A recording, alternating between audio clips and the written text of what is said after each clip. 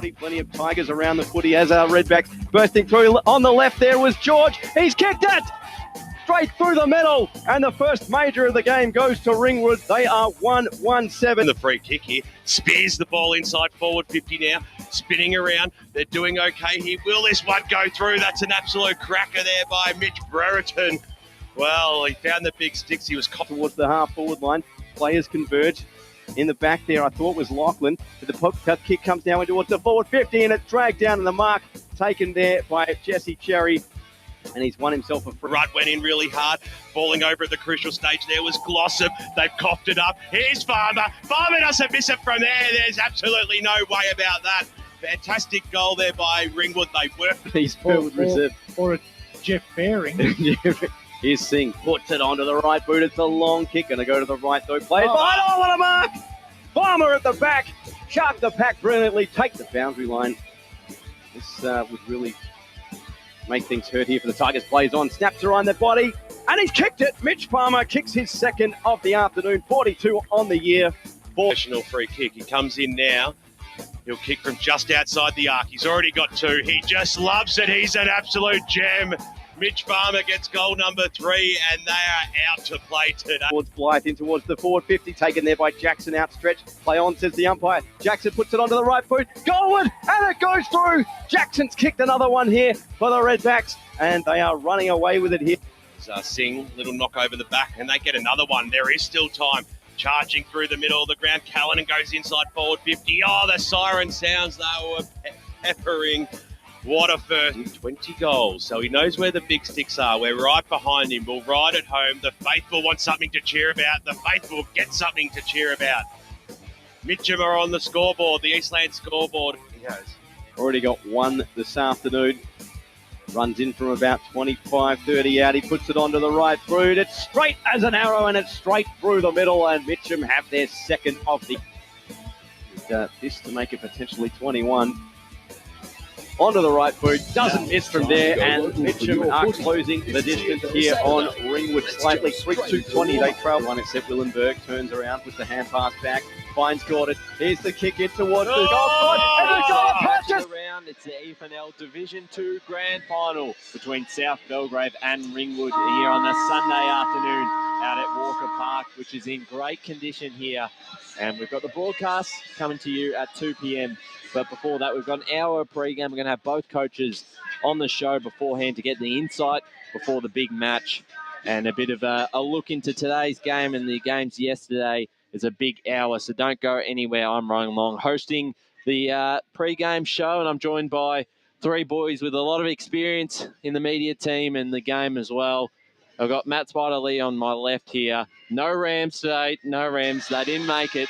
But I'm sure you've had a good look at both sides, and I'm sure you're pretty excited for this match still. And good afternoon to all the listeners and viewers and everyone that's at the ground. It's a fantastic atmosphere, I must say, just walking through the gates here. Grand final day, the music's blaring, the reserves are out having their half-time break, but a lot of anticipation between two teams that have really led the way throughout the course of the season. South Belgrave have been the team to chase right through the outset of the season. They've had the ball in their court pretty much the majority of the year, and then the others have been chasing like Ringwood and Eastland. But Ringwood got their way through to the grand final the hard way. They've had to play 3 consecutive weeks. This is the 4th week where they've had to play a final, so it'll come down to whether they are whether they're a bit tired in the legs or whether they just have that momentum and they can keep rolling it on. But we'll talk about that. But great to be here. Really looking forward to what's going to be a wonderful afternoon. If you're in the area, pop on down because you'll be treated to some great local footy. Absolutely. And on my right, Wayne Brasher, who was out there with me yesterday in a one-sided affair. I'm sure you'll be looking forward to a much tighter contest this afternoon. Yes, thank you, Ryan. And look, it's another enthralling grand final set down for decision once again this afternoon. It's first versus second. This is another one of these grand finals that we were all hoping would happen throughout the season. Unfortunately, Ryan, I was talking to you off air. I was walking, well, if you could call it walking back to my car last night, it was probably more a hobble than anything else. A shuffle. Yeah, soft shoe. And I was talking to a Moorabah supporter as I was walking with him, and he said, I've been following First Division football for a long time. And he goes, I can't believe how a side completely took us apart. He goes, I don't think I've seen a performance like that in First Division for a long while, especially in a grand final. He said, we were basically finished 15 minutes into the first quarter. Yeah, I think you're right. And it wasn't pretty, but we will touch on that result quite Later shortly, on. Yeah. a bit on.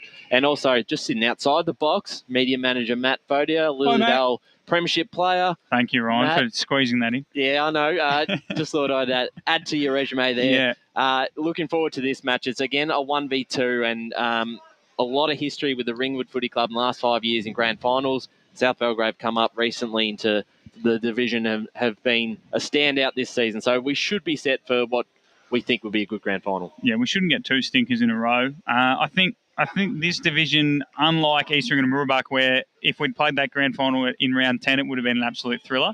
Obviously East Ringwood nailed their timing of how they ran into the grand final, and Moorabah, as we mentioned probably a couple of times on the pre-game, had just sort of spluttered their way to the grand final.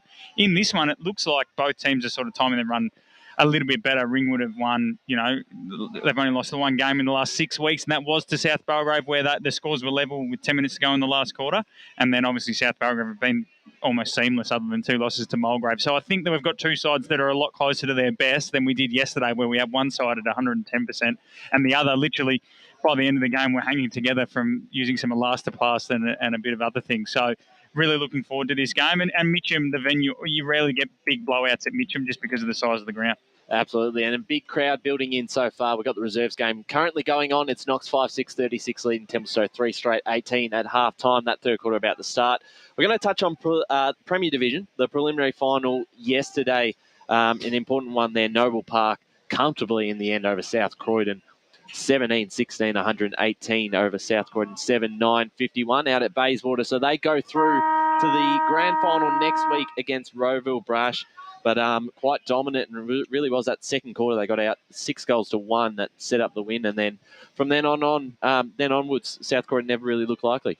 Yeah, look, after a probably entertaining first quarter, Ryan, once again it comes to pass that when the accelerator needed to be pushed for an advantage, Noble Park went up another gear in that second quarter, and with a 6-1 second quarter, it just basically left South Croydon flat-footed for the rest of the afternoon, and it was just a bridge too far for them in the end.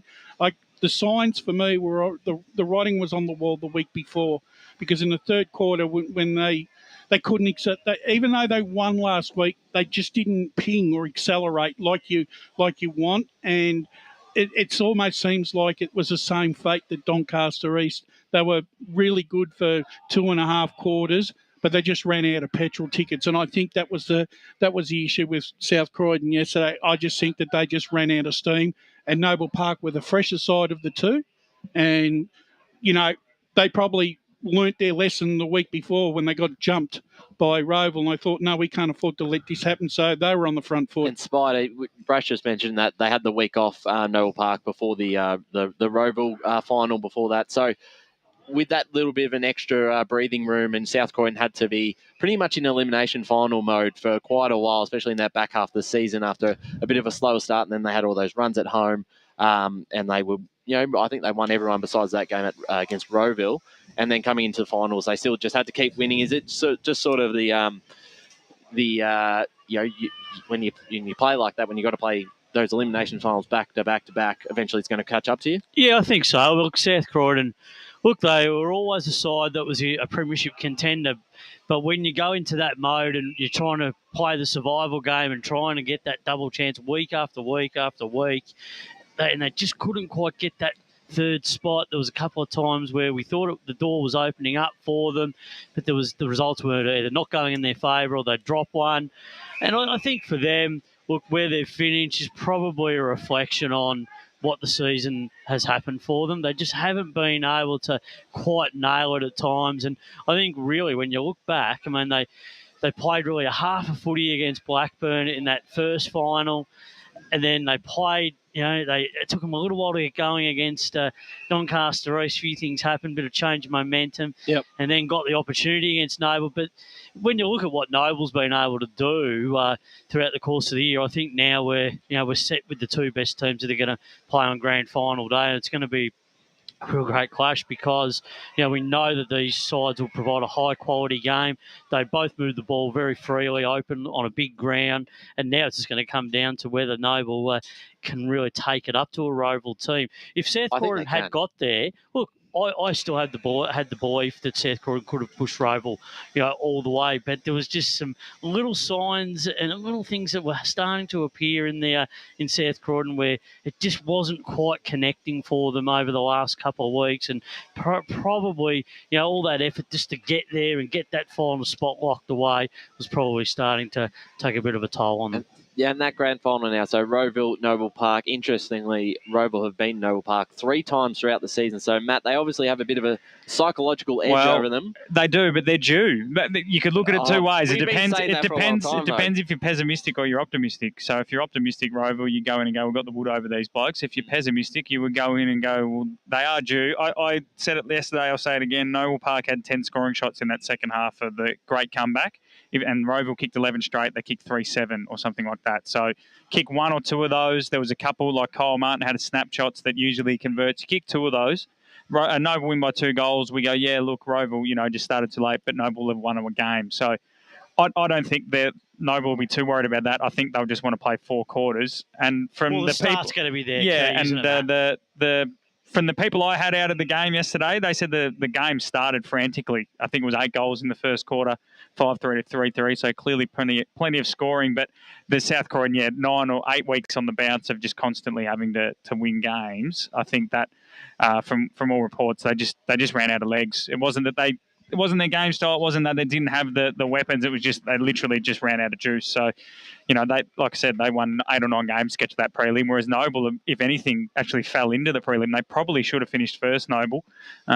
So, like I said, it's all about how you hit the finals too.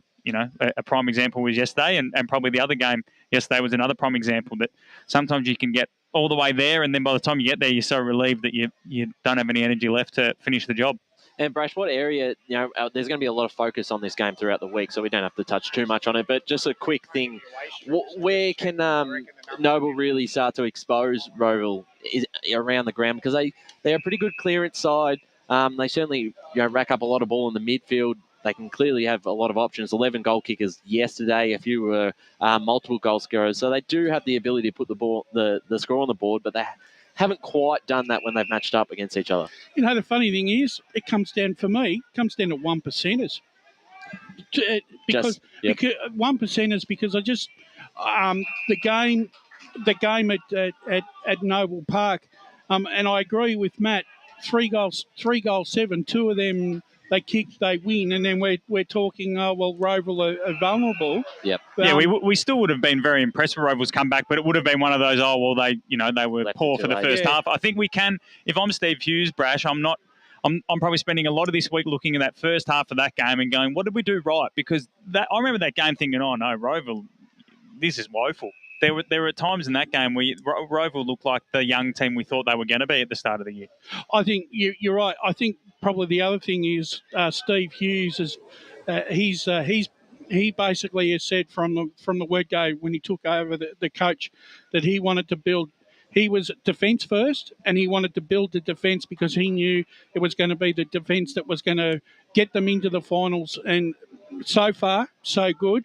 I just think that the thing that I like about Roval is they've got gears. They've got gears in the first quarter. They've had gears in the second quarter. They've had gears in the third quarter. And they've had gears in the fourth quarter. And they've had to use all those gears right throughout the year to win their games of football.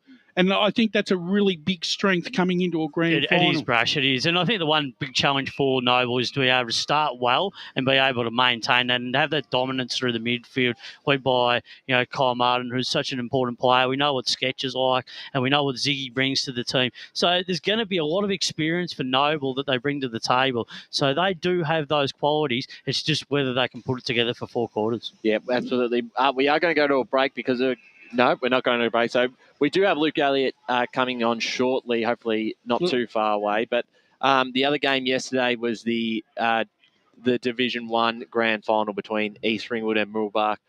Oh, we are going to a break, so we will touch on that a bit later. But we've got Luke Elliott, the South Belgrave coach, coming on after the break. Today at Eastland, Lucy's trying on jeans for a momentous occasion. Coffee with the ex. She needs jeans she can move in because she's definitely moved on. Jeans that get a second look, but don't give any second chances. Jeans that say, "Why, yes, I have spent the last 8 months in a post-breakup juice cleansing, kickboxing, personal training frenzy." And it looks as though she's just found the perfect pair. Yeah, that's great. Bravo, Lucy. For all of life's little moments, there's Eastland. Eastland. Live real. Sprained your ankle, bursting through the banner? Broke a finger, high-fiving the ruckman? Or did you run into the goal post again? For bumps, breaks or bleeds, be seen sooner, close to home at Knox Private 24/7 Emergency Department. The preferred provider of emergency care to the Eastern Football Netball League, you'll generally experience shorter wait times. You don't need private health, but there is an out-of-pocket fee. Be seen sooner, close to home at Knox Private 24/7 Emergency Department, 262 Mountain Highway, Wanturna. Running and jumping can be really painful for girls, especially in contact sport. Boob Armour supports your breasts, minimises the bounce and guards against impact and injury. Feel confident, feel supported, available at boobarmour.com.au. At Yarra Valley Water, we know reducing your shower time, or show time, to 4 minutes can save you an average of $200 a year on water and energy bills. Shower shorter. Save water. Authorised by the Victorian Government, 1 Treasury Place, Melbourne. Do you feel good about your bank? Because there is a bank you can feel good about. They share their profits to fund big community projects, small community clubs, and vital emergency services. They've given $250 million to help Australian communities thrive. They have all the products and tech you expect from a big bank, with service you don't. It's Bendigo Bank. Feel good about who you bank with. Try Bendigo. Search bendigobank.com.au or search Bendigo Bank near me. How would you like to be celebrated? I think I'd like to be celebrated with lots of music, dancing, a bit of a party. I'd like to be celebrated at the pub with a few frothies. Maybe some colourful balloons, my favourite flowers. How about some glitter? I'd like to be celebrated in space. Outdoors, having all my family and friends together. At Tobin Brothers Funerals, they know that every life is unique and they think that every celebration should be too. Find out more at tobinbrothers.com.au. Tobin Brothers Funerals, celebrating lives. Sprained your ankle, bursting through the banner? For bumps, breaks or bleeds, be seen sooner, close to home at Knox Private 24/7 Emergency Department. You'll generally experience shorter wait times. Knox Private 24/7 Emergency, 262 Mountain Highway, Wanturna. Running and jumping can be really painful for girls, especially in contact sport. Boob Armour supports your breasts, minimises the bounce and guards against impact and injury. Feel confident, feel supported, available at boobarmour.com.au. The warm-up continues right here on EFL Saturday. Yes, the Eastland's match of the round, the EFNL Division 2 Grand Final between South Belgrave and Ringwood out here at Walker Park. We do have the South Belgrave coach, Luke Elliott, coming in shortly, so we'll keep that in mind. But before that, we're going to just touch on yesterday's game a bit quickly, the Division 1 Grand Final, Brash. Bit of a blowout in the end. East Ringwood 15-12, 102 defeated Mooroolbark 2-7-19. And unfortunately for the Mustangs, they just never really fired a shot. Yeah, I think for Mooroolbark, they probably would be hoping for Groundhog Day, mate, to get another chance to start again. Yeah, but doesn't Groundhog Day the same thing happen though, Brash? Yeah, it does, but at least they get a chance. They do get a chance to start again, even though they don't know the result. Well, they wouldn't want, they wouldn't want to repeat that day because they didn't get near it really. Their star players, Spider, didn't have the sort of impact that they had during the season because they are a really good club and they've got some really talented players on the list, but I just didn't think any of their big names really... But they weren't allowed to. But I think this comes back to a bit of a psychological edge that this was gained about 8 to 10 weeks ago when these teams played off halfway through the year when East Ringwood took the mantle of top spot on the ladder. They physically belted Mooroolbark around the ball that day. They intimidated. They took Mooroolbark off their game.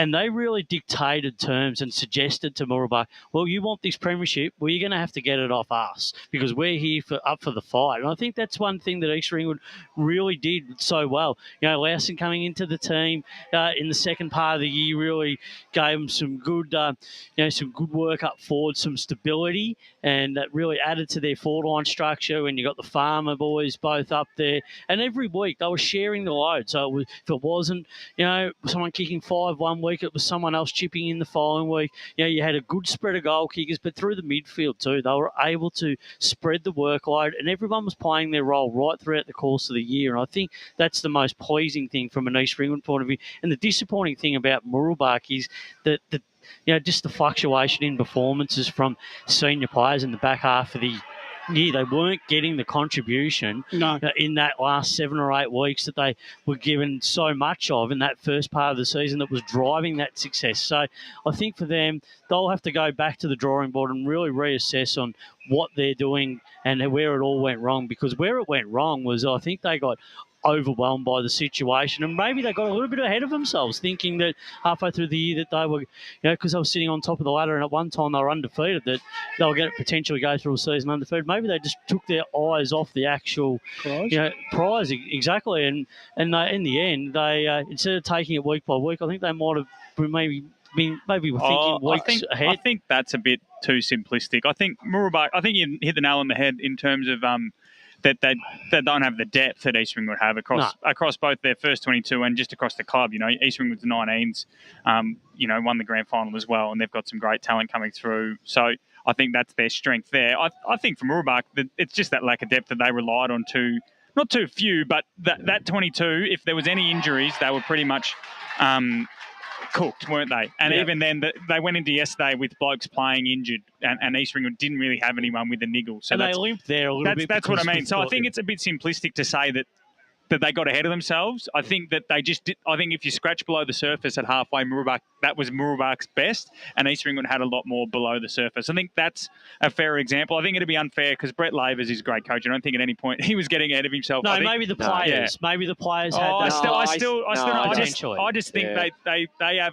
Their best 22 is good enough, but after that they weren't. I think they just weren't as good as East Ringwood. I think the best team won. I think we'll carry on that debate after we've spoken to Luke. Yeah, so we do been welcomed here by the South Belgrave senior coach, Luke Elliott. Luke, it's been a fantastic season, and I'm sure it would have been a great week down at the club. I'm sure the boys are excited. And yourself?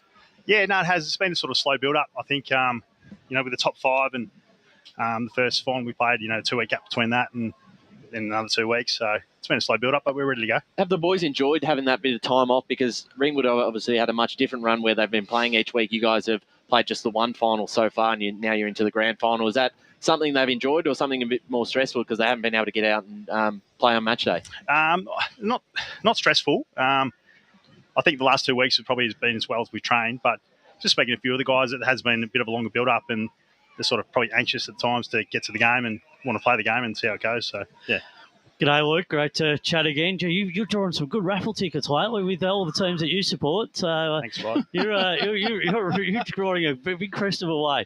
Well, good luck this afternoon.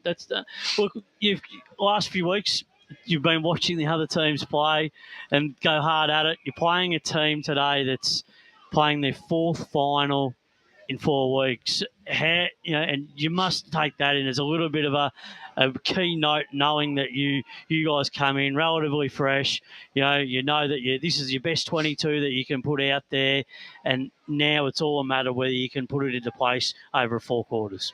Yeah, no, it's an interesting one whether the continuity of playing, regular footy stacks up against, having the break and staying fresh. I guess I hope from our perspective that look to yesterday and see the East Ringwood result, and perhaps that the break will suit us. But until you play the game, who knows? It's all between the ears, I suppose, with the guys. But I'm sure our guys are ready to play well. One thing I've probably noticed with Ringwood over the last couple of weeks, and I'm sure when you're observing their finals against Eastland, was that we were talking about the inside run versus the outside. And we know that they're a very good inside team, with the way that they, with the big bodies, the way that they crush the packs, and that physical presence and that intimidation factor, and being they have that capability of really, winning stoppage. But then over the last few weeks, it seems like their outside run has certainly improved. So that's an area of your game today that you're going to have to be very wary of. Yeah, I think their midfield's really balanced. I think Jackson's clearly the best runner in the whole competition, and he works harder than anyone else. And I think what we'll probably do a little bit differently at Eastfield, we'll watch him really closely.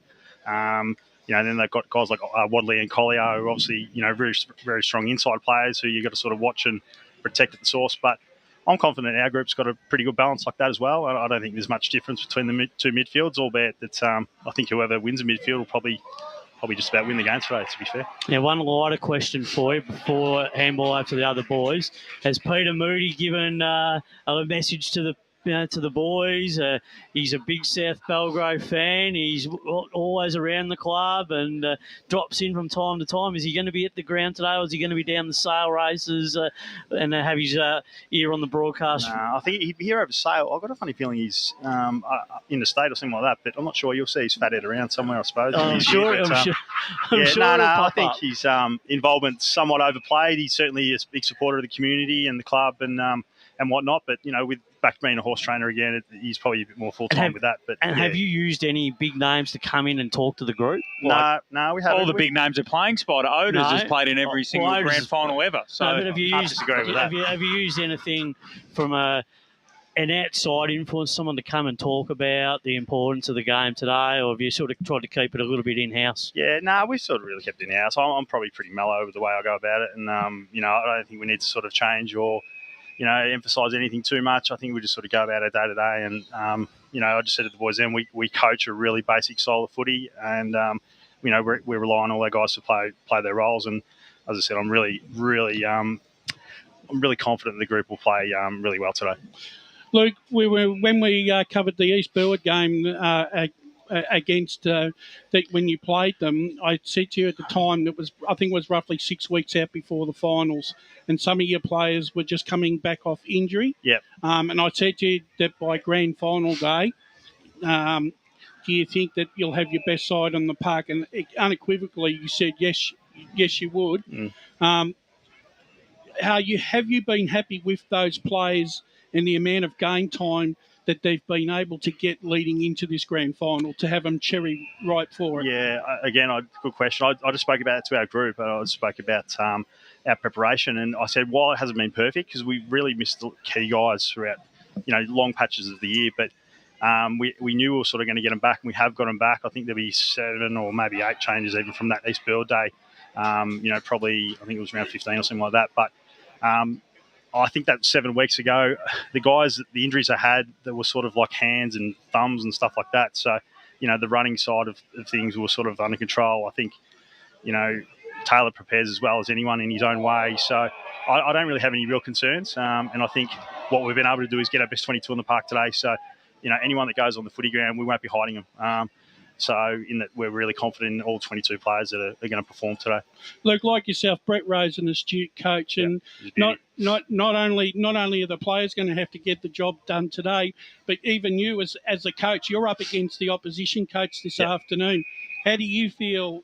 How do you feel going into the contest? Because I'm sure he's got things that he still wants to put on the table, but equally, I think you've still got some things to put on the table. So it's going to be a real interesting contest, even in the coach's box. Yeah, look, we'll bring a few tweaks to what we did a fortnight ago. I think we learned a heap about not only them, but us, I think, as individuals and as a group a fortnight ago. So I think we had 6 or 7 guys that were below standard, and they sort of acknowledged that, and we've spoken to them about that. And we went in with the same group where we could have made perhaps one change, but I'm really confident those 6 or 7 are going to, play really well today. But to your question about Rowie, I think he's clearly probably the best coach in the comp. I think you only have to watch the way they play. They're probably as predictable and as honest as any club going around, and I think that's a credit to him and the way they want to move the ball and the things they do, because they're just, they've played together for a while now, to be fair, but he's got them really well organised and really well drilled. So they'll be very hard to beat today. Look, I think the 2 ways of looking at this game is that the Ringwood have probably got a lot more leg speed out of the contest. You already mentioned Mitch Jackson and Wadley, but blokes like Callanan, Burton when he's around the footy, Jimmy Parker on the wing, they've got leg speed away from a contest, but you guys have just got the marking power. And I think that, looking at Mitcham, are you a bit happier the games at Mitcham than opposed to maybe a Jubilee Park or something like that, where there's a bit more room to move? Yeah, I'm not sure about that. I think I've been asked that a fair bit. Obviously, our ground being a small ground, does this suit us? I think we play well on bigger grounds because it gives our forwards a chance to isolate and get separation. And it's harder for them to probably move the ball quickly against us on a bigger ground and score. So I'm not sure whether there's a really big difference either way. I think I don't want to sound like a wank, but I think we're sort of anywhere, anytime sort of team.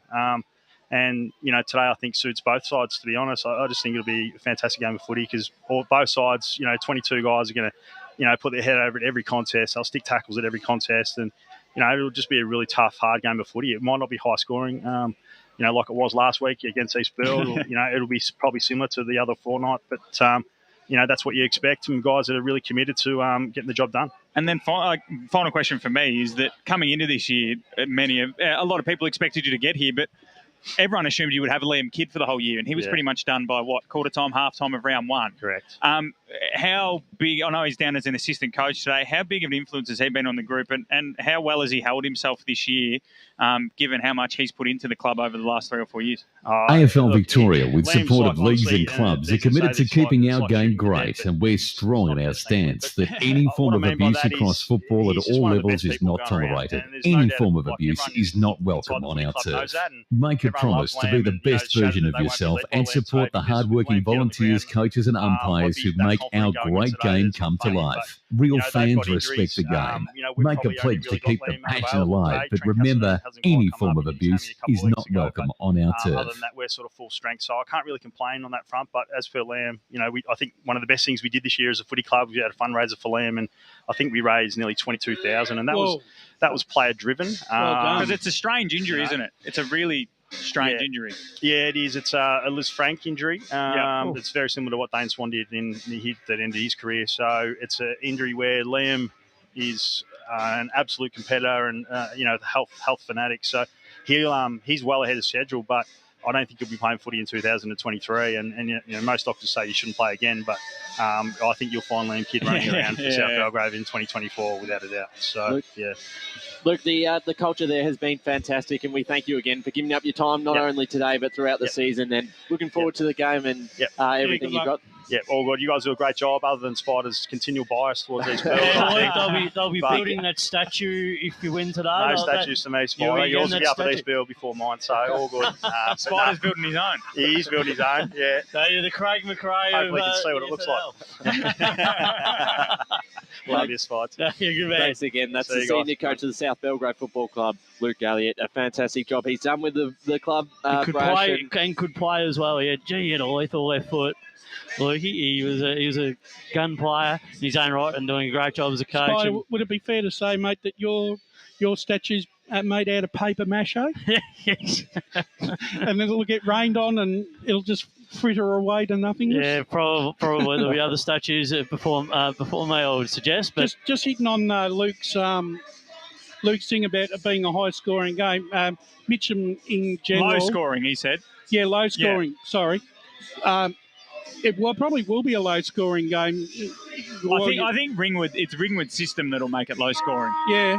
Well, the thing is, the average score for senior football in this ground this year has only been 75 points. Yeah, you're right. You think about Mitcham, the way they play, because it's not Parenti or bust, but he kicks a lot of their goals. Yep. And then I guess the only time Mitcham have ever really got past 100 is when they've belted an opposition. There's rarely a shootout.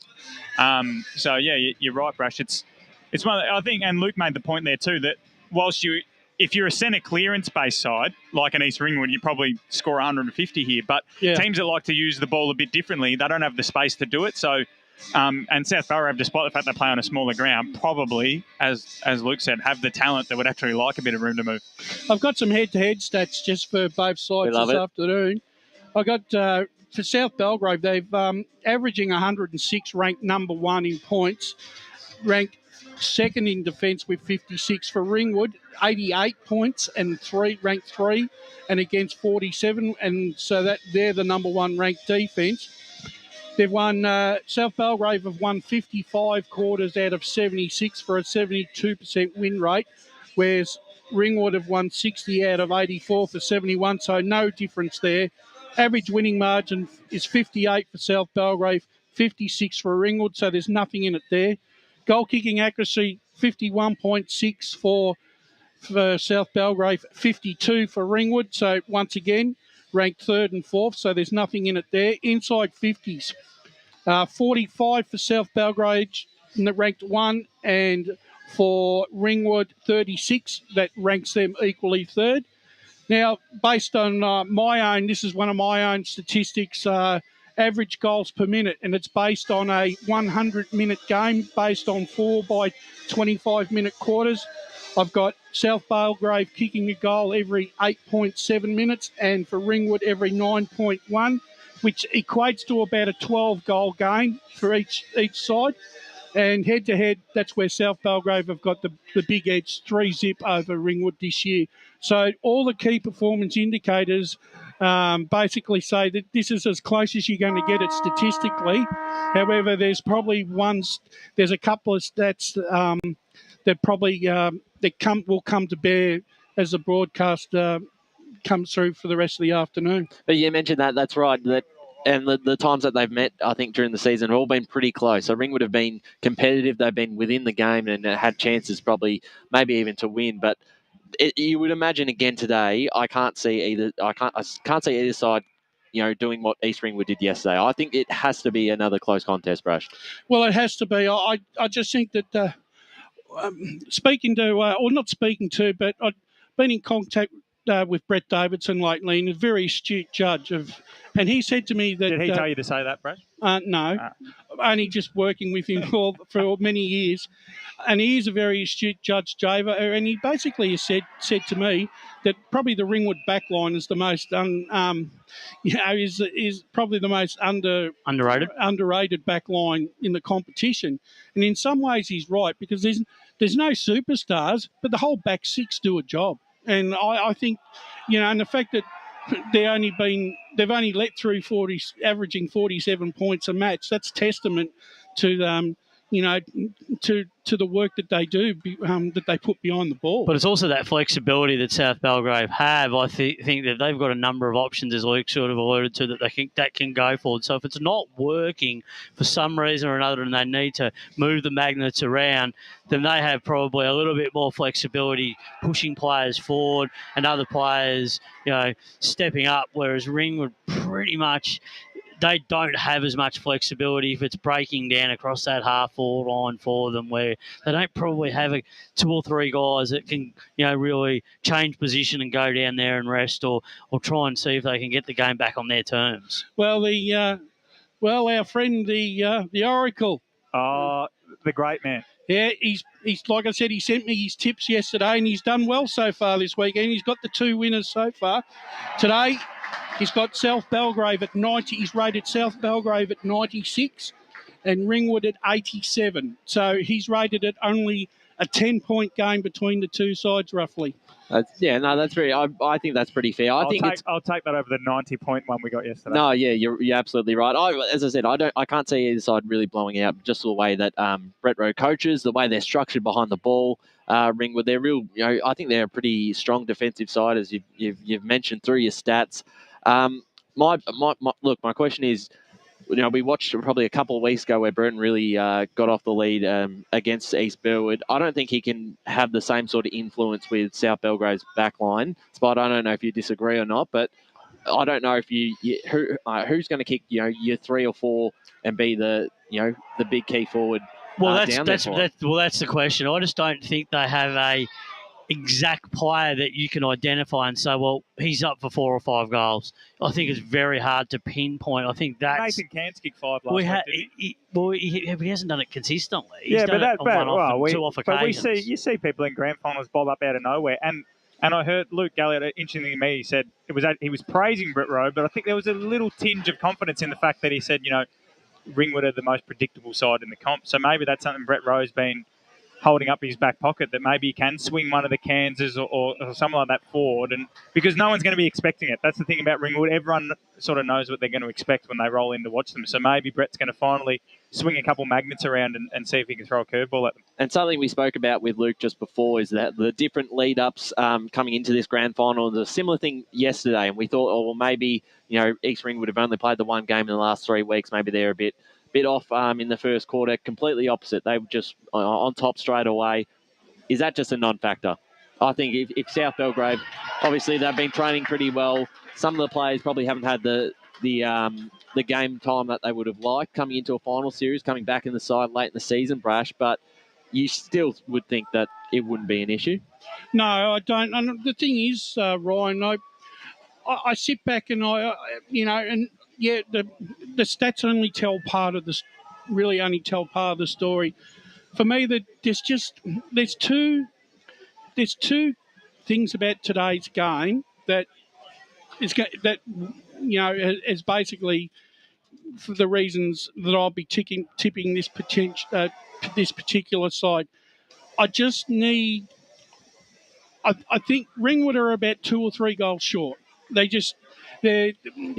the 2 or 3 goals that a Trent Farmer, if he was still here, short of? Yes. Because imagine you had his performance yesterday was outstanding. Yeah. If you put him back in the side, I think they almost go in as favourites today. But you look at that down the other end, and even when we watched that game against East Burwood in a close one, Tim Smith probably didn't have the biggest day, but in the last quarter popped up, kicked an incredible goal from the boundary, another one as well, and was probably maybe one of the differences. And before we go to the break, who's going to pick up? Who's going to draw the lucky straw to play on Tim Smith this afternoon? Because he's one of those guys that most sides wouldn't have a match-up for. Well, Matt, that's an interesting one, who gets Smith, but they've also got 2 Garners down there if they want. And they've got I think it'll rotate. I think it'll rotate. Like their forward line have certainly got look, Tim Smith could have a quiet one. They have the others options. Tim Smith, I wouldn't be surprised if Tim Smith plays more midfield minutes today. Smaller ground. Yeah, I think you're right, Matty. Garners will play forward, and Smith will go forward. He'll kick goals, but I wouldn't be surprised if he starts a lot of centre bounces. Yeah, I think it's perfect for set up for Smith. Yeah, exactly. And look, I still think Ringwood are a big chance, Brash, and we're going to touch on a bit later after the break there. The dreaded finals history from the last few years. I love the story of it. The build-up in today is big, and we're also going to have Brett Rose soon. So we will touch on all of that after the next break. Currently in the reserves game at the moment, it's Knox 7-7-49, leading Templestowe 5-1-31. Gone 6 minutes into that last quarter. So looking good there, Knox, to come home for a premiership, and they're lining up for a goal right now. So to bring that home, but after the break, we're going to have Brett Rowe, the senior coach of the Ringwood Football Club. You're listening to the Eastland's match of the round. It's the EFNL Division 2 Grand Final. South Belgrave versus Ringwood at Walker Park. Today at Eastland, Lucy's trying on jeans for a momentous occasion. Coffee with the ex. She needs jeans she can move in because she's definitely moved on.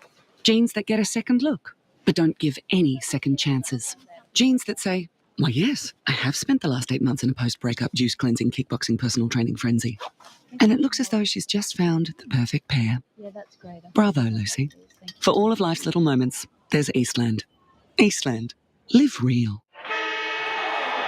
Sprained your ankle, bursting through the banner? Broke a finger, high-fiving the ruckman? Or did you run into the goal post again? For bumps, breaks or bleeds, be seen sooner, close to home at Knox Private 24/7 Emergency Department. The preferred provider of emergency care to the Eastern Football Netball League, you'll generally experience shorter wait times. You don't need private health, but there is an out-of-pocket fee. Be seen sooner, close to home at Knox Private 24/7 Emergency Department, 262 Mountain Highway, Wanturna. At Yarra Valley Water, we know reducing your shower time or show time to 4 minutes can save you an average of $200 a year on water and energy bills. Shower shorter. Save water. Authorised by the Victorian Government, 1 Treasury Place, Melbourne. Running and jumping can be really painful for girls, especially in contact sport. Boob armour supports your breasts, minimises the bounce and guards against impact and injury. Feel confident, feel supported, available at boobarmour.com.au. Do you feel good about your bank? Because there is a bank you can feel good about. They share their profits to fund big community projects, small community clubs, and vital emergency services. They've given $250 million to help Australian communities thrive. They have all the products and tech you expect from a big bank, with service you don't. It's Bendigo Bank. Feel good about who you bank with. Try Bendigo. Search bendigobank.com.au or search Bendigo Bank near me. How would you like to be celebrated? I think I'd like to be celebrated with lots of music, dancing, a bit of a party. I'd like to be celebrated at the pub with a few frothies. Maybe some colourful balloons, my favourite flowers. How about some glitter? I'd like to be celebrated in space. Outdoors, having all my family and friends together. At Tobin Brothers Funerals, they know that every life is unique and they think that every celebration should be too. Find out more at tobinbrothers.com.au. Tobin Brothers Funerals, celebrating lives. Sprained your ankle bursting through the banner? For bumps, breaks or bleeds, be seen sooner, close to home at Knox Private 24/7 Emergency Department. You'll generally experience shorter wait times. Knox Private 24/7 Emergency, 262 Mountain Highway, Wanturna. At Yarra Valley Water, we know reducing your shower time, or show time, to 4 minutes can save you an average of $200 a year on water and energy bills. Shower shorter. Save water. Authorised by the Victorian Government, 1 Treasury Place, Melbourne. The warm-up continues right here on EFL Saturday. The Eastland's match of the round. It's the Division 2 EFNL Grand Final between South Belgrave and Ringwood at Walker Park. I'm Ryan Long, joined by Matt Fodia, Matt Spider-Lee and Wayne Brasher for this pre-game show. We should have Brett Rowe coming on soon. We've also must be a good address to the players. Good address down there. We did see him out on the ground before. We also spoke with Luke Galliot, the South Belgrave senior coach, just earlier. I want to touch on this, and I know it's probably forbidden down at Ringwood, but it's been an incredible 5-6 years, but it's been a tough one because let's go through some of their history. So last year, 2021, they were the minor premiers, but they didn't get a chance in the final series with the end of season restrictions happening. Take back 2 years ago. Before that, the 2019 Grand Final, a loss against Mitcham, a heartbreaker. We don't want to go into the nitty-gritty about that one, but they certainly were favourites in that, Spider. You go back another year, 2018 Grand Final, lost to Bronya. They were the minor premiers again that season, and they were undefeated going into that game. A big upset, a boil over there. And that was the day Trent Farmer kicked 5 points. Yes, you're right. And yes. I think you even tipped Bronya on that. I actually went back and had a look. So good on you, Brash. And then were you doing that for any particular reason, Ryan, or you just randomly like to watch that flag? Just randomly. Yeah, not sure. He was a team mascot. The year before that as well, 2017 preliminary final loss to Heathmont. So they've been. He kicked a lot of points that day too. Did. Brash, they probably should have won that game. So they've been in this situation quite a lot. But the difference is today they come in as the underdog, Matt.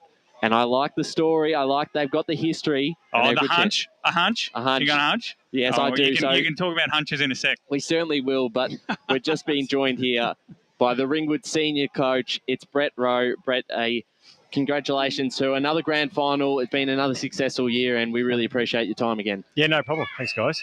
How's the week been? Because obviously it's been probably a different one from the last couple of grand finals. You've come in as the sort of the red hot favourite. Today you're the bit of the underdog. Is it the same thing, or a different build up, or sort of the same process as the last couple of times? Yeah, look, it's been a lot relaxed this time, to be honest.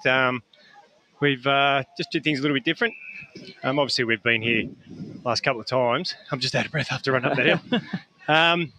So, yeah, look, we're pretty relaxed, and the build-up's been really good, and just kept things pretty simple this week. And I think it's really worked for us so far. And you've had a busy month. You've been playing finals each week compared to South Belgrave, who've only played the one against yourself. A close one against South Belgrave where you lost, and then you've comfortably beaten East Belgrave twice. Is it a bit of confidence that you've been close to South Belgrave the times you've played them, and you haven't got it across the line, but you certainly would be able to pick out some points where you can beat them on the field come today?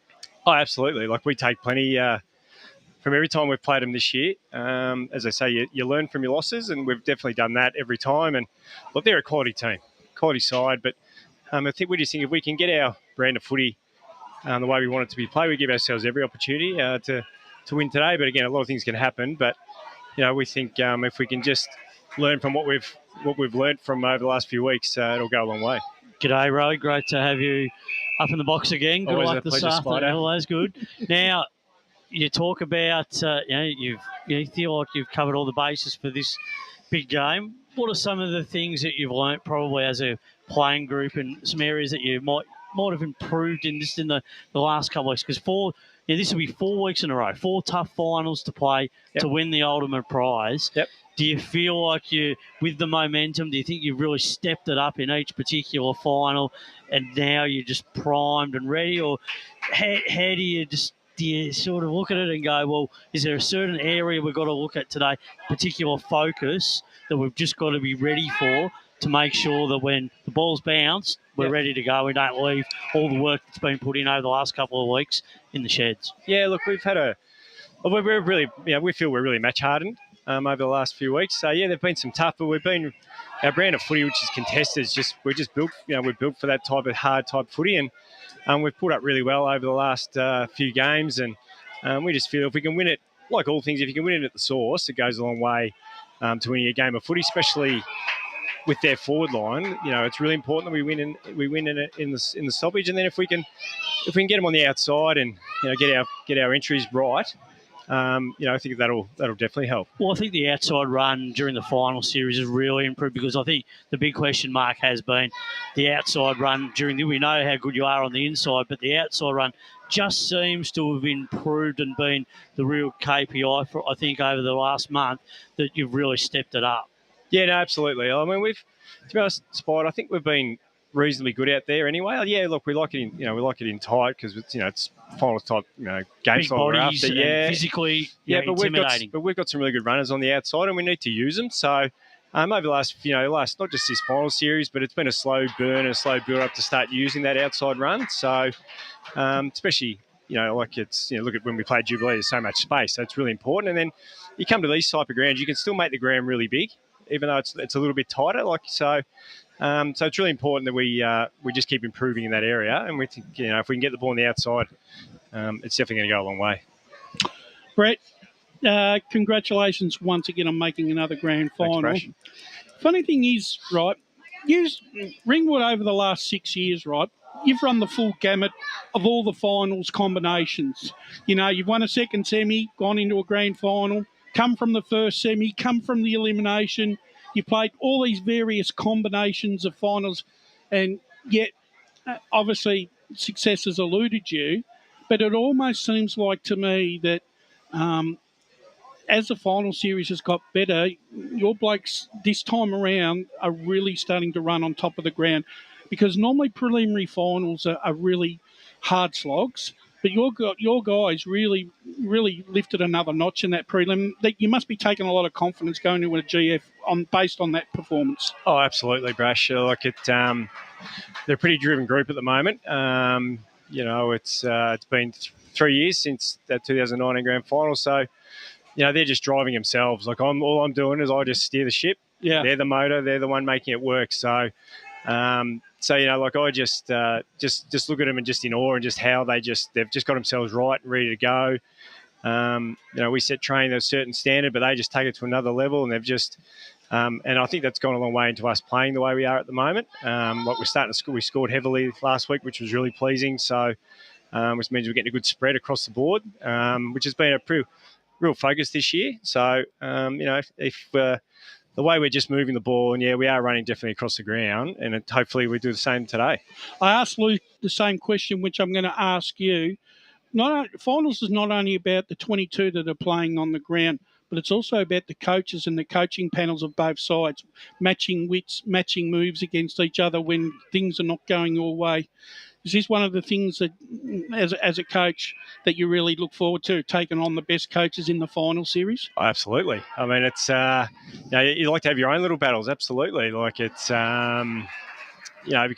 Luke's a terrific operator, and when you come up against him, or you just know you're going to get a real contest, and you're just trying to find that diamond in the rough in a game where you can make a move, but doesn't always come off when you try to make a move out of nowhere. I mean, if you're preparing at just trying to then, let's try and pull the wool over their eyes, you're probably not preparing right. You're trying to get something out of nothing.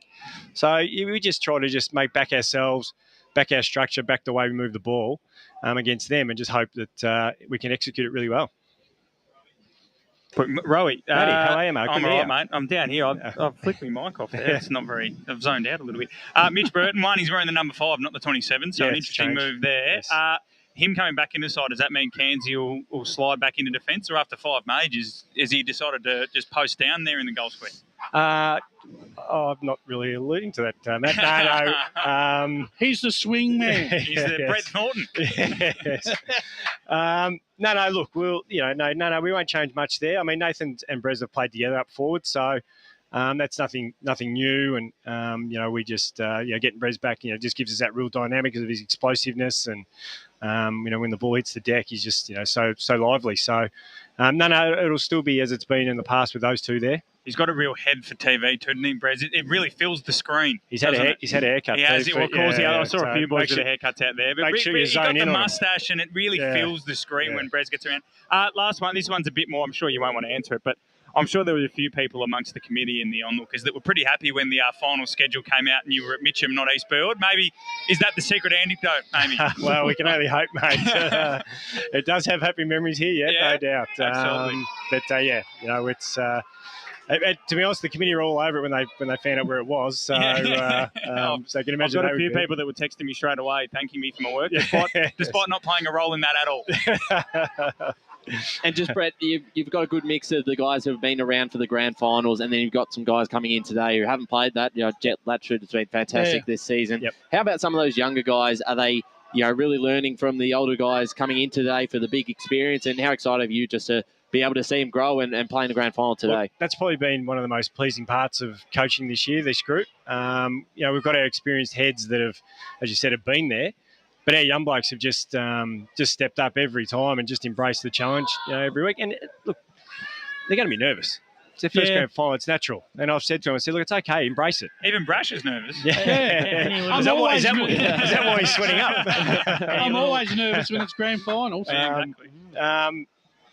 So look, they've got to embrace the nervousness and of a grand final, because sure, we've been here. This is our third time. We've been lucky, but sometimes these guys may not get another chance. So enjoy it, embrace it, and just play with freedom.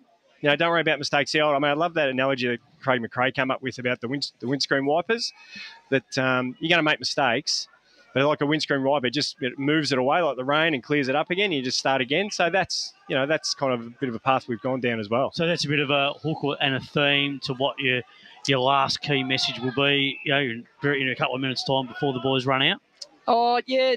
Look, it's always those sort of themes, and we haven't really raised it a lot. We spoke about it a couple of weeks ago, and they just take everything on board with what we say. But it'll be a pretty strong driving message, absolutely, Spide. Well, instead of having the wipers on intermittent, you'll be having it on full stream. Full tilt, mate. It's pouring down. Brett, thanks again for your time today and throughout the season. You're one of the most generous coaches. We've really pleased to have you there, and we're excited to see you guys go again today, and hopefully all the best for the match ahead. Thanks, guys. Really appreciate it. Good luck, Brett. There we go. That's the senior coach of the Ringwood Football Club, Brett Crowe. Fantastic job. Falcon boys are winners. Falcon boys are we. Falcon boys are fearsome as we. We never fight or quarrel. We never disagree. And the buzzword of the Falcons is strive for victory. So join in the chorus and sing it one and all. Join in the chorus, Knox Falcons on the board. Good old Knox Falcons, we're champions, you agree. Knox Falcons is the team that plays to win for you and me. And it's no wonder what other coaches from other leagues want to come and coach in the East Football League, because this is the Premier League. Once again, there's scenes of jubilation. So join in the chorus and sing it one and all. Join in the chorus, Knox Falcons on the board. Good old Knox Falcons, we're champions, you agree. Knox Falcons is the team that plays to win for you and me. We'll go South Belgrave by 25 points. I'm going to go for Lee Odermatt. The experience. Secure the medal for the best on the ground. Well, there you go. So there's Spider's pick. Brash, we'll leave ours, I'm sure, for after the break. Yep. As you mentioned there, Knox in the reserves, 7-11-53 to Templestowe, 5-1-31. So they walk away with a premiership. We've got a big broadcast ahead up at 2 o'clock. We'll be joined by our viewers on the Eastern 98 FM.1. It's a big game here. We've got the Division 2 Grand Final between the two clubs. It'll be Matt Fodio and Gav Casey calling that, joined by myself and Brash.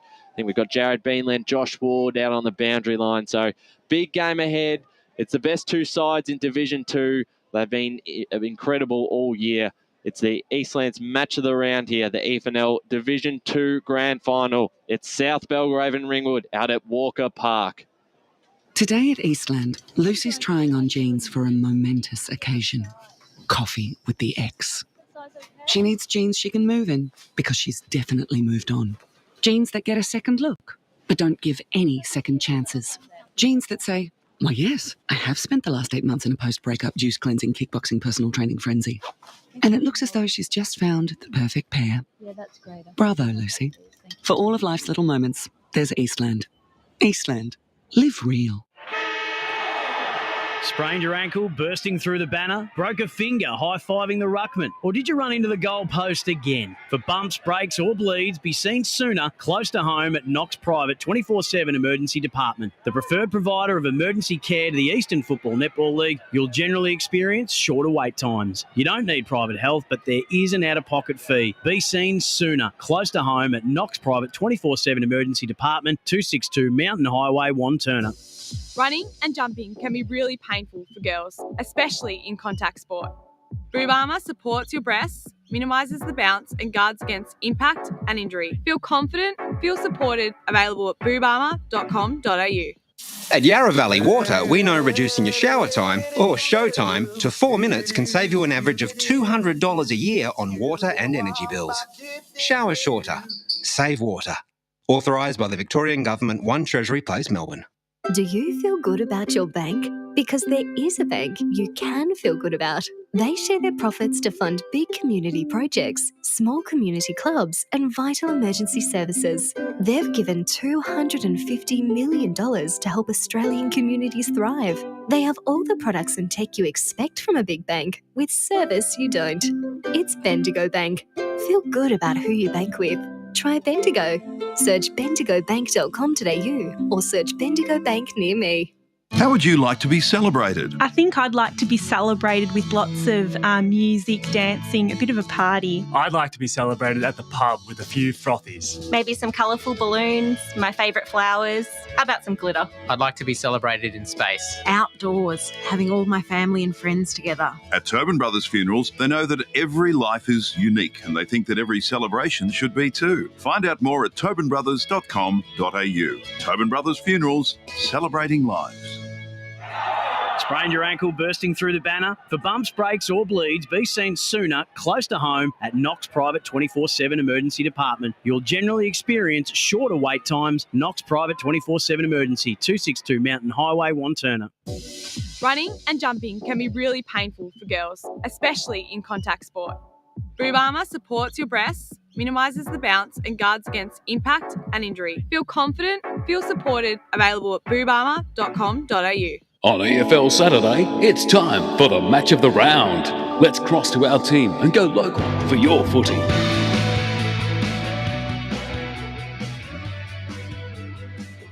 It's showtime. It's the Eastland's match of the day, the EFNL Division 2 Grand Final. South Belgrave and Ringwood out here at Walker Park.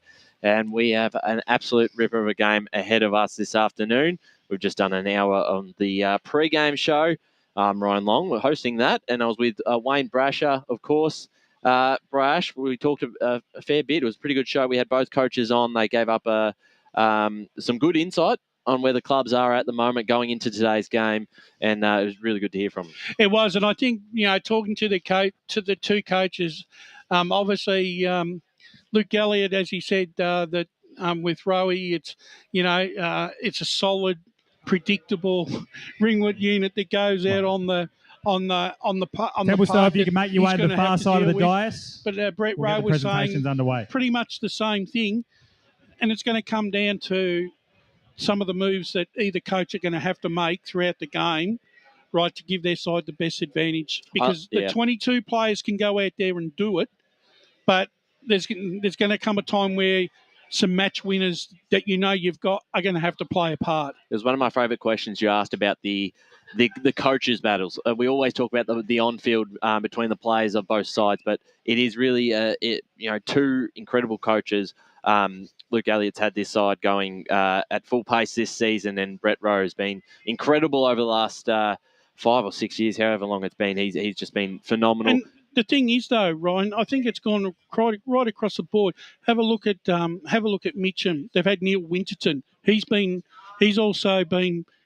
in our competition for a long time, not only as a playing coach. And Mitcham have played finals in consecutive years. You've got Baroni, you've got Matty Clark. Who's here as well. I just saw him before out in front of us. So another one of those guys that's been part of the successful program and taken Baroni to successive final series. So the coaches that have proven their longevity and have taken their sides to finals, doesn't matter at what stage of the finals, but getting them into finals, they're the coaches in the most demand, and they're the real and at finals time, that's when they really come to the fore. And I expect once again, like I said before, that not only is it the 44 players, but it's the 3 swingmen and the coach on each bench that's going to decide the game. Absolutely. And also joining us for the first time this afternoon, he had called the Division 4 Grand Final last week. He's been doing the socials today. It's Josh Ward. G'day, Ryan. G'day, Brash, Gav. Great to be alongside the four of you. Down on the boundary today as well. Very excited. It's going to be an awesome atmosphere. These are by far, the two best sides in Division 2 all year, and I reckon it's going to be a very climatic ending out here at Walker Park. Absolutely. And also joining who will be calling the game again, who is also calling the Division 4 Grand Final, it's the very experienced and talented Gav Casey. G'day, Ryan, and great to be with you all today. And it's going to be a fantastic game. I know we've been disappointed with how the grand finals have gone in terms of evenness in recent times. Yes, but I reckon this one's a good one because watching the semi-final, there was only a point the difference halfway through the last quarter before South Belgrave kicked away to qualify first for the grand final. And I like the battle that's going to come in the stoppages and around the contest. Both are strong there, and that's where it's going to be seen a lot. And just trying to get the ball open to advantage is going to be where the battle's at. And it's something that Brett Rowe mentioned in the pre-game show, the importance of those stoppages and those clearances, Josh, because looking at South Belgrave's forward line and just, you can run through a couple of names here. You got obviously Tim Smith, Odomat, the experience there. You've got some Garners, and we also talked about Smith may move up the ground, but you got the Garners down there. You got Brown. They're stacked. So the importance of that midfield battle for Ringwood, especially because if they can limit the ball in South Belgrave's forward 50, they might be a bit better off. Yeah, and South Belgrave are much like Sylvan from last week. Whenever they get it inside 50, usually they're going to take advantage. When you've got two Garners roaming down there, got Tim Smith, who's simply been phenomenal since coming across from the AFL level as well. There is plenty of goal kickers in midfield as well, and they just they need to win that midfield battle, and they can. They're led in there by Mitch Jackson, Jet Lashford. He's done terrifically in his first season in ruck, and Daniel Jordanov could potentially go in there sometimes. And there is plenty of talent in there, but they really do need to win it in midfield, otherwise they're in trouble. Josh, I just want to ask both you and Gav. One of the trends that I saw yesterday, and just having a look at the tapes from last week. Yesterday there was in the first quarter, both sides were very, very wary in the opening 10, 15 minutes of each other's outside run. Did you sort of see that sort of trend? I thought I saw that sort of trend in the grand finals last weekend as well, before the game sort of settled down. Do you see that happening again today? I don't. The game breaking open is going to be an interesting one, because I think both these sides get used to dominating around clearances, that they can hope for an advantageous hand pass to hit the mark. Whereas against each other, it's so even in tight that I'm not sure they've got that injection out of the contest until it opens up naturally through fatigue and other aspects. I think South Belgrave, when it finally settles into a pattern, have got one advantage, and that's marking around the ground. Yeah. And they can control tempo a little bit that way, where Ringwood are much more surge mentality when they've got that clearance going. So I think it's in tight, they're very competitive. When it opens up, it'll be two different ways of trying to do the same thing. And we'll see who gets on top, because as we've been talking about, clearances might be momentous today, I reckon. And Gav, you saw him. I think you called that grand final a couple of years ago with Ringwood. Well, they had the 2 grand finals in a row. The big difference there, they had Trent Farmer up forward as the big figure, and we saw what he could do yesterday with the 5 goals and best on field performance. Does it make them a little less predictable going forward, or can you? Is there a way to make this a positive rather than negative to not have him down there? Because he certainly just, I certainly thought at the start of the season without the Farmer boys there that they wouldn't be able to get to this stage. So obviously they've done enough without them to be able to compete with every side, including South Belgrave. Oh, definitely. I think they're very dynamic forwards, very opportunist. You've got Brereton and others who are dangerous in the one-on-one contests. So if the ball is flowing through, there's not just one option for Ringwood, and that'll be dangerous for South Belgrave in their setup. They would rather put the pressure on them and have people dropping back, taking marks. But if it's going in quick, that's where Ringwood have an advantage, because then it opens up for them on their terms in the forward line. And I just think South Belgrave, though, they can also be a little bit less tidy with their possessions and probably know that Garner, one of the Garners will bring if not mark it, bring it to a ground level where they can predict. The unpredictability of Ringwood would have to be something they try to make advantage of. Yeah, Josh, I was just going to say the ruck's going to be key today, because Mitch Garner is a premier division ruckman. However, if Latchford and Jordanoff can play their cards right, can they outrun, or can they put a spanner in the works and try and tire Garner out?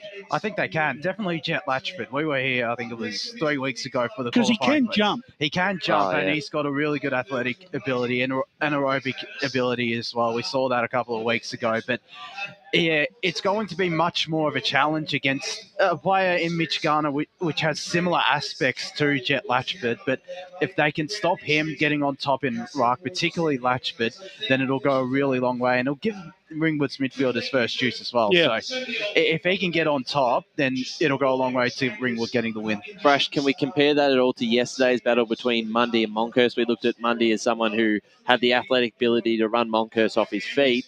I know Monkhurst is not a comparison quite to Garner, but is there any sort of comparison? Is that sort of the thing that maybe Ringwood look at?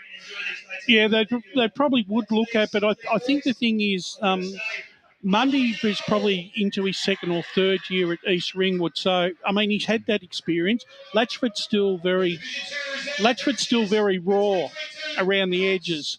And I think the changes between him and Jordanoff have to be really quick, and really quick throughout the contest, just so that they can introduce a bit of unpredictability around the ground, and so Garner doesn't get comfortable playing against one ruckman for the rest of the afternoon. Yeah, well, that's interesting. And then you've got the 3 Garners. We haven't seen them with yet ourselves with all 3. Surely that makes a bit of a difference. And you've got they are stacked when they're at this full strength. Well, put it this way, look, South Belgrave are on a mission, right? They have been for the last 5 years. It's been in their blueprint. They want to go up the ladder, right? And they've been able to do all the right things.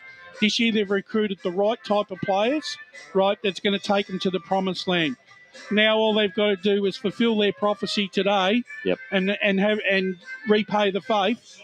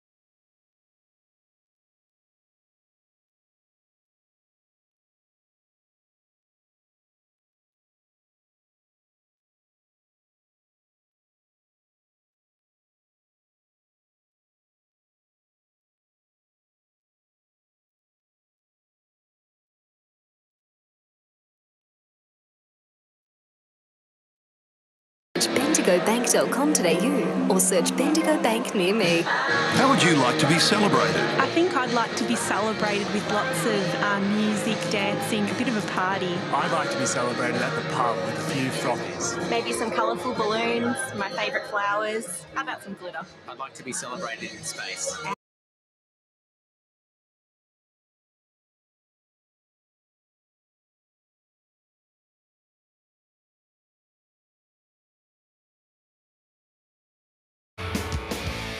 The footy, plenty of Tigers around the footy as our Redbacks bursting through. On the left there was George. He's kicked it straight through the middle, and the first major of the game goes to Ringwood. They are 1-1-7. The free kick here, spears the ball inside forward 50 now, spinning around. They're doing okay here. Will this one go through? That's an absolute cracker there by Mitch Brereton.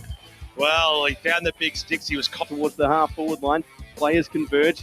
In the back there, I thought was Lachlan. But the poke cut kick comes down towards the forward 50, and it's dragged down to the mark. Taken there by Jesse Cherry. And he's won himself a free. Rudd went in really hard. Falling over at the crucial stage there was Glossop. They've coughed it up. Here's Farmer. Farmer doesn't miss it from there. There's absolutely no way about that. Fantastic goal there by Ringwood. They worked. He's forward reserve. Or a Jeff Baring. Here's Singh. Puts it onto the right boot. It's a long kick. Going to go to the right though. Played by. Oh, what a mark! Farmer at the back. Shark the pack brilliantly. Take the boundary line. This would really make things hurt here for the Tigers. Plays on, snaps around their body, and he's kicked it. Mitch Palmer kicks his second of the afternoon, 42 on the year. Professional free kick. He comes in now. He'll kick from just outside the arc. He's already got two. He just loves it. He's an absolute gem. Mitch Farmer gets goal number 3, and they are out to play today. Towards Blythe, in towards the forward 50, taken there by Jackson, outstretched. Play on, says the umpire. Jackson puts it onto the right foot. Goalward, and it goes through. Jackson's kicked another one here for the Redbacks, and they are running away with it here. Singh, little knock over the back, and they get another one. There is still time. I believe that's their away strip. The looks like the Collingwood jumper from the back. They've got the RFC on the front. It's a different look for them. First time in a while for a grand final. They're coming in as the underdogs, Gav. But they've had the experience and they've got a good mix. As we said, they've had a few turnovers, but they've still got a lot of players who play grand finals, and then they've got those players coming into the side for the first time this season or last season who are new to this. There's definite quality there, familiar faces, so familiar to the heat of the battle. They've nearly won a premiership in recent history, but this is a new list, hopefully unscarred by any history that they might have, but knowing that they can compete against South Belgrave is something they'll take in for this current moment, and at any time they can get on top in the midfield, they will know that they are in for a chance to win a much-deserved premiership, if not for 2022, but for the history of the recent history of Ringwood Football Club. Absolutely, and Matt Ferdia, good to have you here calling the grand final. I'm sure you're pretty keen to get this underway. Yeah, it's been a bit of time between calling for myself. So excited to see a cracking game of football. This ground always gives us good grand finals. Don't think we've ever, in my memory, had a stinker out here. So that gives me good hope for this one. And I've got a hunch. I don't know if you guys did your tips right before the break. Yet. I've got a hunch. I'll start us off. I think Ringwood are going to win. I think finally Brash went through all the different ways they've got to a grand final. I think this way, might be. It's the weirdest one, Brash. They played every week. They've been win-loss. I think this might be the one. Maybe this is the magic formula. But I also think there's a bit of all the stars have aligning, different venue. Obviously, the Farmers have been through those losses. They won. Well, Trent won one yesterday. Mitch unfortunately cut his hand open the day before the game, but still got a medal. So everything just seems to be lining up a little bit for them. So personally, I think I've just got a feeling Ringwood are going to win. That's my feeling. I actually am tipping them in a close one. I just love what Brett Rowe has done. It's fantastic to see. And I think at the start of the season, Gav, as we mentioned, we were wondering whether or not they could do it and make it here again without the Farmers. But they're so well coached. I know he's too humble to admit it, but he's a fantastic coach. So I'm tipping them in a close one. Well, I'm going to go against you. But in terms of a contest, in the AFL, it's trickled down. If you can be in the contest, you can harass, you can chase down, you can pressure, you will always be in a football game. But I am tipping South Belgrave because in any given moment, they'll take a mark that could be the difference. Yeah, look, I've been conflicted about this result. Let's go boundary side. Yeah, g'day, fellas. It's a beautiful day down here. Barely any wind to speak of. Both teams starting, well, South Belgrave starting to get into position for the pre-game ceremony. I'll get my tip a bit later on, but there is one late number change. Declan Hill is wearing the number 28 for Ringwood today, and usually he wears the number 26. And both teams go in. Both teams no late changes as well, so we should be in for a ripper.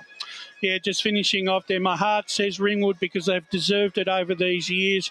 But my head's telling me it's South Belgrave, and it's going to be South Belgrave by about 15 points. And Paul, yourself, have you got a tip for us today? I'm going to go Ringwood. I reckon the experience and where they've come from to get here. I know this year South Belgrave had the wood on them, but I reckon Ringwood will cause an upsetting get up. There we go. I think that's the most divided we've been for a grand final tips so far, which is all good. Hopefully it is a close game today as both sides make their way out to the Master of Ceremonies. For almost ready for the national anthem and so on. It's and good to see Ringwood wearing the away strip, Gav. Would have been a bit of a nightmare. Yeah. Pretty similar kits in usual times. I reckon it would have been an absolute coup for you two guys if you had been able to pull it off. Well, what we would have been right with our tips because we could have just claimed whoever won was that team. Ghana half the time. I just did the medal for Knox twos, and there was 3 McGowans in a row. As soon as Mitch Brereton was wearing number 5, I knew they were wearing an alternate strip. Exactly. So I think we're Dyson Baker out there just marshalling the troops. We're almost ready to go here for the national anthem. Jared Beanland's down to the boundary too, so when he gets a chance too, we'll get his tip as well. But nice atmosphere building here at Mitcham as well as we go down for the welcome to the game and the national anthem. Ladies and gentlemen, welcome to Walker Park for today's Eastland Division 2 Senior EFNL Grand Final between South Belgrave and Ringwood. We begin by acknowledging the traditional custodians of the land on which we gather today and pay respects to their elders, past, present and emerging. We extend that respect to Aboriginal and Torres Strait Islander peoples here today. Would you now please be upstanding and join with the players, coaches and the umpires for the Australian National Anthem.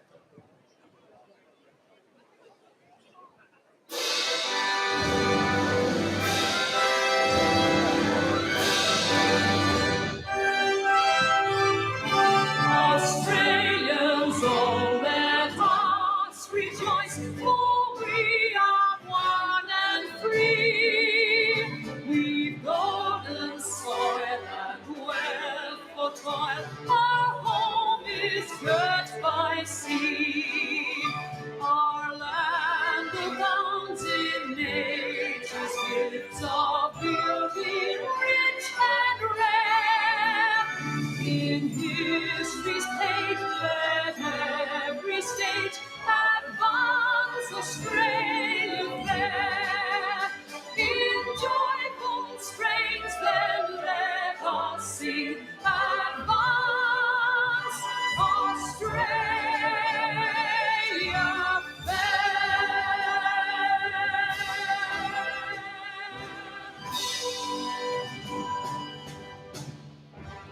Thank you, ladies and gentlemen. Best of luck to both teams. There you have it, boys. The national anthem, and we're all set to go out here at Walker Park. It's South Belgrave and Ringwood. We'll cross down to Jared Beanland when he's ready for his tip on the game. I am indeed ready. For me, well, I was leaning towards Ringwood perhaps because of the size and shape of the ground compared to Jubilee, where South Belgrave took them earlier on this year, but then I looked down the team sheet and I saw one name, Taylor Garner, and that just swayed me, just edged me over to South Belgrave. So it's going to be the Saints for me, and it's going to be a close one. I'm going to tip it's going to be 8 points. So there we go. There you go, Brash said. 3-3. So 3-3. Yeah, that is absolutely the closest we've, most divided we've been. So the last addresses here as the teams get ready to go. Doesn't get any bigger than this. The only two we haven't asked are Bruce and Lee. There you go. We'll see what they've got. Well, if it's not confusing at all, they've got 2 centre circles. So I don't know if they want plan B to happen with the umpires. But we've got the one on the outer side, look like the one we'll be using. closer to the outer wing. Maybe they'll use the other one. I'll tell you what, I haven't called it in this commentary box since round 1 last year, Bash. I'm too tall for it. I like to stand and call him. You have to hunch over like this guy, constant calf pump. Like Matty, how packed is this crowd? It's looking good. Look, I had a conversation with a couple of Mitcham people because they're pretty happy with their crowds they get. Yep. Tormore Reserve's crowd was actually massive. It's just the ground and the arena's so big. You could get 100,000 in there. It wouldn't feel like many. Whereas here, you get the same amount. You get 1,000 in here, and it'd feel like 20,000. Well, so the way Mitcham is built, the way it is, makes it everyone stands on top of the players. But yeah, I think it's a good crowd. It's the first proper standalone game too, Division 2 Grand. Every other game so far this final series, we've had people going, what's the Premier score? What's the Div 1 score? No one ever seems to care about the game we seem to be calling. This is the only game on, so maybe that might help as well. I think the other thing is too, it's a great amphitheatre effect around Mitcham, and the fact that, you know, just having a look around the ground, you know, they're 2 and 3 deep in a lot of areas. So, you know, it's great to have a big crowd here this afternoon. So at Walker Park, it's Division 2 Grand Final day. South Belgrave versus Ringwood. South Belgrave kicking to the right of the broadcast to the White Horse Road end. But it is Ringwood with the first kick from Latchford going out of the centre half forward. Ringwood get the first inside 45. That's the markings for here at Walker Park. But it's South Belgrave repelling that attack, getting it inside 50. Defender getting their back is Whack. He's just trying to clear the area and is going to hope to find the boundary as his saviour. No, it's just it looked like it was kept in there for only a moment by Parker, but the boundary line will throw it in. And interesting, on the day that Australia have declared a new King of Australia, who will be the Kings of Division 2? Did well to shoehorn that in, Gav. So it's thrown in, half-forward flank for South Belgrave. Caden Black was around that football coming through Ashtag, and we'll have another boundary throw in. Maybe that was the thing holding. Maybe that was the thing holding Ringwood back, bro. Yeah. The Queen. Yeah. Maybe that was it. Maybe that was it.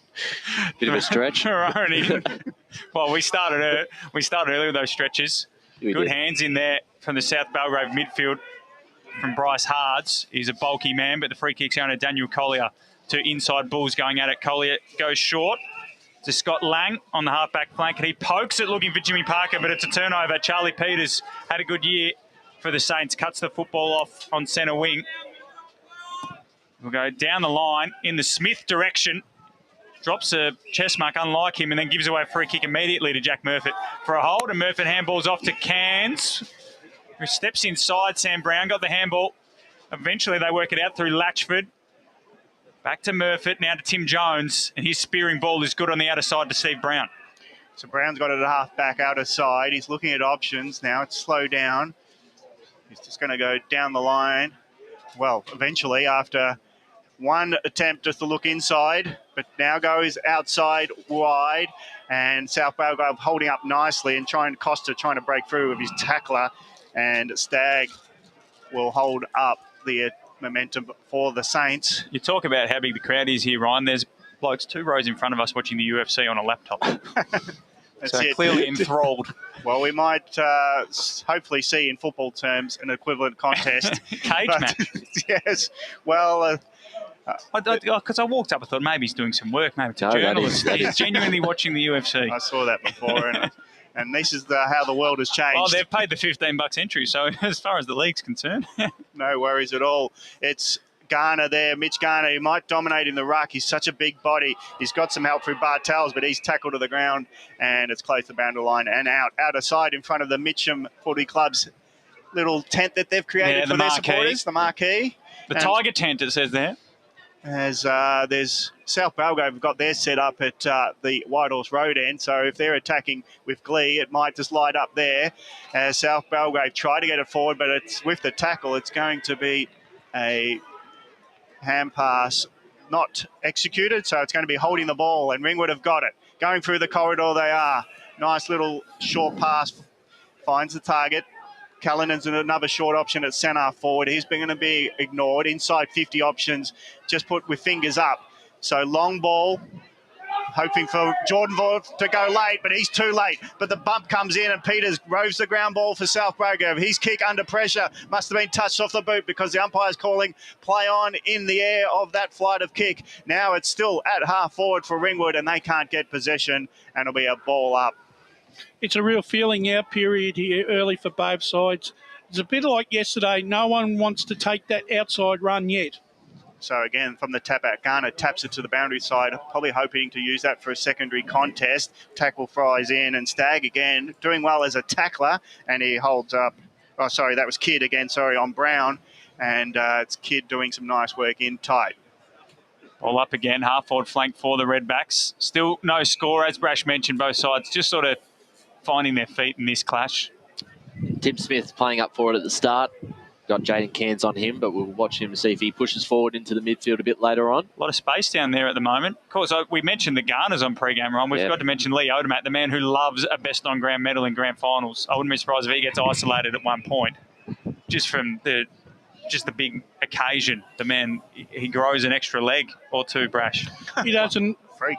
The thing is, though, with South Belgrave, they've got 4 players that are capable of kicking 5+ goals. Well, so far, no one looks like doing anything, which just stoppages galore, although there's a free kick in that ruck contest, and it's going the way of Mitchell Garner. He's had a fantastic year after crossing from Rowville. Goes down the line, looking for Smith, who comes out, drops another mark. Team defence at the moment, winging out for Ringwood. Cairns slapped it on the boot. It found its way to Latchford. His handball made Wadley work for it, and then he'll get the free kick. On the far side of the ground, Sam Wadley, speaking of Premier Division recruits, coming down from Vermont. He'll handball to a runner in Collier, who was flat-footed, gave his handball over top to Brown. He'll hook one to the top of the square. It's Burton down there. Can't get to it. Players come from everywhere. And the mark is taken down there for the Saints in defence. So that's probably not the way they want to deliver the ball inside forward 50, Ryan and Brash. No, they've certainly got the height down there, don't they, Brash? They're going to... The Saints? Yeah, the Saints, sorry. That will trouble Ringwood if they just launch it in like this. And it's Wadley, just quickly, he rushes it inside 50. Jordan off late, creates a spill ball. Ground level, Cairns couldn't get a hold of it. So South Belgrave holding up nicely in front of Costa. And Costa just hand-passes in front of himself and tumbles it out of bounds. And that's opportune time to cross to our boundary riders. Yeah, the wind's starting to pick up, heading towards the left of your radio dials and left of your screens as well. So Ringwood kicking with the wind this quarter. That's interesting, and I reckon it's got a bit of a left to right away from the broadcast side, so it'll be interesting when shots finally go. We haven't had a shot at goal yet, and South Belgrave do well to kick it out of their defensive area. Bouncing ball. Garner just left it behind Damien, so he's got some help though. Finally gets through Brown. Now they've inside 50 again, or inside 45. I've got to get used to changing my vernacular, but a mark by Jones in defence holds up nicely. Inside the arc. Well, yeah, we could go there. I wouldn't mind calling it 45 just for context. But I don't even think it's 45 if we're being honest. Could be a bit of a guess. Jones went one way and the other, confused everyone, and even his teammate May. And May got caught holding the ball close to the boundary line, so it's a turnover. Great pressure and corralling by the Saints. Now the Saints go forward through Odermatt. He kicks it long. Marked by Smith.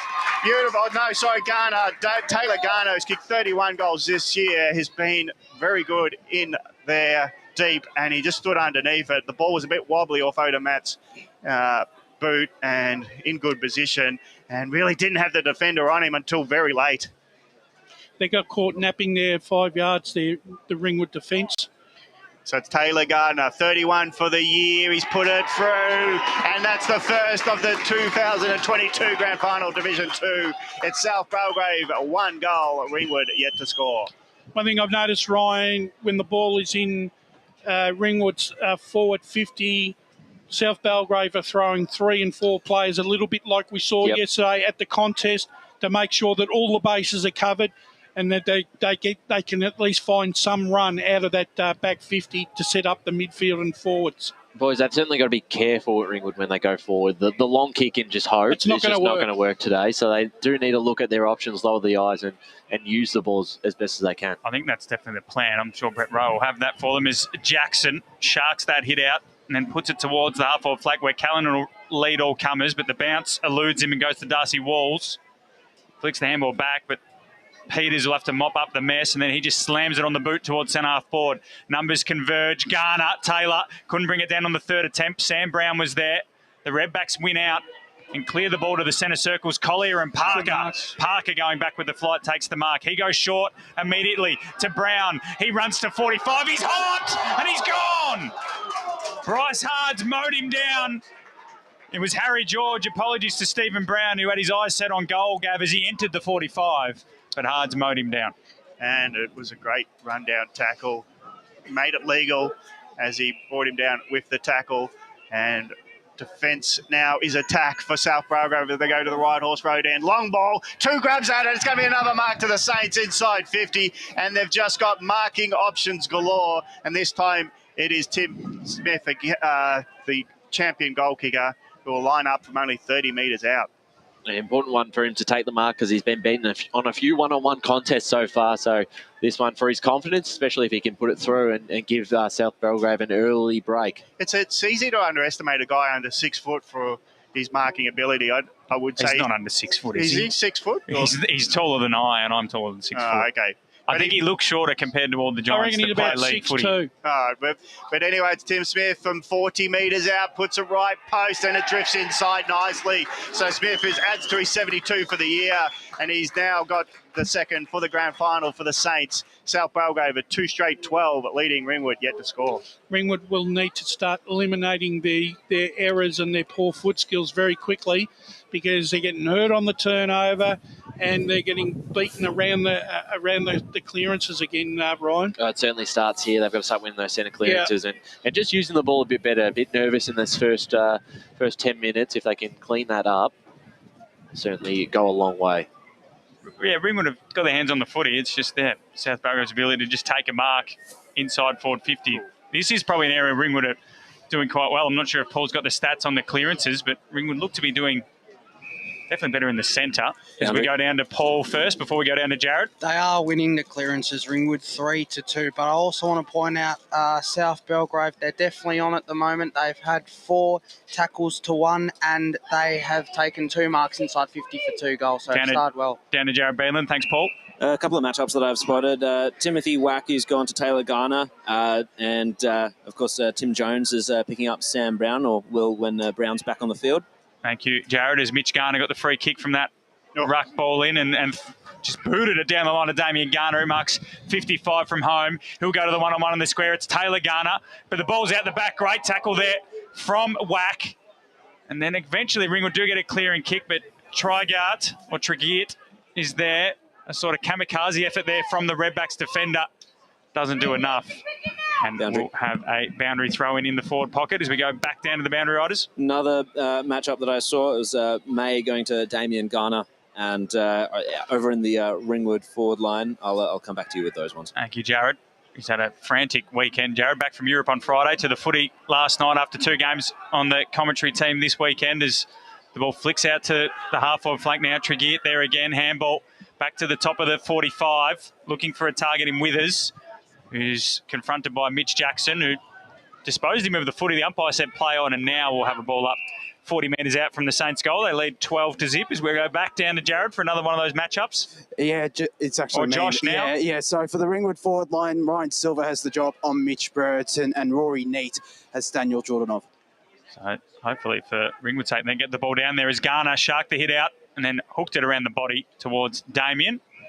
And the ball bounced out for another boundary throw in. I don't know whether to go first names with the Garners or just say Garner D. Yeah, it's surname then first name, to clarify.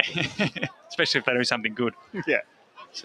As it's been planted. Sorry, Rush? Just call them Damo or Taylor. Yeah, I don't know if they'll take that, given that I've never met any of them.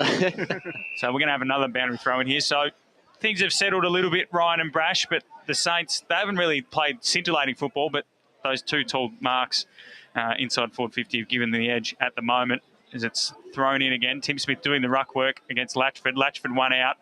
And the Redbacks got first hands to it, but they're pretty clumsy in getting it out of defence, so it might come straight back in. There'll be a free kick going the Saints' way, surely. It was Tim Smith on the left boot, across the body to the top of the goal square. Has there been a mark taken? There hasn't. It's through for a behind. So a rush behind. South Belgrave 2-1-13. Ringwood yet to score. We have gone 13 minutes in this first quarter. Can short. He's dangerous. Didn't have enough on it. And slipping in there's Dario, who's just was luck of fortune, just standing in a zone going, I'll just 50 here, and the ball didn't even get past him. So Dario will have the shot from 40 metres out. There's the surprise. If you look on the replay, it's almost like... Well, Tim Jones, the man threw the kick out. It's like he couldn't see him. The kick, though, was a wobbly one, as was handed off in a minor score. So in all that, it's more scoring for South Belgrave. Another mark inside 50, not the traditional way. It was from the kick out. 2-2-14, South Belgrave lead Ringwood. And the Bronx cheers will be on the kicker, Jones. Jones, though, goes longer, and he's like, get me out of here, but he can't. And it's now not a mark taken by Bartels. So ground level struggle, and it's going to be an umpire coming in at half forward for the Saints. I thought Dario should have taken responsibility for that. He should have been able to kick the goal. Surely at Mitcham anywhere inside the centre square, you're half a shout. As Broad got a handball away, looking for George, but it's the Saints who come away with it. And then running to 50, this time having a shot at goal. Looked to be Tregear. It's 2-on-1 down there in the Redbacks' favour.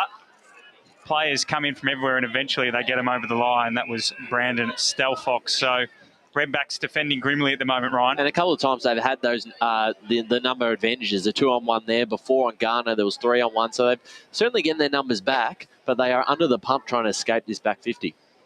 Well, yeah, I think it's just the ability to the Saints to take a mark inside 450, or at least half the contest, as Keeley is tackled there by Tim Jones. And we'll have a ball up the teeth of the goal for the Saints. So if they get a third here, it'll be a red-hot start, which the Redbacks didn't plan for. Tim Smith got the hit out. Tim Jones should gather and does, or might have been cans for the Redbacks. A lot of sideshow bob hair in that defensive 50 for the Redbacks, Gav, with the two Kansas and Tim Jones, but we'll have another stoppage.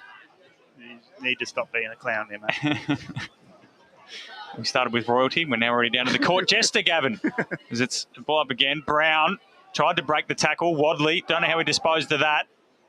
And we'll have another ball up. So the umpire's getting plenty of work with the whistle there. Luke will certainly be happy with the forward pressure that they've been able to put on, though. Well, I think from Paul's stats, they're dominating the tackle count. If we go again, this time Garner will go in the ruck. He just got rid of his opponent there in Nathan Cairns and wobbled his left foot ball towards the pocket. That was Mitch Garner, and he was looking for Damien Garner, but the boundary line one out. And we'll have another boundary throw in 16 minutes gone this first quarter at South Belgrave. 2-2-14, Ringwood yet to score. And they're just getting more aggressive around the contest. Tim Smith uses his hip very well, gets possession out of the ruck contest, puts it on the right boot, but misses to the right in his rush. On the Maroon Highway. White Horse Road, maybe Maroon Highway. Let's contest that later. But it's South Belgrave 2-3-15 leading Ringwood yet to score. How about that bodywork, though, Gav? Just the strength that he has in his core strength. Jeez, he's a nightmare to match up on. He's got so many weapons in his arsenal. It's not just taking marks, drifting in. He leads up to the ball. He's got great ground level nous. And just in a ruck contest, he bundles out someone who had the front position. The one thing I'm liking about South Belgrave at the moment is they're mentally working mentally to break down the Ringwood defence here.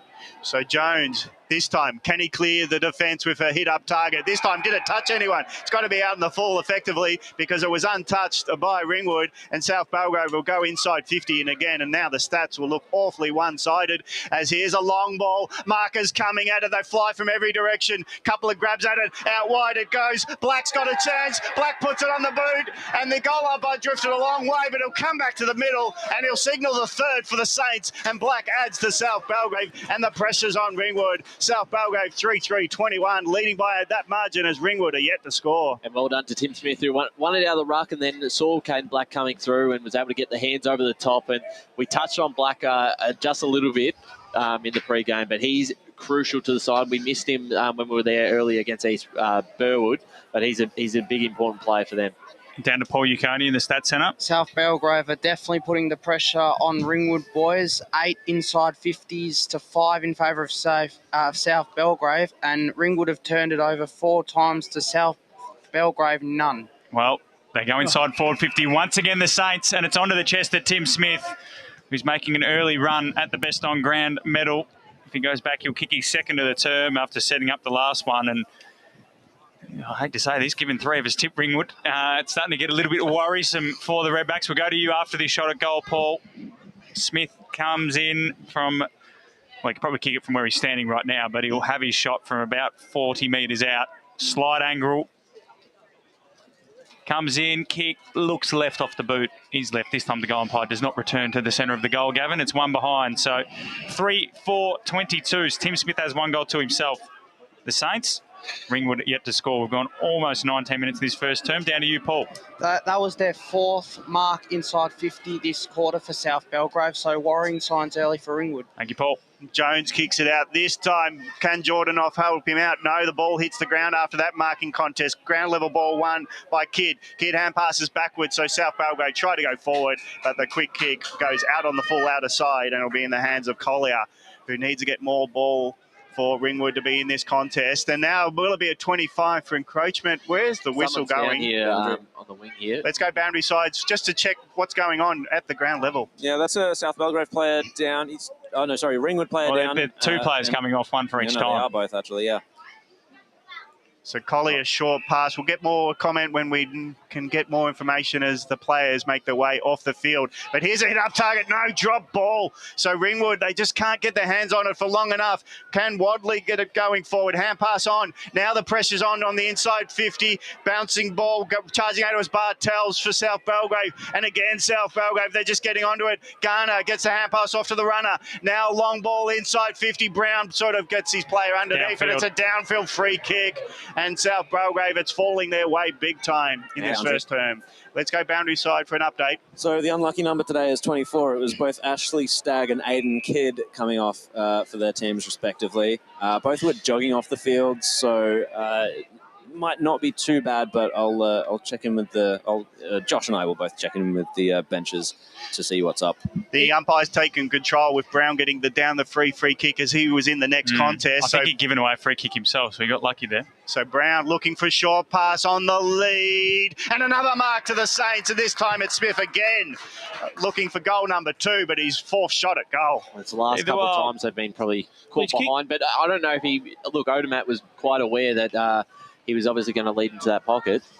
I think the problem with for the Ringwood is Tim Smith's probably the best player in all 5 divisions. So it's pretty hard to match up on. Well, he's got 1-3 at the moment, Smith. Yeah. And he's right next to the supporters on the fence, and he comes back into the field of play. 1-3 is now, Brash. Sorry. Oh, is he? And he's hooked it, just getting near side. With that wind, he probably needed to go a bit more extra width on the ball, but he couldn't get it across goals, and it's a minor score, so it's Smith 1-3, but it's the scoreboard that reads ugly for Ringwood. South Belgrave a 3-5-23, leading by that margin over Ringwood, yet to score. Boundary. Jared Bainland on the boundary. So it looks like it was a clash of heads between Stagg and Kidd. Aidan Kidd they said it'll be fine and should be back on the ground shortly, and Josh will have more information on Ash Stagg. Thanks, Tim. Jared, as Tim Jones puts the ball out to the outer side. And it might have been a free kick for an unrealistic temper. We're going to have a boundary throw in. I don't reckon it was touched, was it? It might have bounced. Yeah. I'm sure he would have taken his measure out of the square. So going to ball it in on the far side. Ringwood just needs something. Any score will really do for them just to lock the ball inside their forward 50. Mitch Garner got there first. And then intercepting that little Ringwood handball were the Saints. Sam Brown socketed inside forward 50. Coming out to meet it was Taylor Garner. Picking it up there looked to be Tim Smith. And he's wrapped up by Jack Murphy. Same thing as yesterday, same pattern. South Belgrave have got numbers around numbers around the contest again. Get the head count going, you reckon, Brash, as Wadley slaps it on the boot. Ringwood have the numbers here. If they can get away. Handball, though, no one ahead of the footy.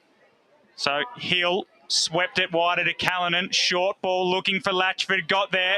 Dropped the mark, but there's a free kick. So Ringwood get a reprieve. So you 55 from home here, Latchford. Who's he got down there? No real height. He short balls it into Collier. He'll get a free kick. As Connolly came across the front.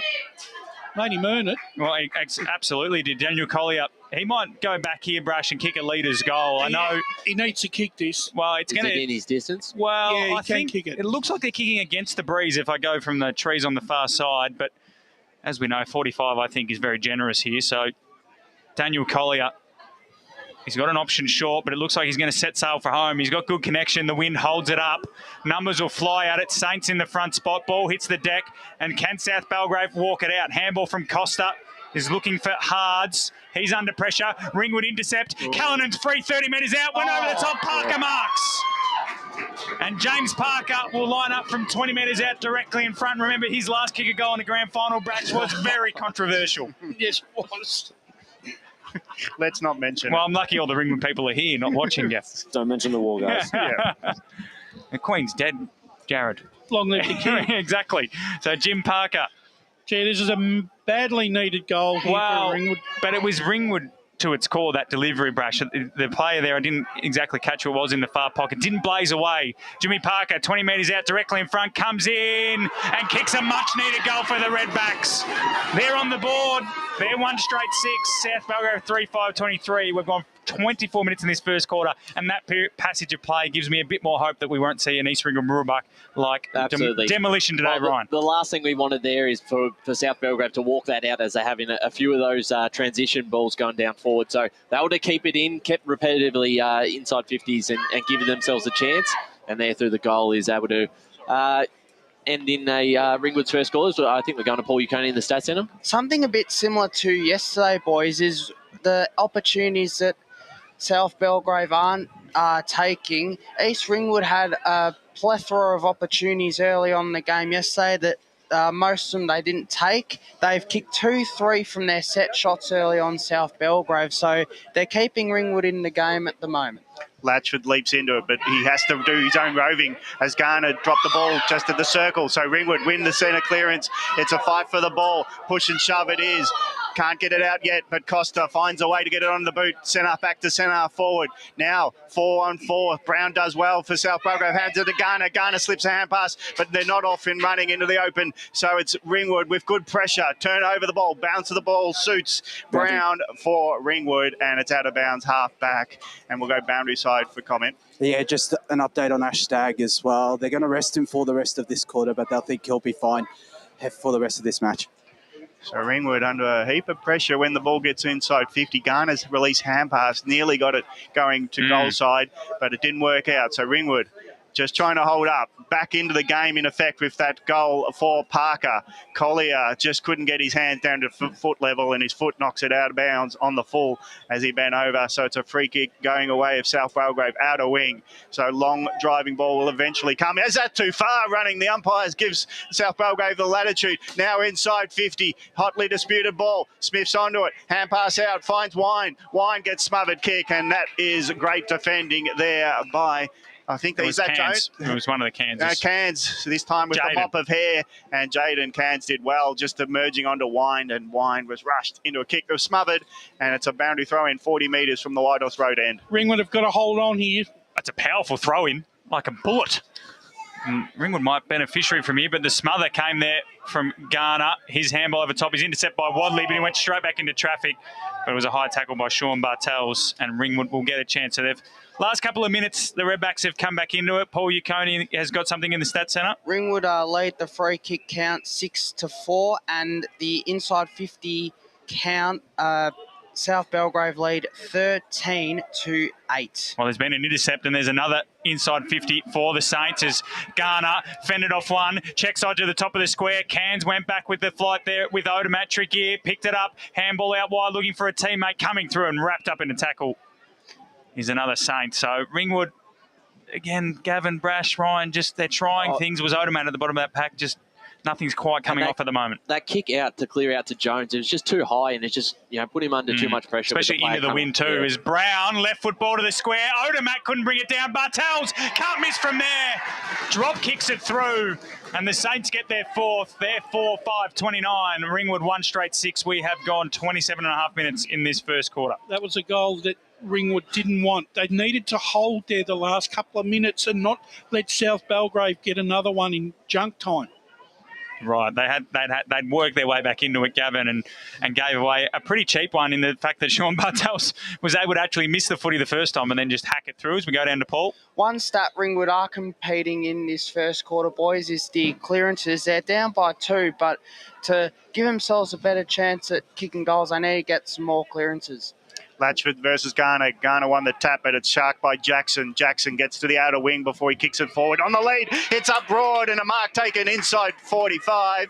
And now the short pass is on. Will it pop up a second grab at it? No for Hill. And it's now a contest at ground level. The umpire says push in the back, and it's a relieving free kick to the South Belgrave side, who were under a heap of pressure of a couple of now short passes hitting targets for Hill Ringwood. laid the tackle, Ryan, and then he stayed on top of, I believe it's Withers, Taylor Withers. Oh, is it Robertson? Oh, it might be. I saw a 0. I gambled. But he stayed on top of him. You already get off. That's why the push in the back was there.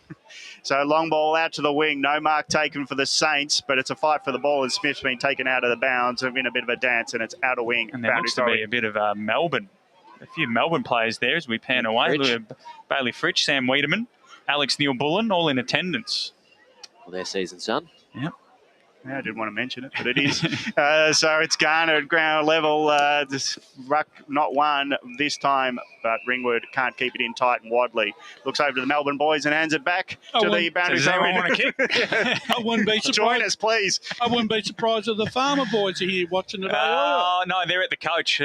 East Ringwood posted up, Sunday session at the coach. So they might walk up later, Brash, as the ball's thrown in.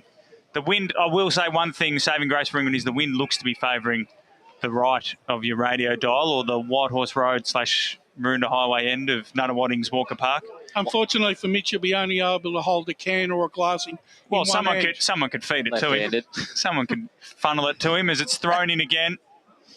Mitch Garner is dominating the ruck at the moment for South Belgrave, despite the fact the Redbacks are doing okay in the clearances, and we'll have another boundary throw in. So we'll probably see more of Jackson, Matt. Yeah, I think maybe they're putting before. Luke Elliott did say they're going to put some work into him, and it looks like it's Taylor Withers that's doing the job with him. And even that last entry when Broad was trying to hit up Hill, Jackson was just sort of knocked off the ball. They're trying to stop him have that free run he gets against so many other sides as the Redbacks clear their defensive 50. Flyers come from everywhere. Good fist from Connolly. Garner tried to slap it back into the corridor, but Latchford sharked it, handballed it to Jackson. Wrapped up immediately by Withers. Got his handball free, but the Saints will get away again. Kidd. Gone. He's tackled. Umpire said play on. Little soccer forward. Ends in the hands of Broad for Ringwood. His handball out wide to Wadley. Runs to about 60. He's got Callanan heading back towards the goal square. That's where the kick heads. Callanan underneath it. Ball hits the deck. And it's all the Saints. Cleary kicks a shocker. Parker might get a chance on the bounce. Runs to 40. Handball over the top to Jackson. He takes the tackle. Must have been taken high. Umpire says give it to me. That had to be high. It was assault.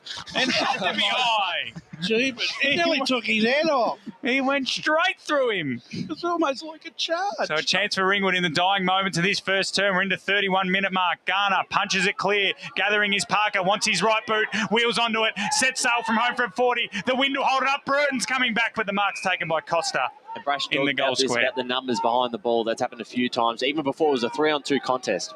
So Phil Costa, he'll be looking to wind the clock down. 31.5 minutes gone. Going to be a long day out here at Walker Park as Tim Jones takes the mark. Now the umpire said he's been paid it. Now he's a beautiful kick of the football, Tim Jones, but he's kicking into a fairly strong breeze. So I don't suspect he'll have the journey, but he'll give it a crack. He's gone the top, and he's got absolutely none of it. Would have been a good pass if someone was there. So it's quarter time here at Walker Park. It's South Belgrave 4-5-29. Ringwood 1 straight 6 after the first quarter of the Division 2 Grand Final.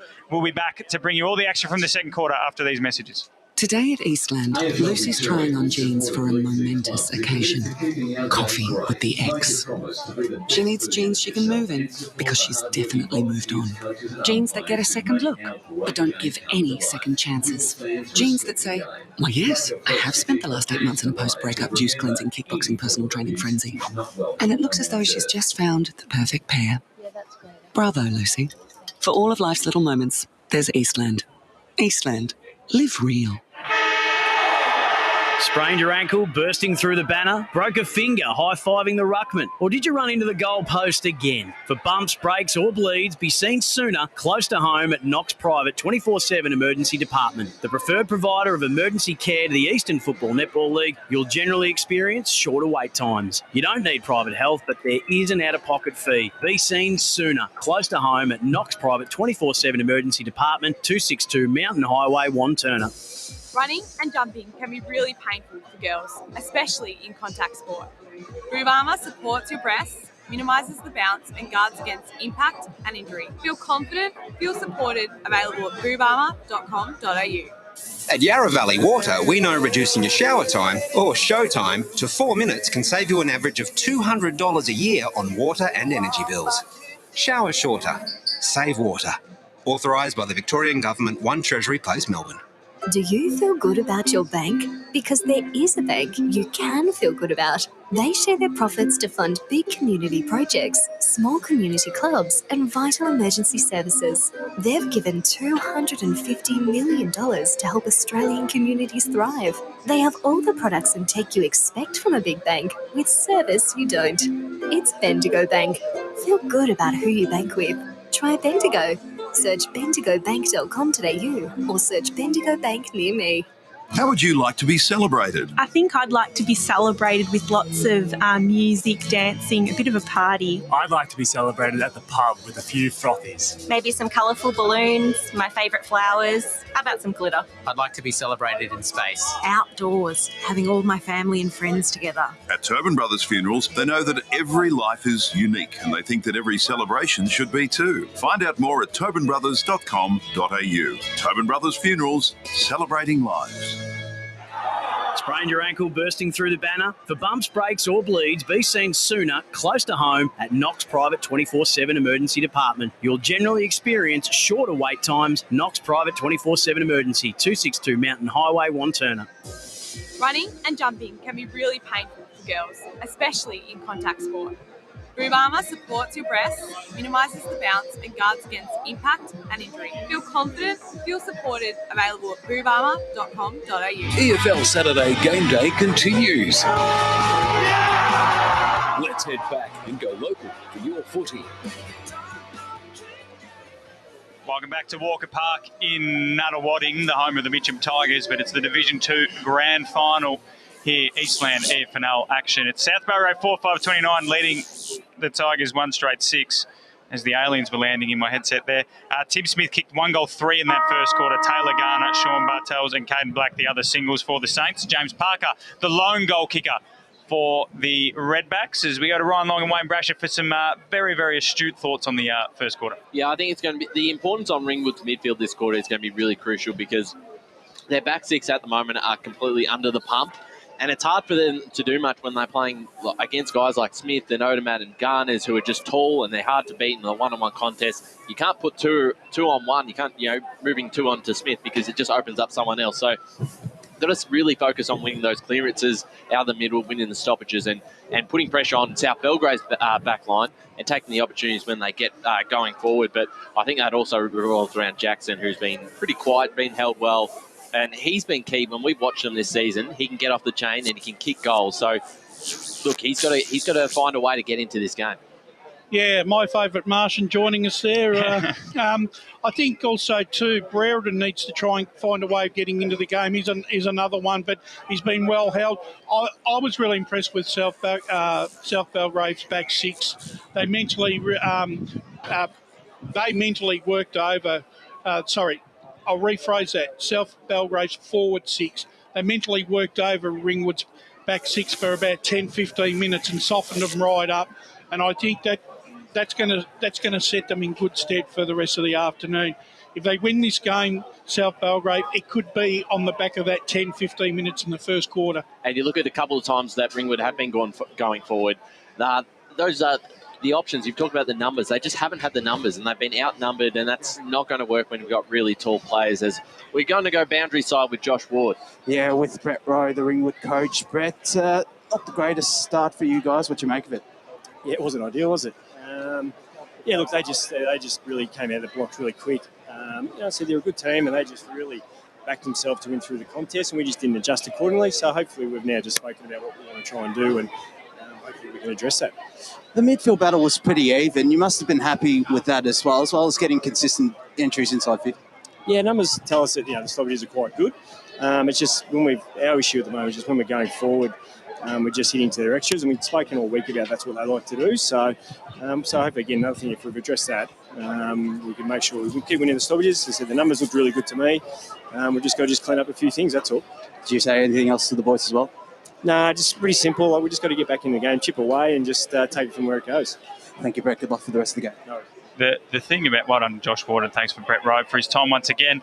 The thing about the local grand finals, Brash, is the time it takes from the fans to walk from the South Belgrave marquee, from one end, down behind the net, because now the Saints are kicking to the left of the screen, and then the Ringwood fans, they don't seem to be doing it as much because they've sort of petitioned that far pocket. Yeah. So unless the Saints are staying down there, of course, there's a lot of black and white going on with the red of Knox as we go down to Jared Beanland, who was at the South Belgrave huddle.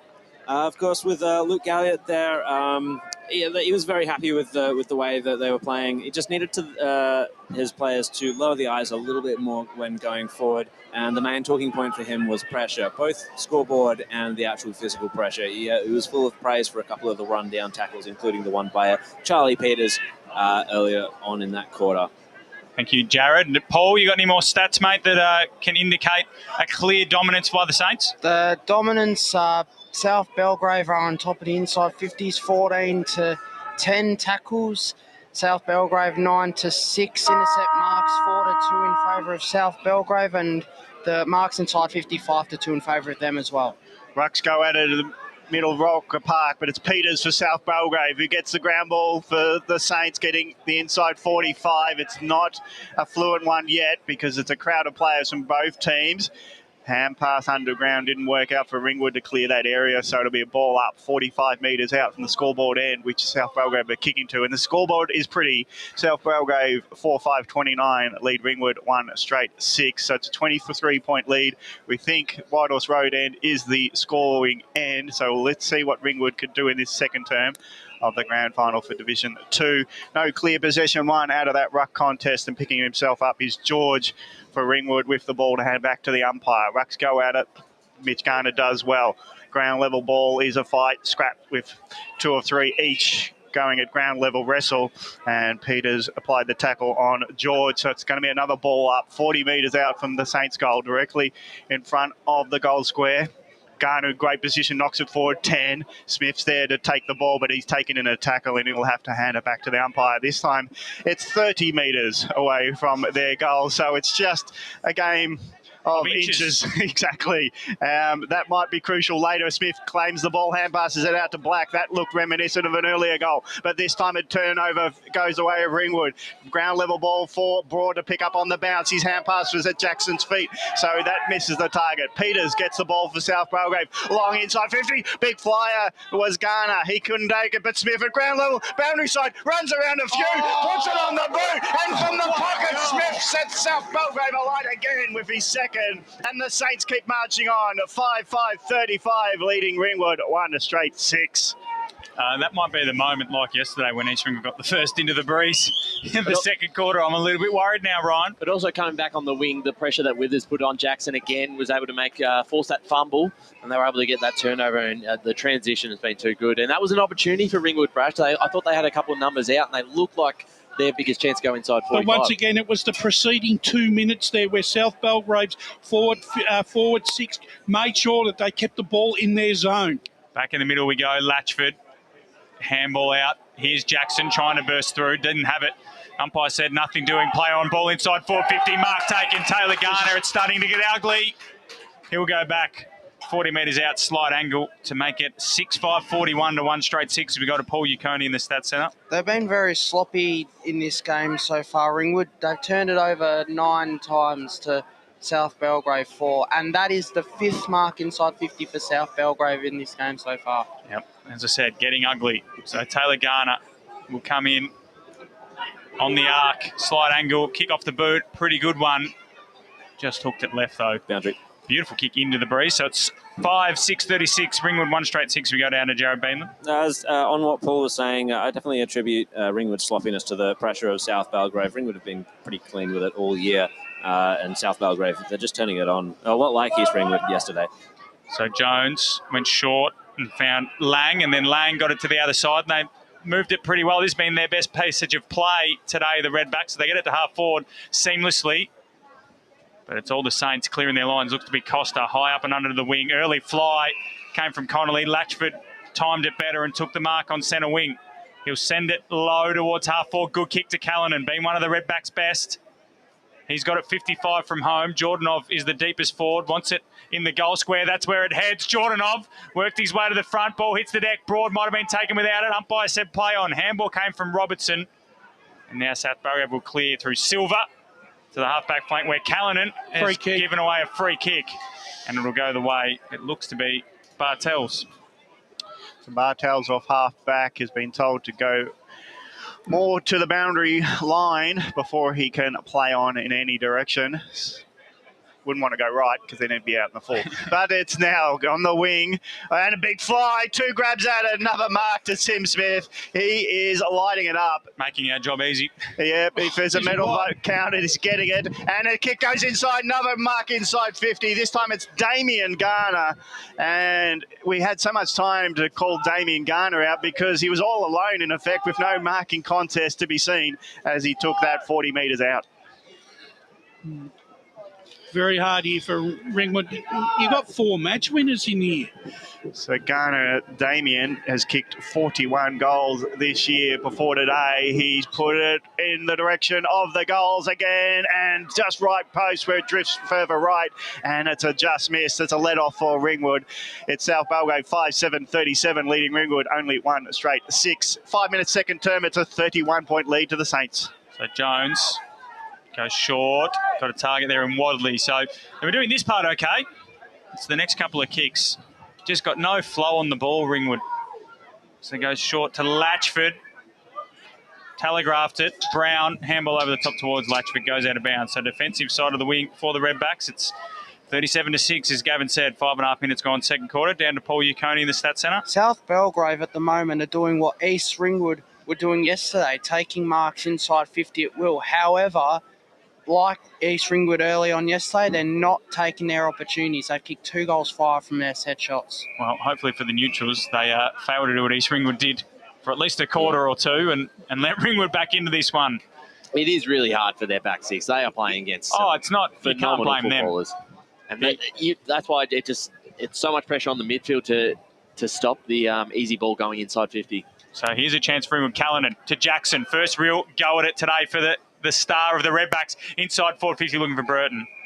That's all right. That's an all right result. You lock it in now. This is a big chance for him just to hopefully get a goal, but at least not allow the easy kick out and just provide a couple more chances. And first time Jackson's really got some room to move there as it's thrown in now. Jordanov and Garner, the ball held up in the breeze, and then it's cleared by the Saints once again. This time the mark's taken by Jaden Cairns. So they've got a chance, if they want, to use the corridor of the Redbacks.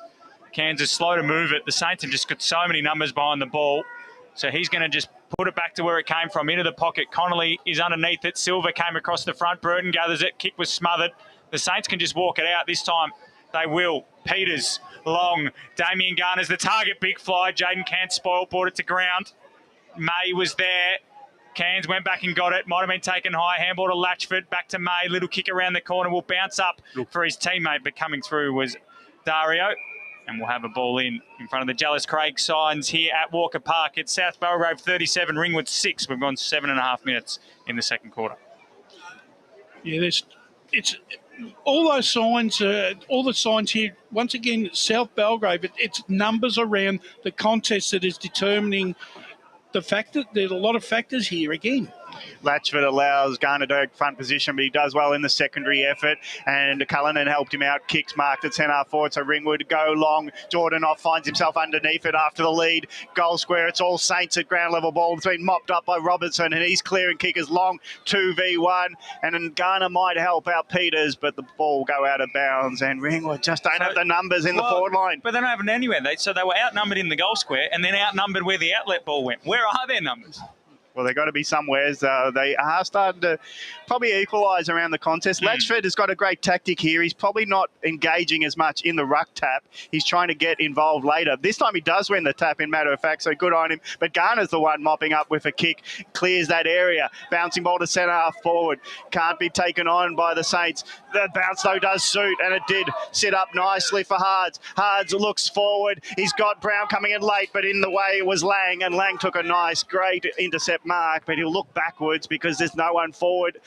but he does transition. This is dangerous, holding up Kent underneath it. He's been late taken on by Dario, but from front on, it's going to be, that's Jones again. Thought the umpire could play on for a second. So it's Jones underneath it. The switch was dangerous, but he gets the free kick for the front on pressure. That's the kick we need. Now in the corridor, this is good use to Wadley. Wadley short is a nice hit-up target, and now they're off to the run, and it's Collier trying to get it to Jordanoff, who's trying to use his muscle late into front position. Bouncing ball, Cullinan gets there, and he puts it on the boot. He was right next to the right post. The boot's enough to get a goal, I reckon. Hang on.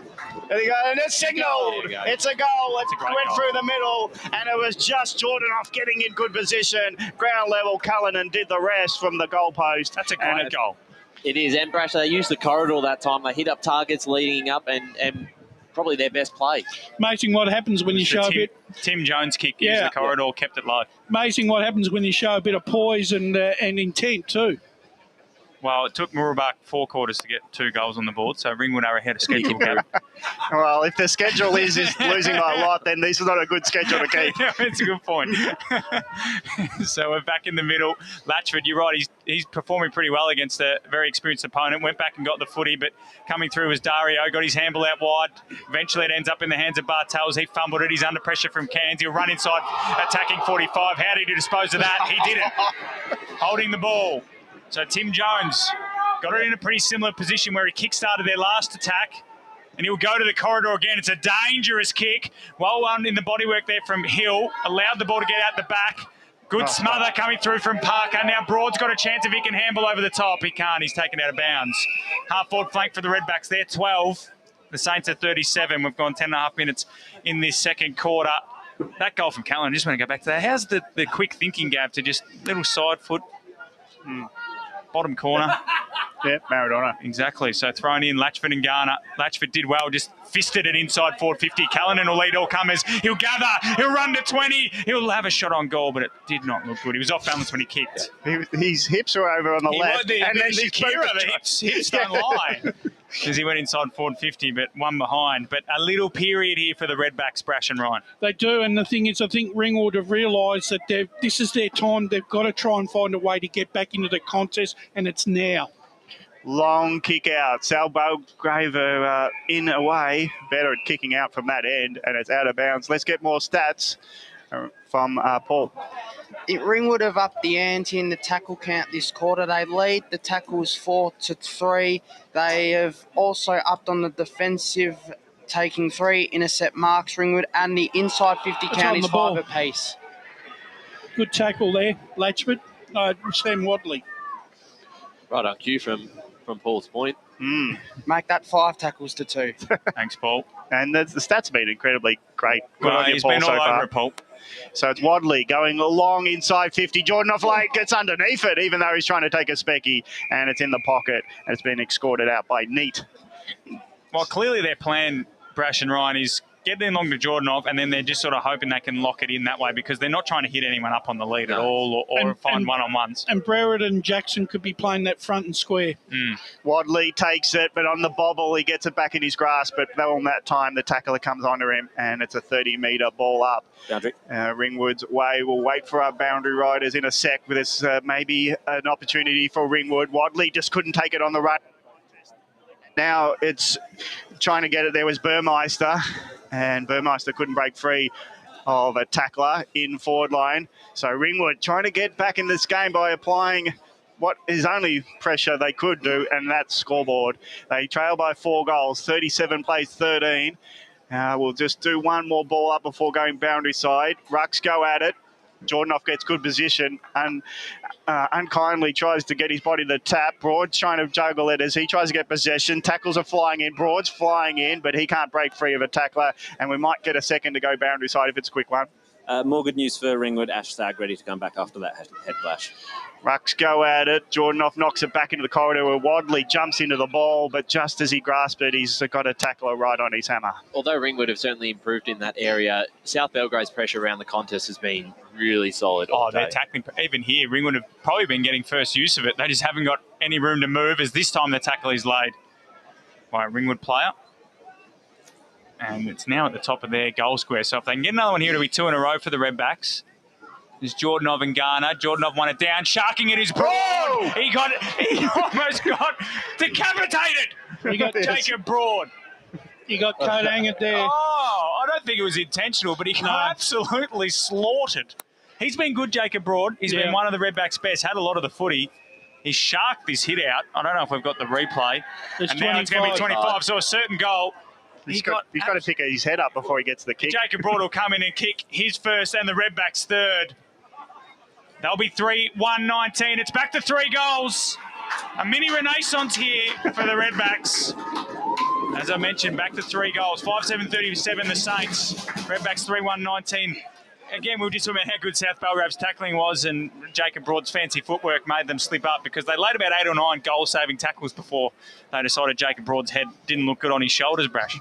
Yeah, but the thing is, though, look, just the last 5 minutes, Ringwood have decided they've needed to up the ante, and they've put good pressure on South Belgrave, and they've got repeat goals.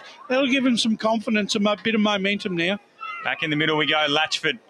You can tricky it, won the hit out, and then when got to the centre clearance, he might have been ping holding the ball. Umpire said play on, and then Nicholas Keeley is met in a Ringwood sandwich. So the Redbacks have lifted here their intensity. They smell a bit of blood in the water. So we're back for another ball up. Latchford, he's been impressive these last 5 minutes, coming through, trying to collect the footy. Was Stagg, that man who came back on the ground, but he missed it. And now the Saints are away. Hards marks on centre wing and keeps running. Runs to 60. Long ball in the Smith direction. Cairns underneath it.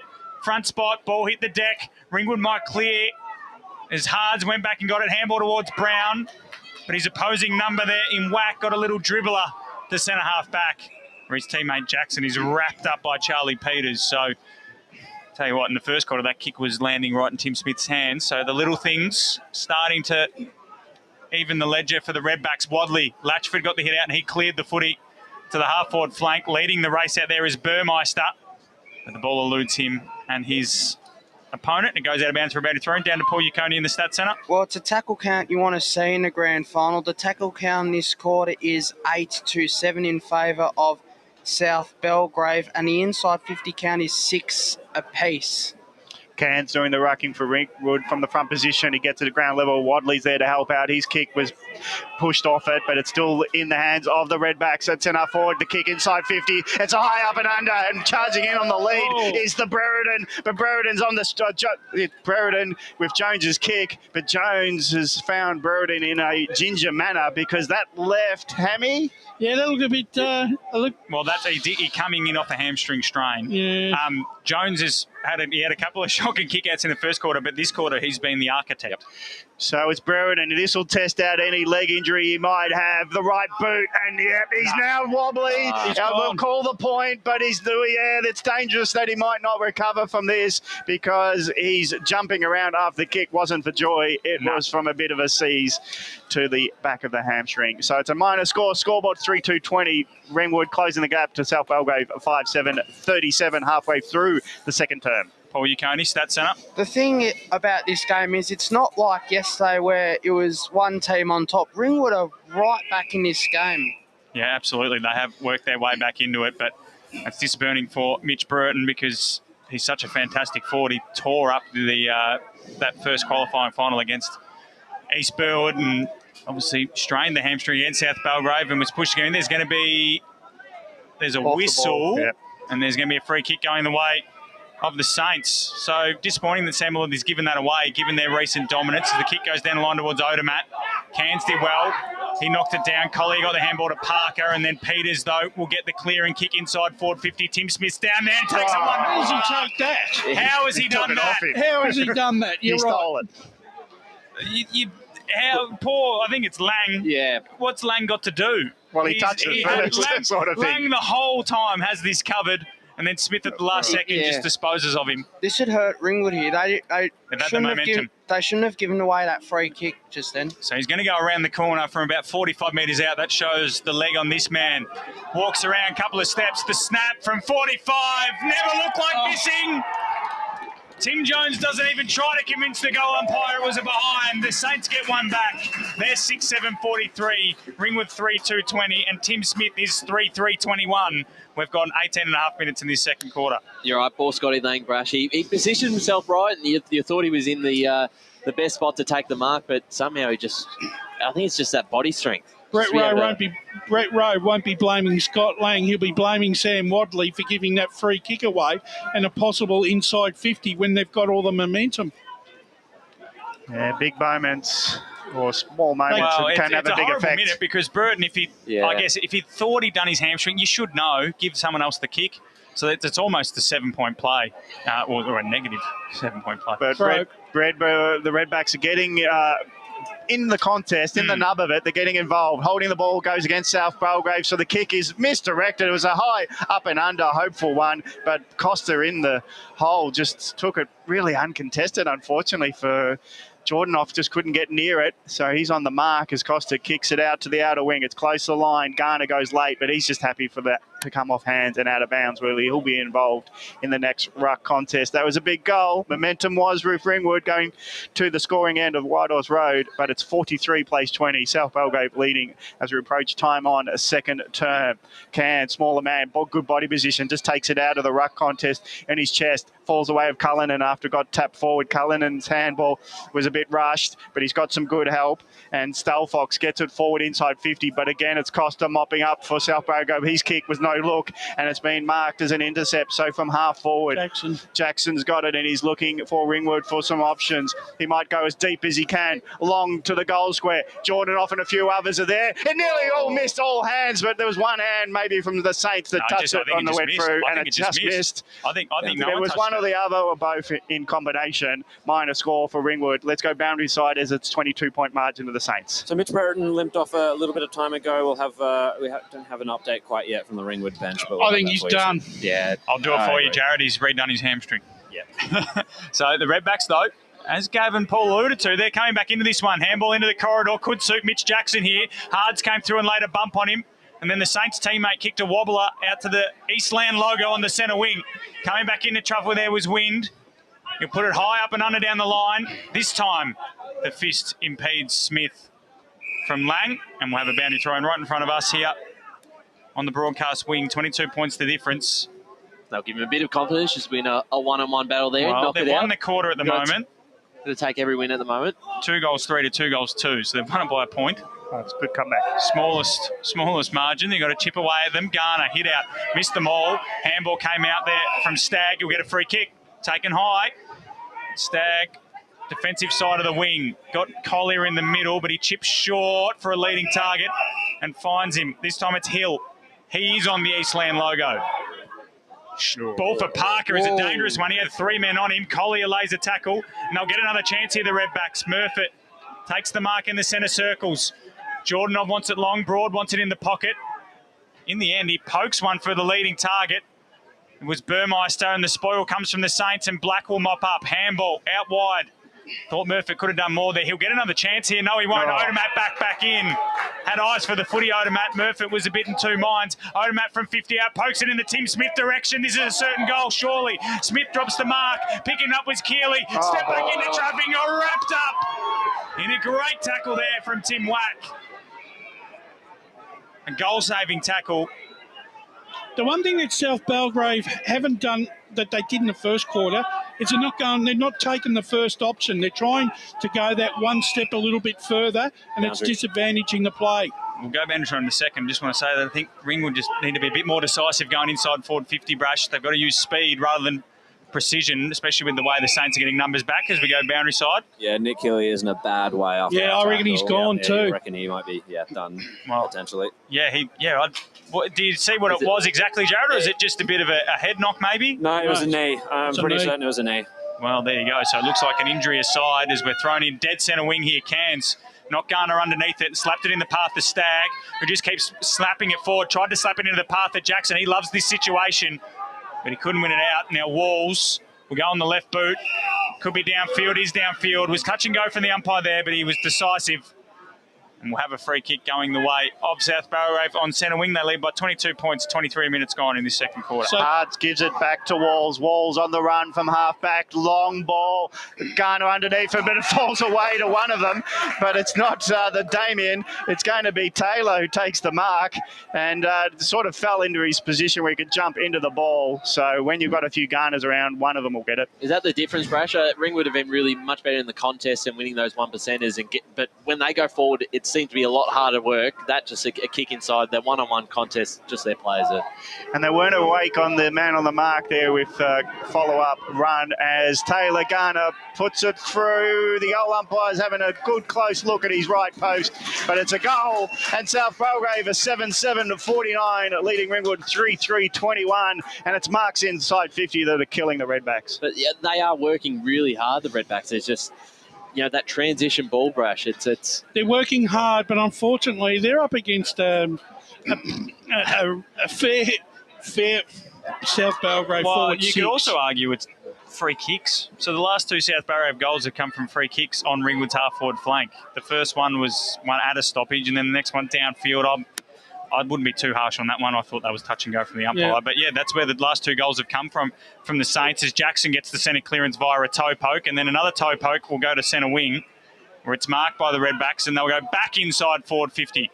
This time, in the Parker direction, he's nudged underneath it, and here comes South Belgrave. The handball chain works out, and they hook it back towards the corridor. Treeguard's got to stand under this one. Sorry, Dario takes a good mark in between two Redbacks. He's got leading options everywhere. Goes in the Damien Garner direction.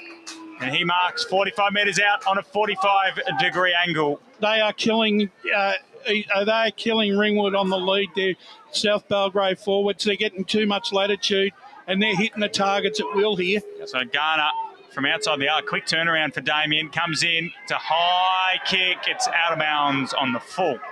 So 28 points of difference, 25 and a bit minutes gone. Second quarter, go to Paul Uconi first, then down to the boundary. South Belgrave, that was their 10th mark inside 50. They lead in that department 10-3, and the free kick counts in this game. Ringwood lead that 12-8. Boundary side. So Nick Healy, it looks like an ankle. They said it was rolled, and he's optimistic to come back on at some point. It's two kicks out for Ringwood. They get it to half forward, but again, it's Costa mopping up for South Belgrave. He's high up and under, is out of wing, where Mitch Garner plants himself underneath it and takes a great mark with two trying to get over the top of him. But he takes the mark as he tries to push off Brown and say, I'm the big man around here. And it's Mitch Garner who will finally pick up the ball again and drive it forward. Sorry, Gav, both sides are down a rotation. I think they will be for the rest of the game now. Well, the option fell away in the marking contest, so it's a nice chop-out mark by Collier for the Redbacks. He'll do a switch. It's got to be deep with the kick. And it's on high up and under! It's a steal! And it's Smith with the robbery and goal! It's a mark in the goal square, but it was so telegraphed. He said, thank you very much. My fourth, 8 for the South Belgrave, 8-7-55, leading Ringwood to 3-3-21. Ryan, I don't think we really need to pass any special comment on that play then. There's just nothing to talk about there, is there? But why is that the only option? That should be your last option. There's no movement ahead of the footy. There's no movement through the corridor. There's no short option. Why wouldn't you play the far wing? Yeah, I agree. 27-minute mark of the second quarter. Yeah, sorry, that's a good point. Why is that even an option? But why is that the only way that anyone seems to be presenting? This is the only part of the game where Ringwood seem to be gaining any dominance. It is the centre clearances. Jackson got a downfield free. Callanan takes it at centre half forward. Can they get an immediate reply? They sort of need one here. They're 34 points down. Could be more given South Belgrave's inaccuracy. Goes into the pocket looking for Broad. Coming here, Cairns has been swung forward, Nathan, to give them a bit more height, but ball's gone out of bounds for a boundary throw-in. So Ringwood need a goal from here. And then I'm sure they'll be, I don't know if Brett Rose, the sort of tearing the paint off the walls kind of coach, but given the situation they're in, they're going to need to produce something special. Tim Smith has 4 goals, 3 in this quarter. He's kicked 4-3 for the game. Garner got the hit out down. Coming through with Stagg for the Redbacks. And we'll have another ball up. Doesn't matter where you play Tim Smith, he's gonna hurt you. Well, that's I thought he was going to play midfield minutes, but doesn't need to. Up again, Mitch Garner hit out down, Broad sharked it, tried to get around on his right boot. That might be holding the ball. No, high. So Jacob Broad can go back and line up for his second. He's on a pretty tight angle, but they're fairly open pockets here at Mitcham. Probably the only forward that's really had no say in the contest is Odermatt. Yeah. He doesn't need to. Well, he's probably, Tim Smith already had the medal sewn up quarter time. So what's the point? So Broad, 30 metres out, tight angle. They need this. Ringwood comes in, kick on the way. Nope. Across the face. And it's one behind. 3-4-22, the Redbacks. South Belgrave 8-7-55. We've gone 28.5 minutes here in the second quarter of the Division 2 Grand Final. Can the Redbacks muster a second half comeback? There's still a couple of minutes to go in this quarter, but that'll be the question on Brett Rowe's mind.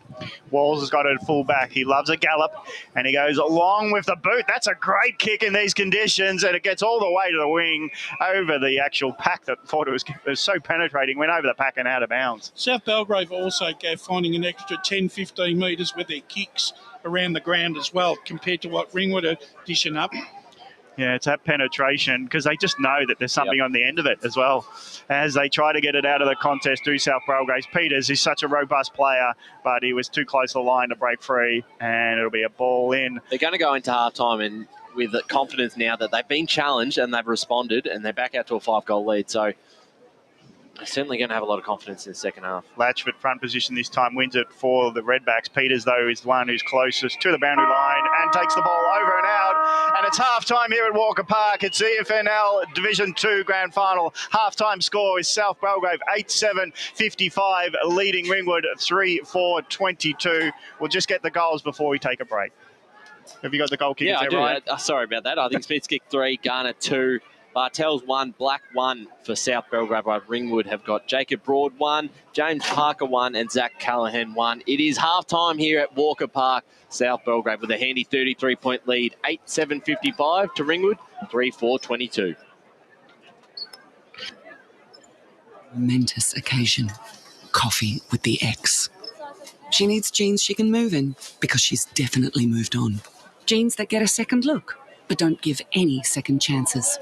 Jeans that say, well, yes, I have spent the last 8 months in a post-breakup juice cleansing, kickboxing, personal training frenzy.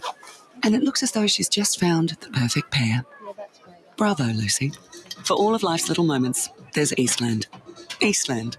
Live real. Sprained your ankle, bursting through the banner, broke a finger, high-fiving the ruckman, or did you run into the goal post again? For bumps, breaks or bleeds, be seen sooner, close to home at Knox Private 24/7 Emergency Department. The preferred provider of emergency care to the Eastern Football Netball League, you'll generally experience shorter wait times. You don't need private health, but there is an out-of-pocket fee. Be seen sooner, close to home at Knox Private 24/7 Emergency Department, 262 Mountain Highway, Wanturna. At Yarra Valley Water, we know reducing your shower time or show time to 4 minutes can save you an average of $200 a year on water and energy bills. Shower shorter, save water.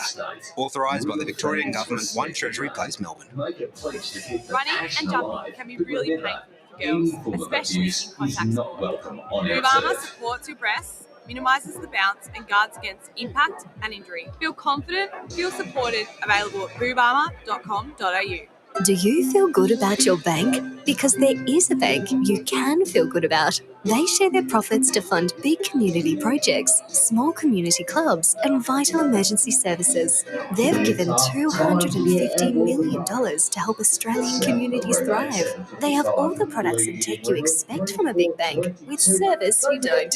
It's Bendigo Bank. Feel good about who you bank with. Try Bendigo. Search bendigobank.com.au or search Bendigo Bank near me. How would you like to be celebrated? I think I'd like to be celebrated with lots of music, dancing, a bit of a party. I'd like to be celebrated at the pub with a few frothies. Maybe some colourful balloons, my favourite flowers. How about some glitter? I'd like to be celebrated in space. Outdoors, having all my family and friends together. At Tobin Brothers Funerals, they know that every life is unique and they think that every celebration should be too. Find out more at tobinbrothers.com.au. Tobin Brothers Funerals, celebrating lives. Sprained your ankle, bursting through the banner? For bumps, breaks or bleeds, be seen sooner, close to home at Knox Private 24/7 Emergency Department. You'll generally experience shorter wait times. Knox Private 24/7 Emergency, 262 Mountain Highway, Wanturna. At Yarra Valley Water, we know reducing your shower time or show time to 4 minutes can save you an average of $200 a year on water and energy bills. Shower shorter, save water. Authorised by the Victorian Government, 1 Treasury Place, Melbourne. EFL Saturday Game Day continues. Let's head back and go local for your footy. Welcome back to Walker Park. It's the Division 2 EFNL Grand Final between Ringwood and South Belgrave, thanks to Eastland.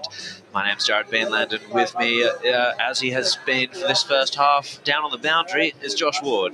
G'day, Jared. Yeah, it's been not the closest first half. South Belgrave, they could be up by more. It's a positive for Ringwood fans, I feel, but one half away from...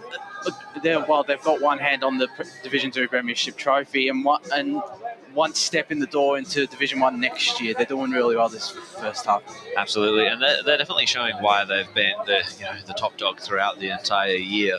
I believe only Mulgrave has beaten them, and they've beaten Ringwood twice already. They definitely have that mental edge over them, and it's starting to show, isn't it? Yeah, it definitely is, and the last I think they've beaten them three times, and true. The last 2 times actually. Second semi-final, it was only 3 goals, and I think that South Belgrave ran away with it in the final quarter, and I think they again ran away with it in the fourth quarter in their first meeting, won by 25 points, and it was a similar margin in their second meeting. And this is a bit unexpected as well. I wasn't really expecting South Belgrave to get on top early. I thought it would have been a hard-hitting contest, and South Belgrave would just have the legs to, get them over the line. But yeah, they've just run over the top of them. Whilst it's been even on the inside, it's just been their delivery inside forward 50, I feel. Yeah, it's and not just the delivery inside forward 50, it's what they're delivering too, isn't it? That's such a formidable forward line. I can't wait to see, if South Belgrave do end up winning here, how they'll do in Division 1. That'll be fascinating. But to come back to the day at hand, Ringwood, where is it going to come from? Because as you said, it's been even enough in the middle. They've acquitted themselves in the middle at least. Where's the difference going to be? I think it is in the middle, but it's their delivery inside 50. It hasn't been at their best. And, Brett Rowe mentioned it when I spoke with him at quarter time and in his quarter time address. It's their delivery inside 50 that hasn't been the greatest. It really needs to step up. And, they've got plenty of talent up in that forward line. You've got the likes of Daniel Jordanov running down there, Declan Hill, who can kick a goal, Mitch Jackson through midfield, Sam Wadley has shown he can kick goals. But one of the bigger blows, though, potentially no Mitch Burden. Yeah. Catch up on that a little bit shortly, but that is a massive blow for Ringwood, given what we saw a couple of weeks ago when they played East Burwood. He took the game by the scruff of his neck, and what he's been able to do all these years for the Redbacks. Absolutely, he's definitely one of the more dangerous forwards down there. Despite his shorter stature, he's so good overhead, and he's a sniper when it comes to actually targeting the goal. Really, really unfortunate to see him do his hamstring again. The one forward that we didn't mention there for Ringwood is Zach Callanan, and he's shown that he could potentially be the spark. I've noticed him working up the ground a little bit, trying to pull Darcy Walls up perhaps out of his comfort zone. And South Belgrave have rotated a couple of players off of Callanan. I've seen Robertson go to him. I've seen Connolly go to him as well. So if Ringwood do start finding that delivery inside forward 50, Callanan might be the X factor, because South Belgrave just seem a little unsure as to how to handle him and who to match up best against him. And Jacob Broad as well. I've got to give him a bit of a shout out. That long flowing mullet of his, I don't think the South Belgrave players are the biggest fan of it, but no. He's done really well. He's done really well though, as Jacob Broad. He's late on in that second quarter, particularly late on, he created a couple of chances, and he's a big threat there. Well, I think he's still eligible for under 19s this year as well. He's a big threat in that forward line already in a grand final too. It's remarkable. He's done pretty well this season, and I reckon he's going to play a big role. But yeah, Zach Callanan, he's by far the most threatening forward for Ringwood. He's working his heart out, and he's going to have to create plenty more chances and get on the end of some inside 50s from midfielders like Wadley and Jackson. If the Redbacks are a chance to get back into this contest and make it a very close affair. But the South Belgrave forward line, let's just talk about that. Yeah. It's a simply phenomenal forward line, Jared. Absolutely. You've got the Gunners down there. Taylor specifically, he's just come out of the AFL not too long ago. He's looking so good. And Tim Smith, 4 goals already for the day. He's just he's sending it, isn't he? A couple of the marks that he's taken, he shouldn't have. It's been a freak show down there in the forward line. And as I think the boys mentioned before, Odermatt, we've barely heard anything from him, but we haven't needed to. South Belgrave are comfortable enough with the options that they have forward, even with Odermatt having a quiet day. And don't forget about Sam Brown as well. Oh, yeah. He's been a great forward by the last couple of years for the South Belgrave. Played a big role in that 2019 premiership, and he hasn't had to do too much. It's just been the 2 Garners inside that forward 50, Taylor and Damien, who have looked really threatening, and Tim Smith, who I think it was 2019 or 2020 he might have come out of the AFL game too. So he's fresh out of AFL, and he's done really well since joining South Belgrave. And today he's almost a shoo-in for best on ground if South Belgrave are to get the win, and he's going to play a big role for the rest of this game and possibly into Division 1 for South Belgrave. Don't want to look ahead, but he's just done terrifically all season, and this is on the big stage as well. He's just done phenomenally. Yep, and just wanted to mention quickly that we've got was it Nick Keeley? Now he looked like he did his ankle later on in that second quarter, but he looked like he was running pretty freely, walking pretty freely down on the bench there. So we're going to wrap this halftime show up. We're going to throw to a break, and on the other end of the break, we'll have the third quarter here from Walker Park. Today at Eastland, Lucy's trying on jeans for a momentous occasion. Coffee with the ex. She needs jeans she can move in because she's definitely moved on. Jeans that get a second look, but don't give any second chances. Jeans that say, well, yes, I have spent the last 8 months in a post-breakup juice cleansing, kickboxing, personal training frenzy. And it looks as though she's just found the perfect pair. Bravo, Lucy. For all of life's little moments, there's Eastland. Eastland. Live real. Sprained your ankle, bursting through the banner? Broke a finger, high-fiving the ruckman? Or did you run into the goal post again? For bumps, breaks or bleeds, be seen sooner, close to home at Knox Private 24/7 Emergency Department. The preferred provider of emergency care to the Eastern Football Netball League. You'll generally experience shorter wait times. You don't need private health, but there is an out-of-pocket fee. Be seen sooner, close to home at Knox Private 24/7 Emergency Department, 262 Mountain Highway, Wanturna. Running and jumping can be really painful for girls, especially in contact sport.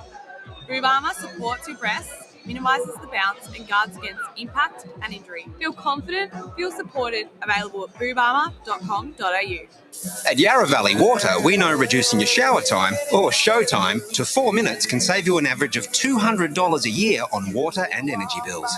Shower shorter. Save water.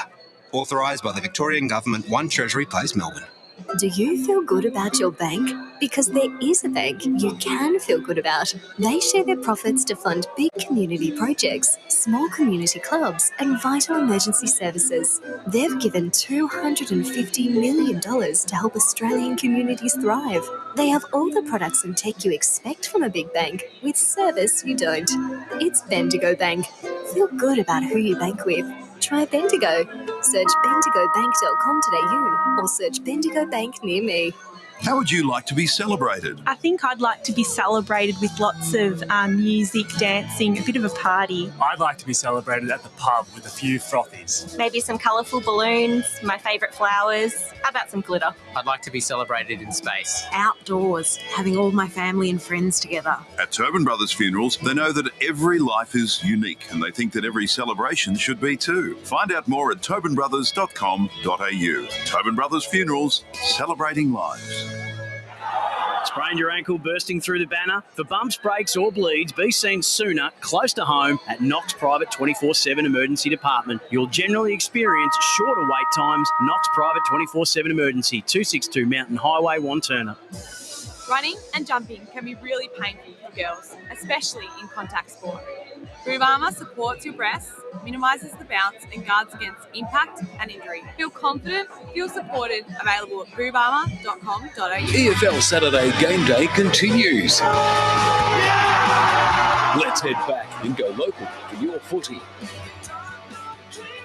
Welcome back to Walker Park, ladies and gentlemen. Division 2 Grand Final Day here in the EFNL, brought to you by Eastland. It's South Belgrave 8-7-55, leading Ringwood 3-4-22 in the Division 2 decider. Tim Smith has 4 goals. He's got 4 goals, 3, so he's kick half the score for the Saints. Meanwhile, the Redbacks have been fumbly. They don't really have a forward presence, and their turnovers have cost them. But Wayne Brasher, Ryan Long in the special comments chairs. Do you think Ringwood can get back into this, and how? Well, they do, and I think they're going to have to play. They're going to have to take a few risks, Matt, and I think they're going to have to. The old adage, fortune favours a bold. I think they need to go straight down the middle. Yep. They need to try, and they need to try and get it, win those centre clearances, and kick the ball long and hard, and hopefully they can take some grabs and catch South Belgrave napping on the rebound. So they can't drop the numbers back quickly, Ryan. You're right, and I think the time they looked the most dangerous was when they went through that corridor. I think it was Jones' kick, short kick, low darting one, hit up a target, hit up another target in the middle of the ground, which led to the Callanan goal. So if they can use that corridor and take the game on, which is something that Mooroolbark didn't do when they were struggling to get back into the game, I think that's something they're going to have to use. And again, their midfield, I think, stood up in that quarter, but again, they're just going to have to really fight it out hard, because as soon as it goes into their back six, into their back defensive half, their back six is just under too much pressure, and there's not much they can do because their opponents up there are just, incredible players who are, in ripping form. Like, tell me how you stop Tim Smith. You can't. Well, the only way to stop him is probably just not let the ball get down there. But to be honest, they've probably defended quite well, given how much South Belgrave had the ball down there and how much potency they have down there. But they've just got to find a way of being, if not less chaotic, just more efficient when they're inside forward 50s. We go down boundary side quickly before the second half gets underway. Mitch Meriden starting on the field here for Ringwood. Well, they've jabbed him up. That's a big call. No next week. No, true. Second half, EFNL Division 2 Grand Final. South Belgrave lead this game by 33 points. They kick to the scoring end, the White Horse Road end. They lead 8-7-55. Ringwood 3-4-22 will get a secondary ball up after that. First one didn't go too far. Latchford holding on to Garner. Garner just slaps it forward. Bouncing ball didn't get to Brown, but on the fall, Bartel's on the run. Runs it inside 50. Bouncing ball to Taylor Garner. He goes one way, win the other, but he still claims it. Gives it back to Brown. He had to brush off a couple of opponents. Now picking it up was Parker, but he slapped off the ball, and it falls its way to the goal kicker in black from the top of the goal square. That's what tackling pressure does. It spills out to black, and it's another goal to South Belgrave. Early one in the third, 9-7-61, leading by 39, 3-4-22 is Ringwood. That's the one thing that Ringwood have not been able to cater all afternoon. It's that crash bang chaos of South Belgrave going into their forward 50. It's almost like it's panic stations every time they come in, and it's like a wave. Their forward pressure. It's just immense. So back in the middle we go. Latchford got the hit out down. Wadley got the clearance inside forward 50 for the Redbacks. Can Jordanov get involved? There's a free kick going the way of South Belgrave. So even the South Belgrave player thought it was a Ringwood free kick there. So the Saints go to centre wing. Numbers fly, but Mitch Garner goes up and takes the mark. This has got a little bit of the third quarters from yesterday about it, Brash. He's had a game and a half too. He's had a season and a half, Mitch Garner. Goes inside forward 50. Numbers come from everywhere once again. This time it's Cairns to Jones to the outer side. Redbacks actually have the numbers here if it can sit up nicely. It's Wack running after it. He'll get there just in time and handle over the top to Stagg, Hill, who's under pressure from Odermatt. He gave it back to Wack. Short chin ball for Jordanov. That had to be downfield. It is. So the free kick will go to the Redbacks broad, about 55 from home. For downfield. No, it's going to go to Jordanov for some reason. So Jordanov's got it now. He's got an option in the pocket in Jackson. Nathan Cairns wants it very deep. That'll be the direction he heads in. No, goes short for Callanan, and it got to him. Callanan, has he been paid the mark? No, he dropped it. The Saints end up with the football now and clear through a tumble punt down the line. Jaden Cairns should gather this, but the bounce eludes him. Over Matt back there as well. And Matt May kept it in play for a little bit, and we'll have a ball in over near the Portaloos on the far side.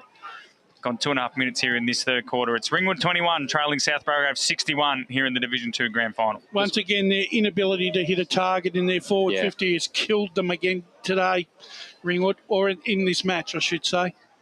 Latchwood won the tap at Peters, did some good groundwork, but his hand pass was intercepted, so the long ball for Ringwood is now being chopped off by South Belgrave. They've got a few numbers around the contest, so they can find their way, work their way into the middle. Bouncing the ball, Bartels gets it on the boot, but he rushed his kick. Bounce the ball, still might fall to Black. Black's got one to beat. He dances around and he makes Jones look a little bit silly as inside 50. The ball didn't hit the target, but it spilled to ground level, so Ringwood can't take their intercept marks, and it's still in the area for South Belgrave. We'll have a 40-metre ball up. Just watching Burton down forward, he obviously isn't going to leave that forward, that real deep forward line, and Ryan Silver has the opportunity to run off him. Well, also, how does South Belgrave have numbers everywhere the ball goes? The clearing kick by the Redbacks is indiscriminate, so it's going to go out of bounds after a few go at it, and it's on centre wing broadcast side. 3.5 minutes gone at third term. It's South Belgrave leading by 40 points, 61 plays 21. So, going to be tossed in. Jordanov in the ruck this time against Mitch Garner, who, if it wasn't for Tim Smith's 4 goals, would probably be right in the running for the Blue Ribbon medal. Jones sweeps up for the Redbacks and pokes it out in the Jordanov direction. Might have been impeded. Umpire said play on. Rory Neat comes away with it and kicks it inside forward 50. Cairns double team Smith. Comes out to Damien Garner. His little handball misses Hards. And it's still in play, and May has to go back and get it. Eventually, Lang will put his head over the footy and was piled into by Tim Smith, and we'll have a ball up. So the Redbacks just look, could it be a bit of the South Croydons as well, Brash? They just look tired. The consecutive weeks of football was maybe taking it out of them. Smith tried to slap it into the corridor, but the free kick would go the way of Jordanov. No advantage. So it looks like Jordanov's got the... I don't know if Latchford's off the ground or if he's gone forward by the looks of it. So Jordanov goes short for Parker, who's kicked one of their 3 goals today, James Parker. Just no real movement for Parker ahead of the footy, especially for a team with no real tools. He goes in the broad direction. He's got Garner in the front spot. The umpire's paid a chop. And we'll come back to Mitch Garner. So, it's just, Ryan, if you're Ringwood there, like James Parker's got the ball half-forward flank, he shouldn't have to bomb long down the line. No, I think he had to go the corridor, but you've got to have players, leading up and presenting to him. Flat-footed, aren't they? If he's got nothing to go, he's just going to go down the line, and obviously a 2-on-1's never going to work out for him. So Garner pumps it back. Whereas South Belgrave can't afford to do this given their superiority in the air. Tim Smith, little grubber kick. Looking for a runner in Sam Brown. He keeps it ahead of him. Might go back and get it now after the ball remains stationary at the top of the square. It was a Ringwood player just disposed of by Taylor Garner. And then going back and getting it was James Parker. Bartels, handball to Caden Black. Already got 2 goals this game. Pokes it to centre forward. It's all the Saints. They'll raffle it off. And Damien Garner takes the mark. 45 metres out directly in front, and this, I know it's probably past it, but this might be game over. Every time they kick to a contest, South Belgrave, they're kicking to height that Ringwood just don't have. It's we did say it was going to be their marking ability that would separate them, and it's separating them by a fair margin. As Garner comes, that was a horrible ball drop. It was a shocking ball drop out on the full. So the Redbacks still only 39 points down. Gav, 3-4-22 to 9-7-61. Whilst there's time, there's hope, but the transition kick nearly went the opposite way. Whack gets it into shares it with Brown as Redbacks make a meal of that. Their transition football's just not there at the moment as they try to go from back pocket to half back, but it's not hitting targets. That was a handball to nowhere. Yeah, and all that just means that it dribbles out of play. And this third term, it's been all South Belgrave, and they win the next contest. Hand pass forward by Hards. Ball's there to collect over the shoulder as the courageous effort by Brown, Sam Brown. No, sorry, Odermatt, sorry, it's not even close. But Odermatt comes towards the ball and gets taken high as he bent over the ball. I reckon it might be his second or third kick, Oders. And he goes along into the forward line. Got the marking power. Smith came late with the fly, never got near it. But at ground level, there's another player for Belgrave to get it. And that's Grant Garner. Damien Garner off the ground. And that's the way he'll score because the set shots haven't gone his way. But when it's off the ground from the top of the goal square, he can't miss. South Belgrave kick out to a big lead, 10-7-67. And Ringwood a 3-4-22. Christian Ronaldo like there by Damien Garner there. My God. Well, is he doing the shoe now? No, the Sue. Ringwood players were appealing for a unrealistic attempt from Tim Smith, but when you're Tim Smith, is anything unrealistic? That's the question. That's the question for the umpire. As Latchford goes up, there's frequent flyers. Then there's actually getting appeals off the for ground. holding the ball. But the term is unrealistic. So Tim Smith could say, "Well, I'm Tim Smith." To me, that was realistic. Maybe to you, it wasn't. But so free kick in the middle of the ground, going the way of the Redbacks. Jet Latchford goes short to Wadley. This is two players that can hold their head up high at the moment. Wadley goes out to the half-court flank, but it's intercepted by Odermatt, starting to get into things. He might be leaving his run a little bit too late to add to his collection, but he goes down the wing. Big fly! Taylor Garner, it's party time now for the Saints. This is getting pretty ugly for the Redbacks fans. It's a pretty glum-looking out of wing there, supporter-wise. He goes short in the middle, Garner to Peters. Peters, his kick's a bit of a shocker. Collier will get a handball wildly to space. Peters will go up and mop up his mess. Tim Smith gathers, but there's a free kick for a leg. Contact below the knees, and it will come back going the way of Lang. I think those last two goals from South Belgrave before halftime really just put a bit deflating after they got themselves back in the game. So Lang's kick to Whack is a good one, the 45. The switch is on if they want it, but he didn't see Sam Brown out the corner of his eye. Smother. Peters gathers. Handball off. Here comes Bartels. Runs to 60. Low ball to the goal square. It's there! Story of the day right there. South Belgrave. Kick there. 11th there. 11-7-73. Ringwood 3-4-22. And that's his second. Tim Wack, he saw the switch was on. It was the right decision, but he just forgot that Sam Brown was just out of his peripheral vision there, Gavin. I reckon he was within the restricted zone there. Well, maybe we can cry poor about that, but you've got to see him there at least as we go boundary side. Yeah, Nick Keeley just about to come back on. He's been testing out that ankle on the boundary line, and it seems fine now. Rucks go at it, nullifying effect, but Peters really strong in the contest. He can't shrug off the tackler, so he's going nowhere. And it'll be another ball up in the middle of Walker Park. Let's check the scoreboard. 10 minutes into this third term of the grand final. South Belgrave 11-7-73, leading Ringwood 3-3-21. They go forward again with a slap from the ruck. It's waiting for it, are the Redbacks. They can't pick it up, and here comes the swarming Saints as they have now got it inside 50. They've got a smell of a kill here in the third term. Wadley gets in and around it. He's kicked forward to Cullinuden, who looks outnumbered on the wing, and will go out of bounds. There comes a time in a team season where they get that sickly feeling that they know that they're getting that feeling now, Ringwood, that they're just about out of the contest, and they're just starting to shudder a bit. That's where the floodgates start to open. It's implied pressure, but they do win this contest. George kicks it forward for the Redbacks, but again, Costa. What a good intercept player he's been today. Has not done a bad thing, Costa. To be fair, none of his teammates have either. No.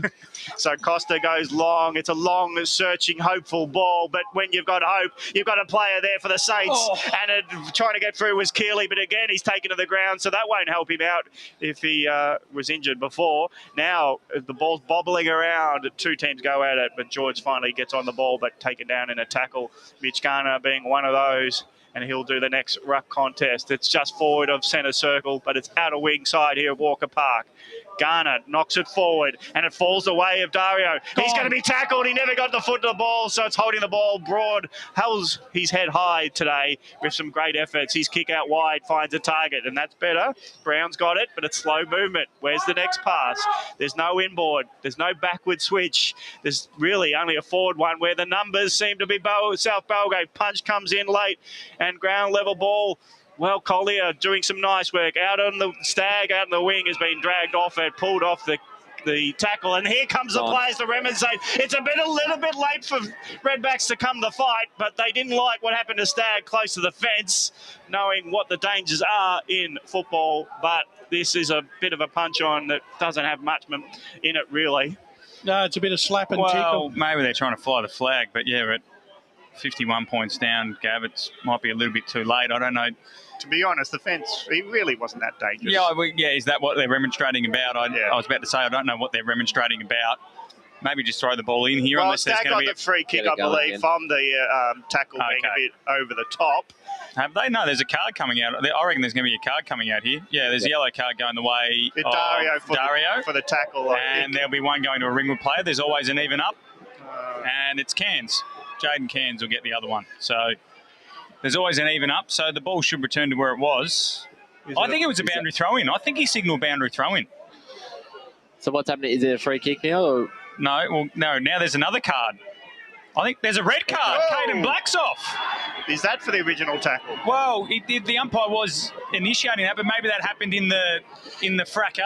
But so, well, you're telling, like, if we have a replay, it was sort of a dumping motion. Well, I didn't see it. I saw the umpire call a boundary throw-in and started thinking, when's the game over? Ring would have seen head going into ground and gone, that's not on. Yeah, they've remonstrated, so clearly they're flying the flag. So Black's off for the day. He's kicked 2 goals. Not a bad day at the office, but he's done, and he'll probably miss the first couple of weeks of next year.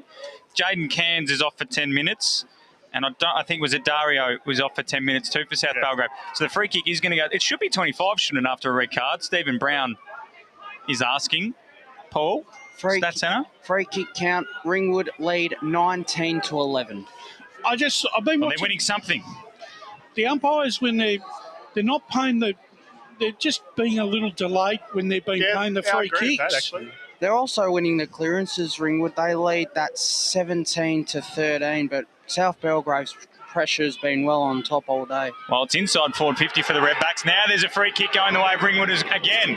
So could this be a little opening? The spark. Look, I'll be honest, I'm clutching at straws, Ryan. But there's a little bit of loudness from the supporters. Well, exactly. There's something to cheer about, and maybe they've frayed something here.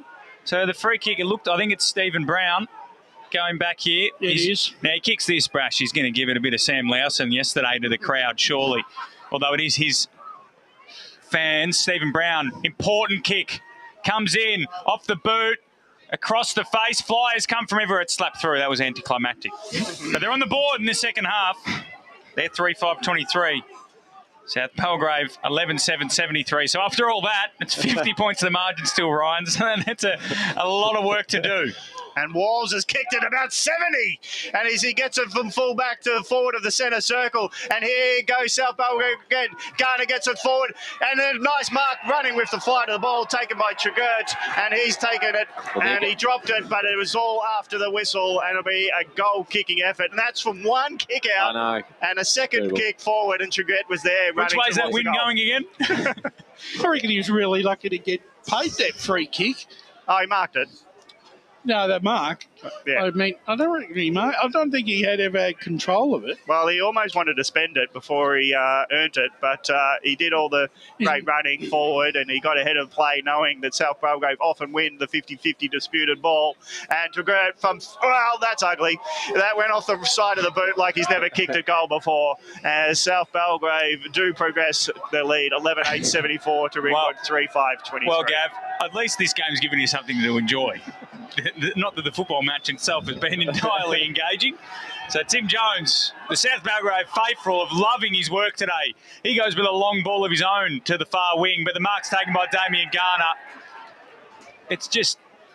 All three Garners have had an impact. What did Einstein say, Brash? You say, insanity, definition of insanity is doing the same thing over and over again and expecting different results. That has been Ringwood today. Kicking it long in the air and expecting somehow that South Belgrave won't mark it. Never going to win the height battle. They just don't have the height to match South Belgrave. So Tim Jones has got another crack here. Is that Jeffrey Howell in the background doing the little locomotive on the golf cart, just taking a few kids for a spin. So short kicks across goal. Oh, no. Bad to worse. No. Bad to worse. Bryce Hards should probably have the shot, but Sam Brown wandered over right in front of our man, Digital Davis Harrigan. He's going to line up This will lift the proverbial roof off the joint here. He's on the right side for a left footer too. The good angle of the dangle, Brash. Most definitely. Sam Brown, he's going to step around from 40. Set sail for home. Skinny. He just allowed too much. He did. But I tell you what, the crowd, if South Barrow kick another goal here, that fence might come down. Tim Jones has got another kick out here. Gav, what do you reckon he's going to do? Kick it out the full. Well, that's next in the He'll kick it to the trick far card. side. So Jones, here we go, Gav. Long, same spot. Cairns the target. This time, they've taken the mark. Nathan Cairns, defensive side of the wing. And it was close to the line, though, so he really skirted with it, as it's now Cairns. We're having a bit of fun, but Ringwood hard, and the kick into the corridor doesn't work out. Hards picks it off, and Hards has got options. He's got switches both ways, left or right. He goes left, and now it's through Connolly. He goes long from half back to half forward. The Flyers will come late. Punch out from Ringwood, but it's a high punch, so it's in the area still. Short ball out of defence will only be chopped off. Running onto it is Kidd. Kidd loads up into the pocket. Well, he didn't really look where he was kicking it, so it's gone out of bounds on the bounce, and it's a throw in 40 metres around from South Belgrave's goal. It's that fatal attraction getting to that far fence. They just want to kick it there, don't they? I reckon we should set one media. If we put one media team member on that, in the trees, maybe the ball will just stay in the corridor. Well, fatal attraction didn't end that well, Brash, so let's hope that that's not the result. As the kick goes, or the punch went 30 metres forward for South Belgrave, and there's a heap of pressure on the Redbacks, but they hold up in defence, this time for a free kick, going the way of Whack, being held in the without the ball, and he'll look at options. He's got none. He's got one, Cullinan short. He's rushed by the man being allowed to run at him because it was a play-on situation. Broad's in there. He's been fighting hard for the ball. He's hand pass out wide. Gets them out of run. Can they, Ringwood? This time the kick goes forward. It was really a rush run, but Broad's there to mop up with a mark. He's kicking the corridor. It's dangerous. Again, it's chopped off. And this time it's Shagurt. He's looking forward. He runs onto his right, puts it long in towards Garner. And then at ground level, Brown's at boundary side, but he can't keep it in, and it's out of bounds in the pocket for South Belgrave. And, geez, the tolls are just always there when they need them. It's almost like now that when South Belgrave go into their forward 50, almost expecting there's going to be a score of some description. Well, the fans are just awaiting a goal here. They're piled in there. They're about 5 deep. It's fisted towards the boundary line. Parker tried to gather, knocked it out of bounds for a boundary throw-in. Mr. Whippy doing hot service there, all the South Belgrave fans behind the goals, getting involved. A couple of gelatis with their VBs today as they look to celebrate another flag. Well, they'd get... It's incredible to think that this club will be in Division 1 next season. Sprinkles on the top for sure, South Belgrave. Well, absolutely. I know, they'll be getting flake free of charge as it's knocked towards centre wing. Callanan hit on the shoulder there. They've had one of the biggest off seasons, haven't they? Well, the guys they've brought in, and they've just strengthened the side. But it's just incredible that they're quite a small club, and traditionally from up the mountain in the Yarra Valley Mountain District. Only 20 years ago, Brash? Not even. Yeah. And now it looks like they're pretty much nailed on to be in the second flight of one of the state's biggest footballing competitions. As we're going to have. Well, my running joke was when Moody was around and that they were Black Caviar undefeated in the lower division. Well, but they've carried on from that. Ryan Webster was here today watching the Mulgrave 19s. Surely someone from Ringwood said, Ryan, you know how to beat them. Give us something. It's incredible. They beat them twice. That's what I mean. Incredible that the side that finished 7th or 8th beat them twice. So, anyway, the ball's been ping-ponging around on this centre wing. Mitch Garner's kick around the corner. He's swallowed by Murfitt, who's looking to the corridor, but then decides against it, kicks a wobble at James Parker, who right in front of the South Belgrave bench drops the mark. Yeah, 2 left hands then. Well, that just sums up your day, doesn't it? Yeah, poor Jimmy Parker. He's actually been serviceable. Kicked one of their 3 goals. And Bryce Hards came in and just let him know about it. So, 52 points. He knows what it's like to win a premiership, Bryce Hards.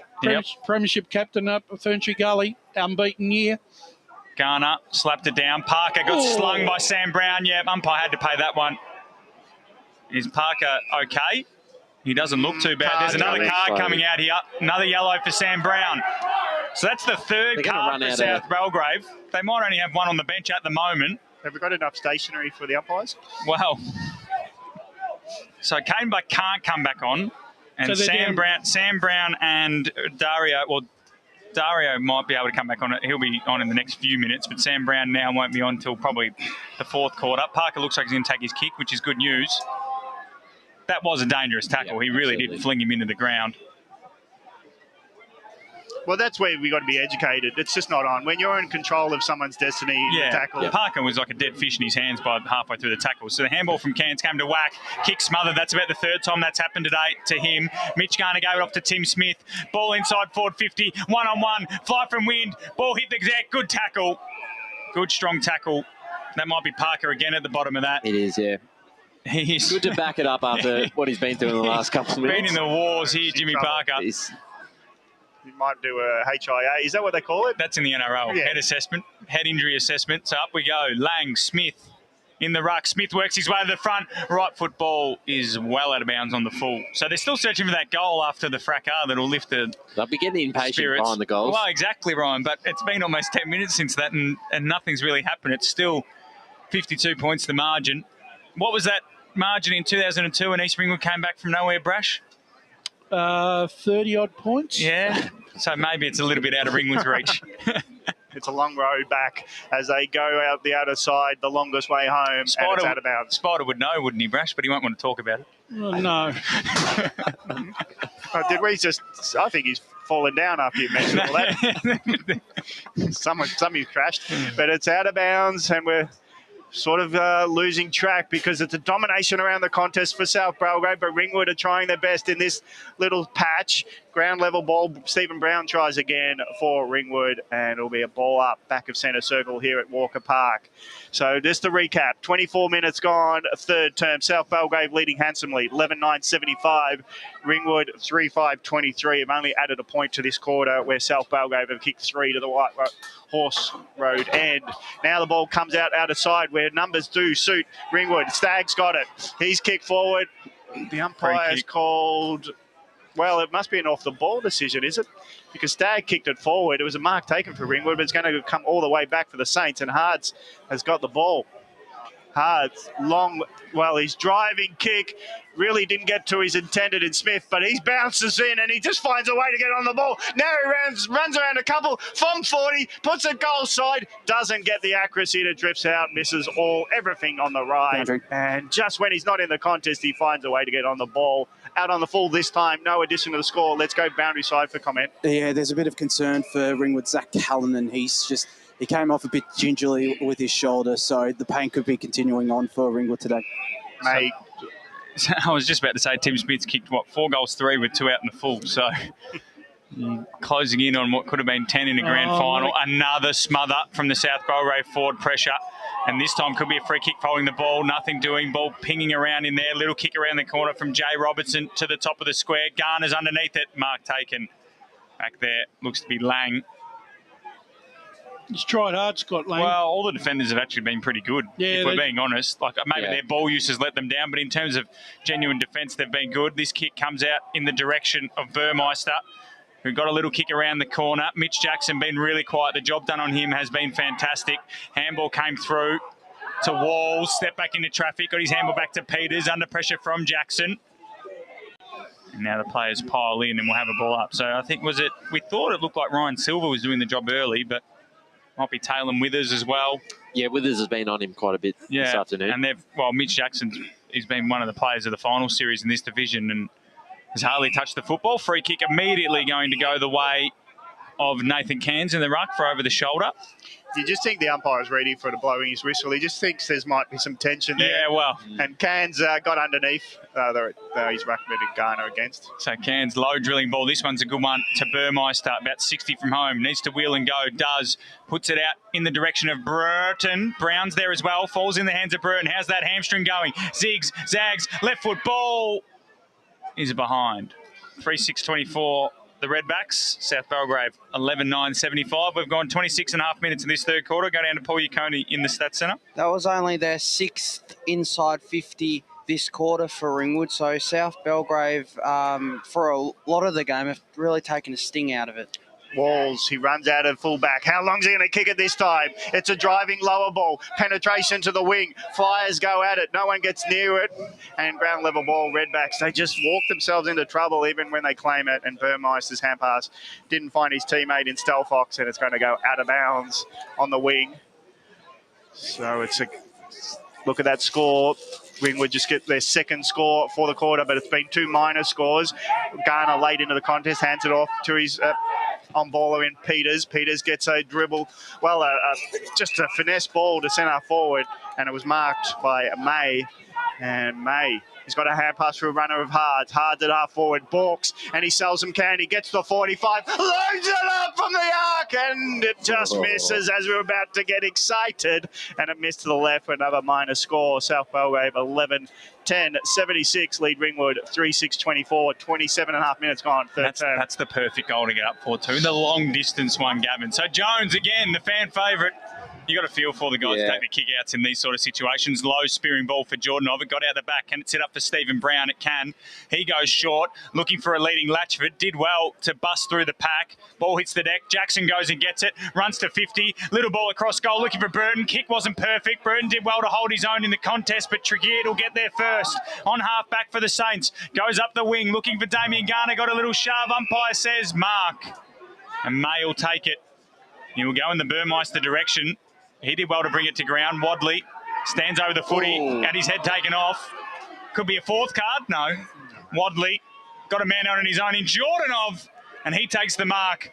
30 metres out on a 45-degree angle and can go back and line up for the Redbacks fourth. Bring the margin back to 46 points on the eve of three-quarter time. Brash, I've been impressed by Wadley. I know it's hard to pick him out at the moment, but he's fought hard and he's won plenty of the ball, and that was a good kick that set up a shot on goal here. Yeah, I was just going to... You stole my thunder there, Ryan, because I was just going to say that Wadley has tried extremely hard this afternoon. So Jordanov comes in, kick on the way is right. It's well right.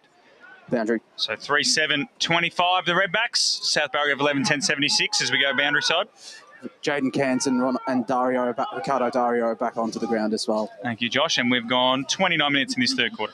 So Walls has got it full back. The excitement is how long will he drill this one? From 20 metres from the back of his goals, he gets it to the wing. So he's a long penetrating kick. Do you reckon kick. that's the game plan, or he's just having fun now? I reckon he's having fun because I reckon the licence is like just drill it's him. Party time now, isn't it? And expect one of the Garners to be underneath it. Well, they'll probably mark it. Yeah, or Tim Swift to come out of nowhere. That's what's been the tape roll so far. Here's Garner. He's knocked it down to Hards. Hards has 2-3 goes at it. He just leaves it behind as he's trying to run forward. And it's gone out of bounds and cans wrapped up. We'll hand it back to the boundary umpire. Actually, the importance of South Belgrave winning today shouldn't be underestimated because it gives that area now a point of difference for recruitment of players in that area. Kid was good in tough, but it's left behind by... Not that they've struggled to recruit. But...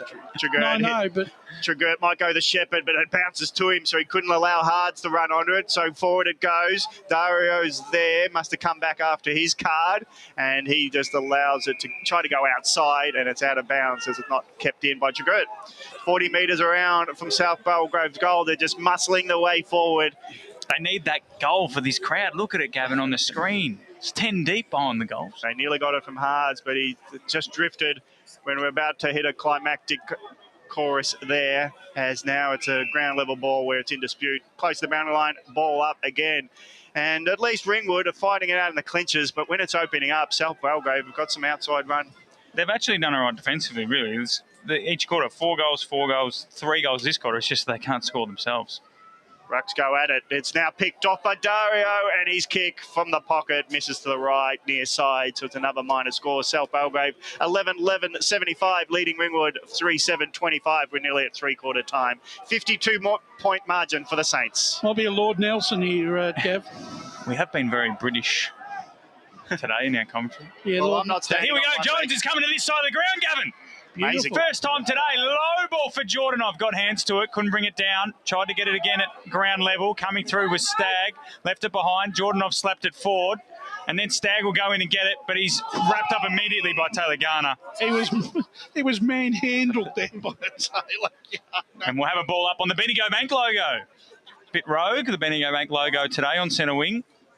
But nonetheless, out there again, another good sponsor of the Eastern Football Netball League. Mitch Garner tried to take it out of the ruck. Umpire says, give it back to me. Have another go. Long quarter, 32-minute quarter. I guess there was the fracas. Take up a little bit of time. Tapped down by Latchford. Wadley couldn't grab it cleanly. Hards dispossessed, but the ball spills free to the path of Mitch Garner. And we'll have another ball up. Problem is with tall ruckmen, they don't get any smaller as the game progresses, and they get taller and taller. It's a funny party trick from Mitch Garner. Getting taller and taller, Gavin. That's just science. But Brash, Latford's had a really fantastic year. Yeah, and for a young he's stage. a young player. Whack, Wadley, siren, three-quarter time here at Walker Park. Not much to talk about if you're a Ringwood fan, but the Saints are marching on their way to Division 1. They're 11-11-77, Ringwood 3-7-25. Tim Smith, the leading goal kicker on the ground with 4. The only other major news is Caden Black has 2, but he's been red-carded for a sling tackle. We'll go to a break. When we come back, the last quarter of the Division 2 season. Today at Eastland, Lucy's trying on jeans for a momentous occasion. Coffee with the ex. She needs jeans she can move in because she's definitely moved on. Jeans that get a second look, but don't give any second chances. Jeans that say, "Why yes, I have spent the last 8 months in a post-breakup juice cleansing, kickboxing, personal training frenzy." And it looks as though she's just found the perfect pair. Bravo, Lucy. For all of life's little moments, there's Eastland. Eastland. Live real.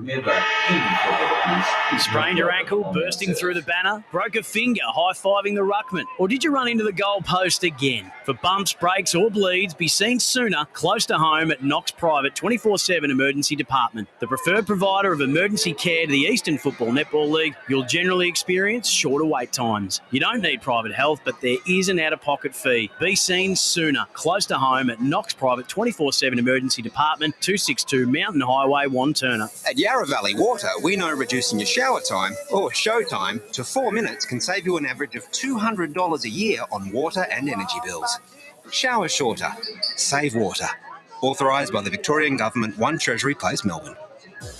Running and jumping can be really painful for girls, especially in contact sport. Boob Armour supports your breasts, minimises the bounce and guards against impact and injury. Feel confident, feel supported, available at boobarmour.com.au. Do you feel good about your bank? Because there is a bank you can feel good about. They share their profits to fund big community projects, small community clubs, and vital emergency services. They've given $250 million to help Australian communities thrive. They have all the products and tech you expect from a big bank, with service you don't. It's Bendigo Bank. Feel good about who you bank with. Try Bendigo. Search bendigobank.com.au or search Bendigo Bank near me. How would you like to be celebrated? I think I'd like to be celebrated with lots of music, dancing, a bit of a party. I'd like to be celebrated at the pub with a few frothies. Maybe some colourful balloons, my favourite flowers. How about some glitter? I'd like to be celebrated in space. Outdoors, having all my family and friends together. At Tobin Brothers Funerals, they know that every life is unique and they think that every celebration should be too. Find out more at tobinbrothers.com.au. Tobin Brothers Funerals, celebrating lives. Sprained your ankle, bursting through the banner? For bumps, breaks or bleeds, be seen sooner, close to home at Knox Private 24/7 Emergency Department. You'll generally experience shorter wait times. Knox Private 24/7 Emergency, 262 Mountain Highway, Wanturna. At Yarra Valley Water, we know reducing your shower time, or show time, to 4 minutes can save you an average of $200 a year on water and energy bills. Shower shorter. Save water. Authorised by the Victorian Government, 1 Treasury Place, Melbourne. EFL Saturday Game Day continues. Let's head back and go local for your footy. Welcome back to Walker Park at Mitcham here. It's the Eastland EFNL Division 2 Grand Final. South Belgrave, I don't like to go the early crow, but I'm pretty confident they're going to take away the premiership here. They're 11-11-77, Ringwood 3-7-25. Leading goal kicking the ground, Tim Smith. The other major news, Caden Black has a red card. Gavin Casey joined myself, Matthew Fodier, Ryan Long and Wayne Brasher here in the studio. Gents, what can we expect from this last quarter? It was a similar margin yesterday, and then East Ringwood turned it into party time and the margin got close to 100 points. Do you think that'll be what happens here today, or think Ringwood will put up a bit more of a fight? No, I think I still think Ringwood will continue to fight the game out. They're trying. They're still trying to make things happen. They're still trying to, create and run. But it's just the way this afternoon, Matt, that they've delivered the ball. They've been outnumbered in height. They've also been outnumbered in turnovers. But they've been outnumbered mentally, as well. And I think that no matter how hard they've tried, South Belgrave have had an answer for it. To go boundary side with Jared Beanland. Mate, it's been a great performance so far. I'm sure you know what it looks like from the outside, but it's not job done yet, is it? Nah, certainly not. No, I just think, but we don't want it to be job done. We want another 30 minutes of fight and dare, and that's what we do. We're grinding, and we just want to make sure we grind out the last 30 minutes and get the reward we want. You just said to the players that you'll enjoy it more if it hurts. Is that the mentality that you've taken throughout the entire season? Sure, and that come at us at times, and physically, and maybe some stuff that's a bit untoward, and not say that we started that, but I think that's what footy is. It's combative, it's competitive, and that's what we've brought today, and we knew that's what we had to bring today, and so far we've done it, but we've got 30 minutes to go. Yeah, and also, as you said to the players, enjoy the last 30 minutes, mate. Well done. Yeah, absolutely. There we go. The message there, Ryan, was just have fun and enjoy it, I guess. This is the best part of a grand final, isn't it? Speaking from experience, right? Speaking from experience. No, I was talking about myself. Okay, there you go. Wasn't in front of this many people. It was bright and early, mate. So, glory days. But you're right. This is the 30 minute. That's why I'm sort of worried a little bit about the scoreline, Brash, because yesterday, as we go down to Josh Ward. Yeah, I was listening into Brett Rowe, that 3/4 time address. He wasn't as angry as I thought he would be. He was still calm and collected. He said to take risks, just take risks, keep the ball moving as quickly as possible, work hard from the contest, pressure up forward, now or never as well. But unfortunately, I think, it pretty much is now. It is really now or never for the Redbacks, but it's, really hard for them to come back, I reckon. Thanks, Josh, for that insightful comment there at the end, mate. Sorry to wind you up there. But yesterday, East Ringwood, probably similar message, enjoy it. They kicked about, 6 or 8 unanswered goals. Remember I kicked 1 in there, but I'm a little bit worried it might blow out, Brash, just because as much as Brett Rowe will be trying to inspire his charges, it's hard, Gavin, for them mentally to sort of go, we can still do this. What does risks look like without exposing yourself as well? It'd have to be the perfect quarter to even get it back to a decent margin, to be honest, let alone an exciting finish. But nonetheless, I guess Ringwood have had it happen to them before, Wayne. So maybe that'll be what Brett Rowe was saying. Every time it's been us on the other end of it. So maybe we can perform a miracle. They just won't be able to score. That's been their issue so far. But that last 10 minutes, their back six, they just kept finding it. They they kept grinding it out. So I think that's what you expect from them to continue that. But South Belgrave will be a bit anxious just to start kicking some goals. South Belgrave they'll be looking at a 16-6 win here. They'll be looking at a 60-point victory. Whereas I think if Ringwood could kick, 4 or 5 and keep South Belgrave to 2, which I know could be, might not even be on the realms of possibility. Ringwood could take some solace in the fact that they really did fight the game out. Not that they haven't; they've just been undermanned and outclassed this afternoon. So, well, Brett Rowe must have said a lot more than just take risks, because they went a long huddle, and the fan base of Ringwood took a long time to get off the field. So we're waiting about a minute and a half in the middle of the ground, but the players now are in action. Collier tries to shark the tap as Ringwood go forward. Wall's running back with the ball. He gets the half back, dodges one, gets on his left foot. He's not his best, but it's a great kick around the corner and finds Mitch Garner to take the mark on the wing. Short inboard pass hits his target in Keeley. Keeley looks ahead at options. There's plenty to look at. So he'll just probably he puts a deliberate ball into space, and here's Tim Smith leading up to the ball, 45 metres out, takes the mark, relatively uncontested. And when you've got players, Garners, and you've got Tim Smith, put it into space, they'll do the rest for you. That's all they got to do. Just put it in front. So Tim Smith, who's kicked 4 goals, had a few misses, including some that went out on the full. But this will be a medal-earning effort I'd say, and this could be just the cream on the cake if he can get an early goal in the fourth term. Driving ball, just didn't get the distance. Punch comes in from the tall Latchford, and it's now over the line for a minor score. 11-12, 78 South Belgrave leading Ringwood. 3-7-25. Let's go boundary side for comment. Just confirming as well, Zach Callanan is out for the rest of this game. He's got a bit of strapping on his shoulder. So Tim Jones taking the kick out. Goes long in the direction of Jordanov. Couldn't bring it down the ground. Burmeister came through, dropped the football after being met by Wynn. Keeley goes in and gets it. Does well. Second and third efforts are really impressive from Keeley. And he's wrapped up on the EFNL logo here. Centre wing.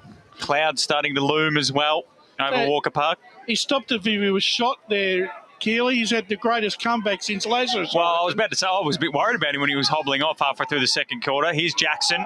Handball out to the running Wadley. Where can he go? Long inside forward 50, but it's all the Saints under this footy. Raffling it off. And the mark's taken there. And then the dangerous kick into the corridor might pay off for them. The fist came from Brown, but Odermatt is sweeping onto it. Socket it forward. Coming through nicely there was Jones. Got his handball to Cairns. Cairns goes to the outer side where Nathan Cairns is, and he marks in space, goes into the pocket. Burton's the target. Good spoil coming over. Burton couldn't keep his feet. And then Broad knocks the ball out of bounds for a boundary throw, and that was Ringwood's best piece of play for the day. Jacob Broad's tried really hard for Ringwood, along with Wadley as well. Yeah, they've played well. Yeah, I don't like the word trying hard. I'm sure they've all tried hard. I know what you mean, though. Broad, Wadley, Latchford have been the ones, and obviously the back six that can really hold their head high. The others have probably not had many moments to smile about, but I guess when you're losing by 50 points, it's hard to have many reasons to smile regardless, as the ball's now back in front of the Portaloos, defensive side of the wing for South Belgrave, and out of bounds for a boundary throw-in. The far wing there. Decent crowd in. Yeah. I think what we were trying to say is it just speaks more about South Belgrave, not Ringwood. South Belgrave have just been phenomenal in every line. Yeah, there's a difference there. I didn't expect this as much as I expected yesterday, as the ball spills forward. Stagg does well. Little handball to a runner in Jackson who missed it. Nathan puts his head back over the footy and then should get a free kick because Withers, I don't know how he disposed of that. And then there's another tackle here by Peters. There's a player in the background from South Belgrave, a bit slow to get up. Looks like it might rain soon as well. We might need to get the lights on. Where's Gavin Ward? Got his finger on all the buttons here at Walker Park. Should be turning the lights on. Slap forward by Mitch Garner into Damien Garner's hands. Boundary. So we go boundary side. Jared Beanland. Little spits of rain coming. Oh no, Jared. Oh no. Oh no. And we haven't seen a goal since the fracas either, Gavin. Yeah, I love the word fracas, that's why I giggle. As now Ringwood get it inside 50 with the long ball, but of course, who's home? It's only Walls, and Walls takes the mark on the last line. That was so anticlimactic too, Jackson. He ran to 50, he was ready to give the finger. He just pinpointed it. That was a beautiful kick. It was, wasn't it? And he'd pulled his kick to just hit him up beautifully, I reckon.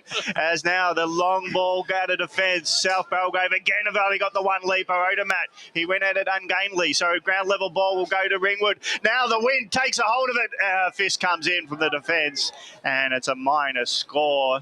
So it's Ringwood getting on the board, 3-8-26, trailing South Belgrave, 11-12, 78, 4 minutes gone, final term.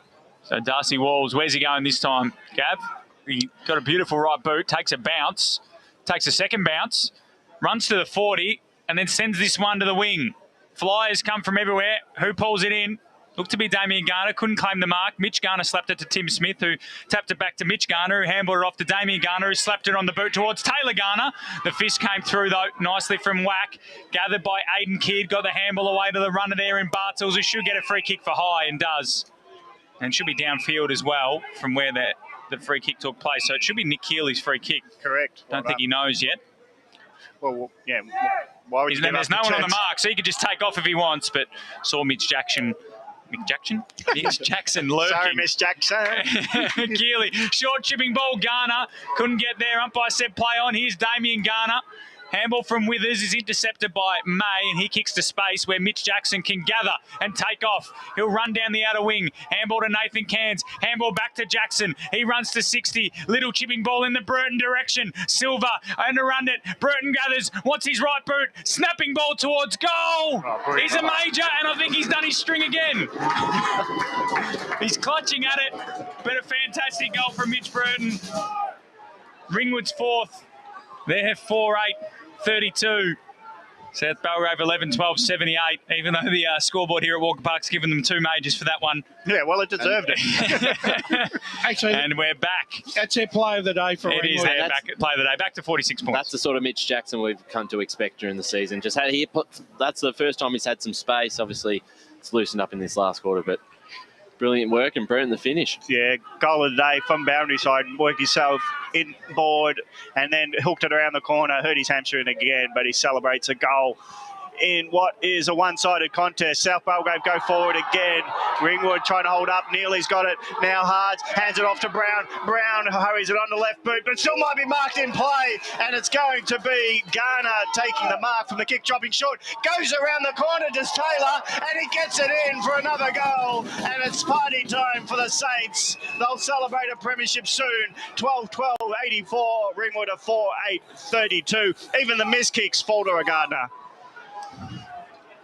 Yeah, well, that was just, once again, another piece of classic play by South Belgrave this afternoon. Every time they've moved that ball into their forward 50, they've been creative enough to create, Ryan, some spectacular goals. Oh, that's what happens when you've got a forward line with 2 Garners and a Smith in it. It was a beautiful kick, wasn't it? Yeah. That hook around. So after Burton, Ringwood tried for a quarter and a half to get a goal, and then South Belgrave go and get one straight away. Mitch Garner took on the tackler, and the umpire says, give it to me. I tell you what, there'll be a few Division 2 clubs that will be very happy that no, they won't be seeing South Belgrave next season. Well, exactly right. There'll be a few Division 1 clubs that are a bit annoyed they will be. So back we go in the middle. Mitch Garner's tapped down, went straight into the hands there of Harry George, who tumble punted it inside forward. 50, good mark. Broad. Jacob Broad. Tried hard all day, been very impressive. Can go back and kick for his second. He looks like one of the boys out of Shipmates, Ryan. You've been he does too, doesn't he? Yeah. Very bit similar. of Shipmates about him, Jacob Broad. Well, he got promoted in the jumpers from 20 to number 1. Well, exactly. Maybe that's why. So, Broad coming goal to goal this last quarter from 30 metres out. He's kicked it, so he's got 2. Been very impressive, the young man. 5-8-38, the Redbacks. South Belgrave 12-12-84, 8 minutes into the last quarter. A bit of reward for him. He's been one of their better players today. He's provided some opportunities up forward and got number 2 brush, so not a bad day for him, despite obviously a very one-sided result. Like I said, they're still fighting Ringwood, didn't they? Well, that's the difference between this and yesterday. And that's the thing. There's a lot of very proud, and the club's a proud club. We're not going to take it lying down. From the back line, running it through was Connolly. His hand pass when he took on the tackler went to Niels and Keeley, and his hand pass went across and topping it off. And Jones, he's selling candy and he's moving his way up the road. And it goes to half forward where he doesn't have a marking teammate, but there's plenty of Redbacks around the ball. And Jones goes again. He says, I'll help you out at half forward. Gets it to Jordanoff. He took his time. Finally, the smother comes in on his kick because you can't take that long. And he goes in the tackler. And it'll be probably a ball up because South Belgrave through Keeley just want to hold it in. But he did smartly there, just rolled out of a tackle, hand passed it to a man on the boundary side, and they gained some ground, did the Saints. And that's the difference between the Redbacks and the Saints, is that the Saints can get some fluency when it opens up for them, where the Redbacks just spilling opportunities. Let's go for Paul for more stats. Well, Ringwood's defence have definitely been up there. They haven't been too bad at all. The tackle count is only 30-29 in South Belgrave's favour, so they're not going down lightly here. Well, in the meantime, there's been a holding the ball decision going the way of South Belgrave, and Walls took the advantage, got it out wide to Robertson, who goes out to the outer wing. Sam Brown's back on the ground after his yellow card, leads all comers, gathers, handball off to the runner, Robinson, who kept moving. He goes inside forward 50, Tim Smith's one-on-one. Didn't even need to call the rest, Ryan. No, you knew it was happening. Foregone conclusion. It's like it's 1 on none. And he can go back and line up for his 5th. He's kicked, 4-3, 2 out in the full, 2 rushed. He's done it all today, Brash. Yeah. Yes, Lang was in the contest, but the way the ball just drifted. Well, he knew that he bred the breeze, didn't he? Yeah. He knew exactly that where it was going to drop. It's a man who's understanding the game, seems to be a little bit better than everyone else on the ground. So Tim Smith, 30 metres out, comes in. This one's through the middle. That's 5 for Tim Smith. 13-5 for South Belgrave. They're 13-12-90. Ringwood 5-8-38. 10 minutes into this last quarter.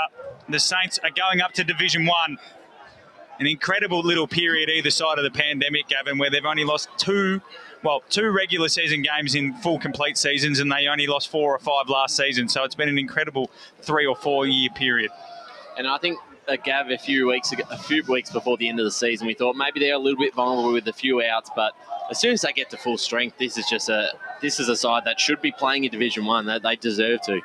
Yeah, there's options aplenty for them when they go forward, so that actually gives confidence to the midfield. The midfield was a bit indiscriminate with the tackle there, so George picks up the free kick, goes forward, and the late knock-on by Dario he's tried to be strong in the contest, but he's been a bit unsportsmanlike at times, unfortunately, and it's gone down the field, and Broad will have a shot for goal because he was around the area where the ball landed, 40 metres from goal. So it's for his third. Yeah, and this is a great game from him. He's a credit to him. He's looked good in the heat of the cut. Now he's gone forward and he's looking dangerous as he'll have a set shot from 40 out, kicking towards the White Horse Road end.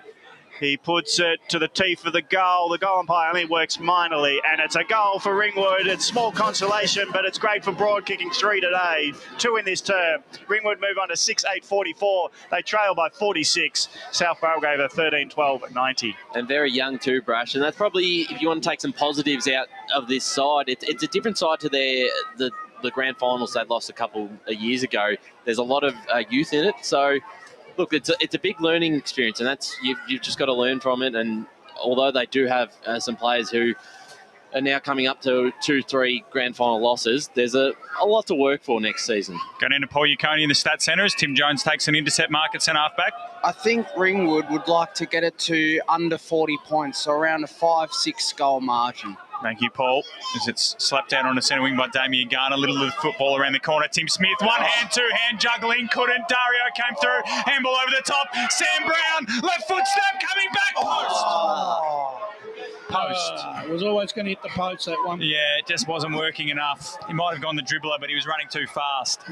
So 13-13-91, Ringwood 6-8-44. We're having a bit of fun now, though, Gavin. This game's opening up as Jones's kick in lands on the chest of Whack at centre half back. It would have been a big celebrator too, Brown. Well, especially in front of his faithful there. To Hill. Chipping ball to Kansas, centre half forward. Takes the mark. Got to go quickly, Nathan. He's going to go back. He kicked 5 last week. He did.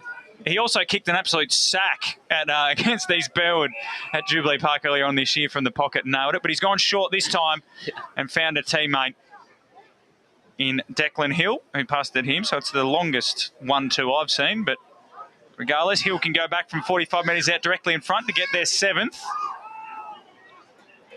And bring it back to 41 points. Hill runs to the arc, kick off the boot, hooking right, might fade back with the wind. Flies come from everywhere, Walls takes it through for a behind. So 6-9-45 the Redbacks. South Belgrave 13-13-91. 14 minutes gone in this last quarter. Well, so far they've outscored South Belgrave in this final quarter, Ringwood. Walls goes long. He's got Damien Garner, who drops the ball under a bit of pressure. So the kick by Wadley, high into the pocket, and the fist comes in from the defence. Walls, again, does well as a defender this time. And it's a ball in, around 5 metres around from the point post. Ringwood at least fighting it out as they go to the scoring end, and it gives them at least some joy that they might kick some goals in this grand final. But it's been a well-deserved, from the season alone, for South Belgrave to take out this premiership, and today they have looked dominant, especially when they go inside 50. It smells like rain outside. I'm just hanging the head out the window here. I don't know what that smells like. Jared? Yeah, it's definitely coming down a little bit harder. You don't know if it smells like rain. Yeah, damn dog. You can smell rain. Okay. We'll go on. Brash is just looking at me, ball bouncing on the ground there inside the Ringwood forward 50. Next thing you're going to tell me it smells like Teen Spirit. Well, you had a long run up at that, Brash. You had a long run up at it, converted nicely. We've got a few teenagers around. In fact, that you could argue Ringwood and got a few. Jacob Broad's team spirit has been good today, Brash, as it's thrown up. Garner, Mitch, his performance probably go under the radar given how good Tim Smith has been. And then a nice strong tackle there from Withers, pushing the back. And the free kick's going to go to Mitch Burton, who pulled his hamstring, we thought, in the second quarter from a similar distance. This will really test it out if it's... Well, he's looking pretty confident. He's pulling up the short sock. So from right on the junction of where the 45 meets the boundary line in front of the Birdies Golf signage here at Walker Park, Burton sets sail for home. Not a bad effort, but it's skinny. So he's got another behind. He's kicked 1 goal 3 today. Ringwood a 6-10-46. South Belgrave 13-13-19-1. 16 minutes gone. Last quarter. Paul Yukoni in the Stats Centre. I'm right in front of you guys, and I can definitely start smelling the rain. Yeah, you can smell it, Paul. Yeah. Good to hear. Good to hear. Lee Green's just texted through. There's a specific term. It's called petrichor. Never heard of it. There you go. Thank you to Meg Green, who actually gave us that scientific piece of information, Gavin. Brilliant. Walls took 1 bounce and then kicks it 60. And now they've gone from the last line to half forward, all in one big kick as the ball dribbles off the pack and out of bounds. Might need me Pink Brolly to do the medals here, Gav. Wheel her back out. We won't be on air long enough to hear who gets the medals. I think we know. I can probably tell you who will get them. Well, the winning coach will be Luke Galliot. Yeah. So we know about that one. So South Belgrave can't get the ball forward. Collier does the tackle on Peters and wins a free kick for holding the ball. And Collier will load up from half back, goes long to half forward, where it's all South Belgrave, but the boundary line on the bounce will be his saviour because there was no Ringwood players anywhere near that ball when it bounced, and it'll be a ball in 60 metres around for Ringwood's goal. Unfortunately for Daniel Collier, he's really struggled to get into the contest today. He's had a bit of it. It's just been the ball use, I think, that's let him down today. Is Garner got rid of Jordanov but couldn't claim possession of the football. Now there's going to be a free kick going the way of Jordanov. I never get ruck free kicks. I say that almost weekly. Don't Jordanov. Yeah, Hot spot, that was a throw. all the Saints. Oh, was it a throw? There you go. I do understand that free kick. Thank you, Jared. Costa, handball, the runner there. Connolly, left boot to the wing. Flyers will come. Damien Garner brought it to ground, then gathered his own crumb, hooked it around the body. The bounce, nervous one for Latchford. Taylor Garner slapped to Keeley. Little poking ball over the top was to the one Ringwood defender. He had Odermatt, who doesn't kick his annual grand final goal brash in open spaces, but the ball comes to Stagg on centre wing for the Redbacks. He'll be hoping for it very soon. He's getting a little bit itchy. Kick in board to centre forward. Nice mark by Wadley. Late attention knocks him to the ground, but he'll pick himself up at centre forward. He's looking a bit dusty as he looks at all options left and right. He's got a short on leading inside 50, and it's Jordan off finding. Oh, sorry, that's just help us out there, boys. That's that's George. I always get those two potentially confused at times, but George takes the mark at centre forward. And I think Harry's had a day he'd rather forget. He's hardly had many touches. No, he hasn't. He's looking for his first goal from 40 metres out. Goes on a bit of a right arc to get some momentum, and he gets the full swing of the leg through the ball, and it rockets through the goals for another goal. Highlight for George, but it's been minimal. Ringwood 7-10-52. South Belgrave 13-13-91. There you go, Brash. 4 goals, 7 scoring shots in the last quarter, so finally starting to get involved up there. And they might get another 30 points here. And looking back at the annuals of time, you think they made a little bit of a rate run for it as we go to Paul Yukoni in the Stats Centre. One stat in this last quarter that Ringwood can take pride in. Now, they sort of would wish they'd done this early, but they've taken 4 marks inside 50 in this last quarter. Might have a little bit to do with South Belgrave maybe taking their foot off the gas, Paul, but you are correct. They have been managing to find some targets inside the arc, which has allowed them to take fairly reasonable shots as goal. We're back in the middle again. Latchford. Peters a shark the hit out though. And his kick landed on the chest of Bartels, who's been good. Gave the handball off to Walls, who's a beautiful user. This one to the Smith direction. And Lang beat him. 1-on-1, Scott Lang. He defeated Tim Smith, and his kick into the middle of the ground was dangerous. It was risky. And Tregear chopped it off. Got the ball out wide to Keeley. Lazarus, as Brash has coined him. He pokes it to centre forward. Bartels is the target. Ball hit the deck. Damien Garner's around it. Collier, little handball to Wadley. Wadley's handball to Stagg. Stagg handball to George. And then George flicked it out to Jones. And the Redbacks might be away if they can hit Jordanov. It slipped through his fingers. The bounce might suit him. A little toe poke into the corridor will work out. The handball from Burmeister is a dangerous one for both sides. Coming through hard was Stagg. Did really well. Dive back on the football. Got a handball away to Burmeister. He wants to go onto his right in the centre circles. Pokes it forward, but it's all the Saints. Costa comes through and takes another intercept mark. So Costa has probably taken at least half a dozen marks into his defensive area, and he's now he's been the general pointing to where he wants players to go, but they're right open, Saints coming out of defence. The long ball just traverses the square. Brown on the punch, on the bounce, gets it to Keeley. Keeley gets it back to Brown, and Brown just hooks it back, finds a teammate. Long ball inside 50. Will go to the last line of defence taken by Lang. And Lang does a nice mark on the last line as the goal was nearly taken. He's kicked it straight back to the opposite number in Connolly. Connolly, who will line up again. This time he'll get it to the top of the goal square where Garner's leading into the pocket near the scoreboard, which reads nicely. Garner pushes off one, bounces off two, crooks it around with the right boot, and he's just missed. Wait, no, there's something going back here. I think there's a free kick. There's a free kick going to Garner. He's going to have another go. Well, I think it even hit the post in the end. Did it? No, it didn't. It landed over here. Well, the wind must have pulled it back. There's a free kick going his way, though. Yeah, he's pushed off it. He's pushed off one opponent, bumped off a second. Wait, no, now there's a free kick going to the Ringwood player. Oh, jeepers. For what? High fend, maybe? Oh, yes. That okay, one. replay cleared it up. And he got taken in a late tackle. Yeah, so the ball is kicked long down the line by the Redbacks defender. Oh, and then Broad got met. And we're going to have a ball in on the far side. 39 points the difference here, so Ringwood have added some respectability back into the scoreline. But South Belgrave are going to be Division 2 premiers in 2022. Thrown in. Ball didn't get to either ruckman in the end. Collier had to slap it back into the corridor, but it's all the Saints. Low spearing ball in the Tim Smith direction. Gets out of the back to Garner. Wheels onto the right boot. Handball back towards Odermatt. He can sniff a snag. Missed it. Can't. Came through nicely there. Was Stel Fox, and he's wrapped up in a tackle. No sizzle there for him. No. He'd be kicking himself. So, ball up 40 metres out from the South Belgrave goal. Just isolate the great man. He's getting anxious. He's in the ruck now. He's in the ruck. Latchford. Hands and knees. Brown.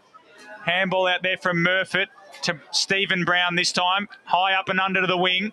Good contest from Burmeister. But it's picked up by Charlie Peters. Low spearing ball in the Sam Brown direction. But Cairns, Jaden, pinched it off him, and he goes short to Stagg, who takes the mark on the defensive half-back. Stagg goes into the corridor through Wadley. Wadley's hand pass nearly behind his runner, but they go long, and he just misdirected it because there was no one at home, but of course it's Costa again. But literally, he was the only one inside that 50-metre arc. So where was... marks he's taken. You've got to... Unfortunately, Ringwood are a bit lost going forward today, and that's just symptomatic of how they've gone. I reckon he watched Chris Cherney yesterday, Costa. And he's been mopping up ringly, and even South Belgrave winning those tight contests around the boundary line and using it to their advantage just to not concede any momentum to Ringwood. They just knock it out of bounds, and it'll be a boundary throw-in out of wing.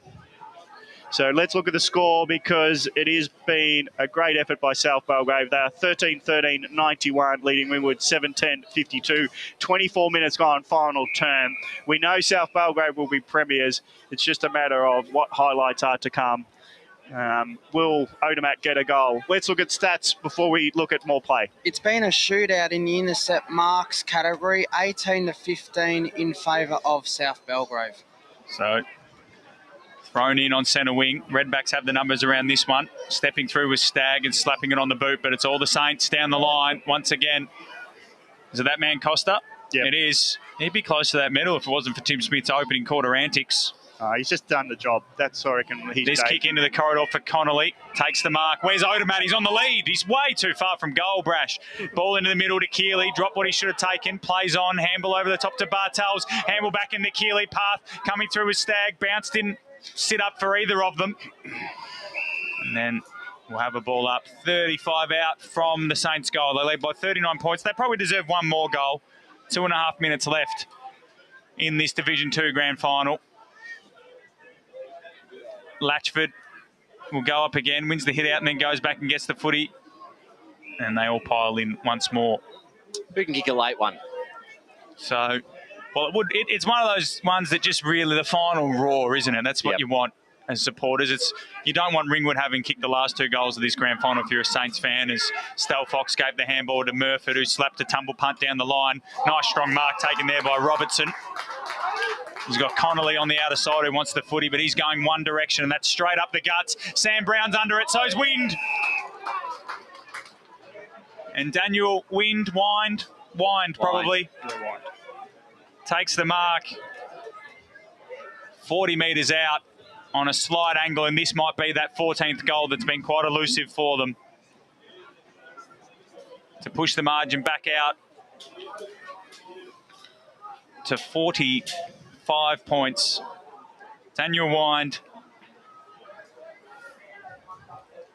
the cherry on top of a pretty impressive Saints cake, comes in, kick off the boot, is right.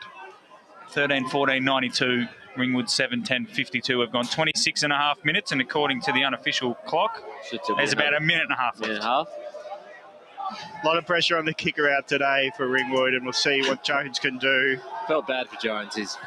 He goes long, and this is a better one because it's Jordan off underneath it. Big pressure on him. Mr. Fox does the roving. Of course, he's under pressure. Stagg gets a hand pass forward, and here's Hill at half forward. Hands it back over the top to Jordan, who ran forward. His short pass might, on the bounce, nearly hit the target. But Broad picks himself up and gets the ball on the bounce. Does some nice dodging, pushes off opponents. Jordan gets a hand pass to Cans. Cans from 40, boundary side. That is beautiful. What a letdown. That must have hit the left post. Well, it would have been a very anticlimactic end to the game if Nathan Cans had just dogged one from there. That was a tight angle, but he used the wind to his advantage, but the wind got a hold of it late. 30 seconds, boys. 30 seconds to go. So South Belgrave are going to be Division 2 premiers. The club from up the mountain will continue to climb the EFNL mountain. They'll be in Division 1 next season as Darcy Walls pumps it down the line.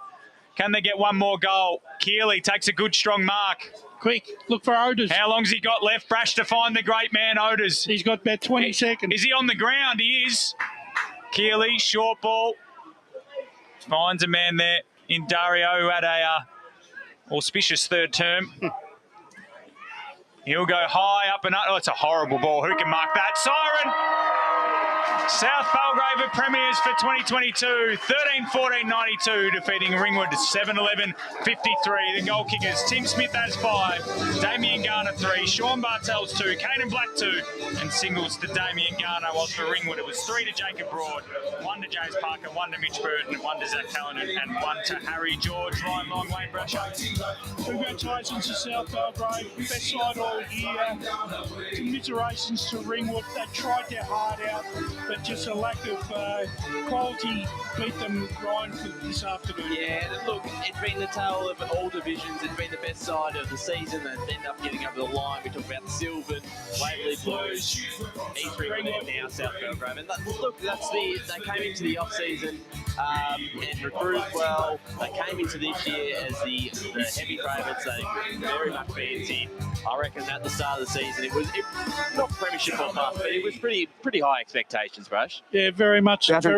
Let's go boundary side quickly. Got South Belgrave coach Luke Gallagher alongside me. Luke, simple question first up. How much does this mean to win a premiership, 2 consecutive premierships as well? Yeah, I just think, the 3 years or 2 years off footy in the third year, finally get an opportunity. I just think, I said to the boys before the game, we've all stuck fat. No one left, during those sort of circumstances. And, they got their reward today. And we're just it's not really a relief. I just expected us to play well today, but probably not as well as we did, to be honest. And Division 1 footy next year as well. Must be pretty excited for that. And that's what we play for. We've been desperate to sort of keep climbing the ladders. And, I think COVID sort of hindered that at times. And potentially, that's not getting ahead of ourselves. But, Thanks, Josh. We can't, for me, I'm already thinking about it, to be honest. We'll obviously enjoy the week, but we're desperate to go forward and keep growing as a footy club. So, yeah. Thanks, Luke Galliot. That is it for us here at the Eastland EFNL Grand Final at South Belgrave, 13-14-92, Ringwood 7-11-53.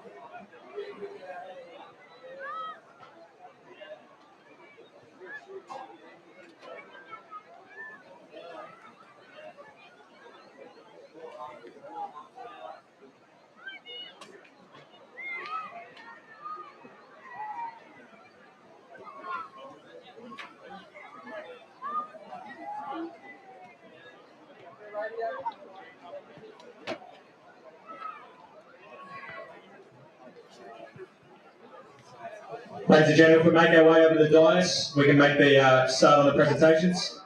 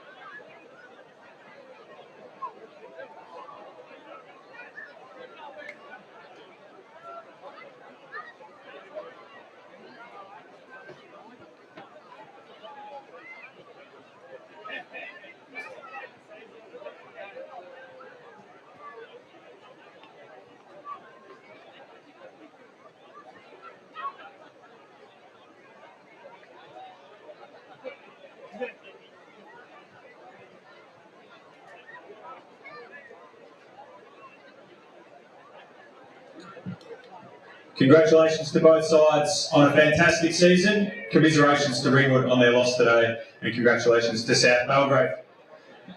I'd like to invite Bruce Atkinson, who's already on the dais, to invite the to award the medals. And we will start off with the best on ground, which in Division 2 is the Les League medal, and the winner also receives a Blue Ribbon award from the Blue Ribbon Foundation. The winner today from South Belgrave, number 2, Tim Smith.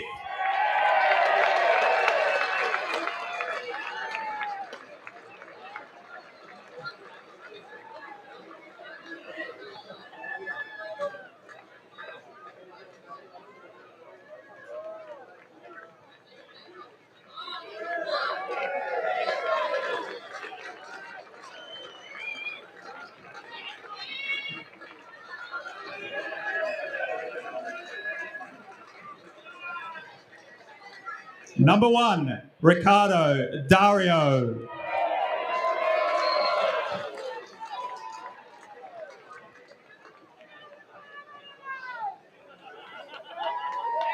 Number 3, Taylor Garner.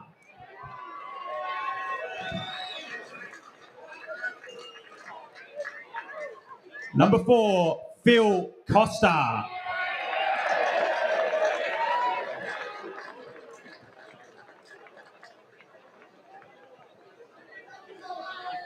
Number 7, Darcy Walls.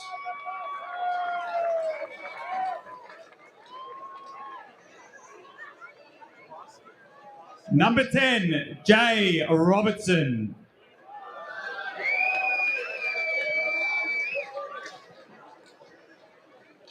Number 12, Sean Bartels.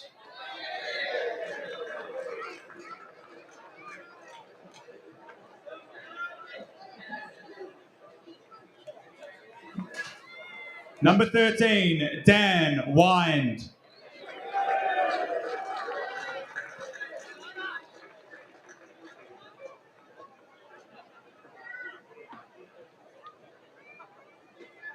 Number 15, Bryce Hards.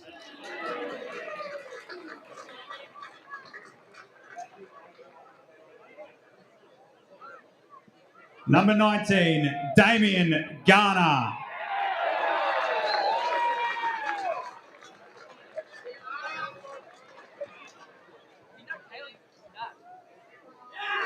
Number 20, Talem Withers.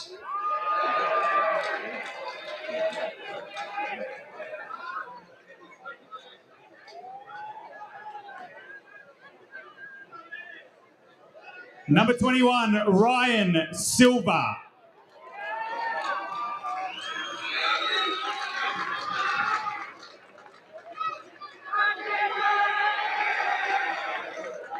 Number 22, Lee Odermatt.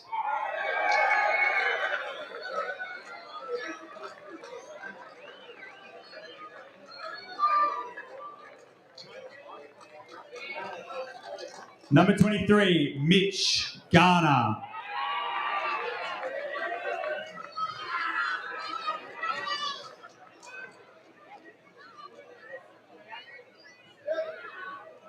Number 24, Aiden Kidd.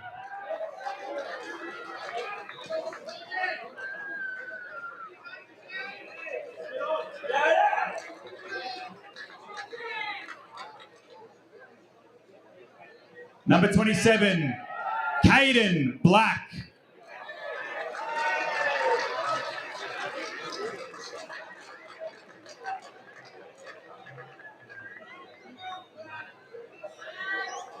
Number 28, Elliot Triggett.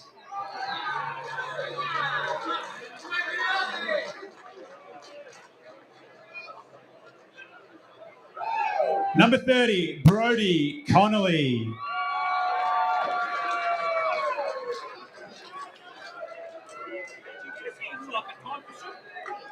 Number 32, Sam Brown.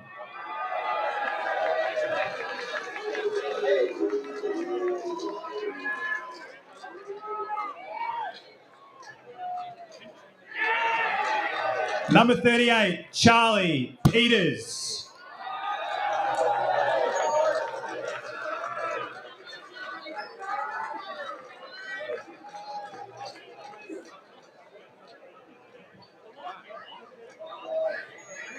Number 41, Rory Neat.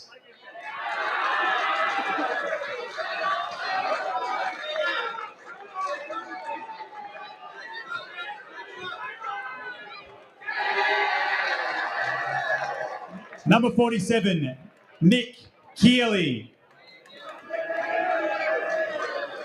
57.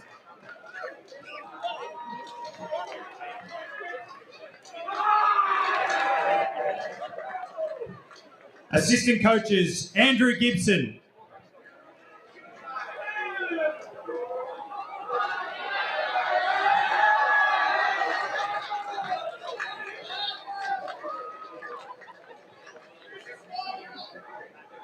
Michael Lowe. Michael Lowe.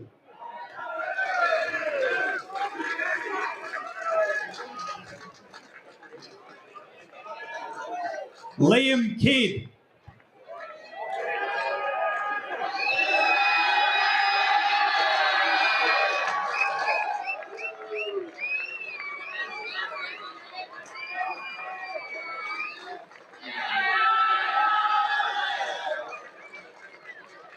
The runner, Brad Carroll.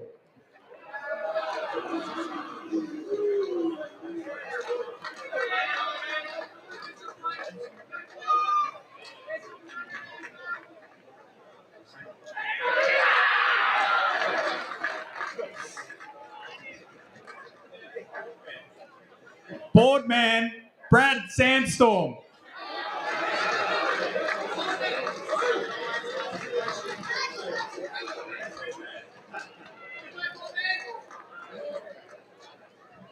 Welcome back the Blue Ribbon medalist, Premiership captain, number 2, Tim Smith.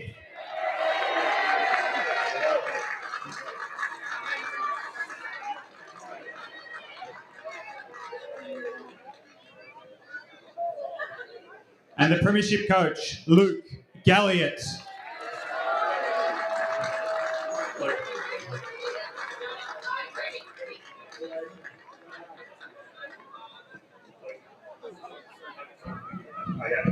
Okay, obviously, let's talk about Ringwood and Rowie. I think a lot of the opposition footy clubs wrote you guys off at the start of the year, and as good footy clubs do, you kept finding a way. And I think when you've got sort of 15 or 16 core players like you guys have had for the last 4 to 6 years, it really shows how strong a footy club you are, and you're clearly great mates. It's been unfortunate for you guys this time of year, but we bloody respect you as a footy club, and Rowie, condolences, but great effort today, and yeah, thank you. For our guys, I think, I don't know, as I sort of said just before and said many times, I think COVID really got in the way of what we're trying to achieve as a footy club, and we've got so many great people involved, Cam Kidd and the Hughlin family and all the committee. I'm lucky enough to have fantastic support from obviously Loey and a great friend of mine, Gibbo, mentor.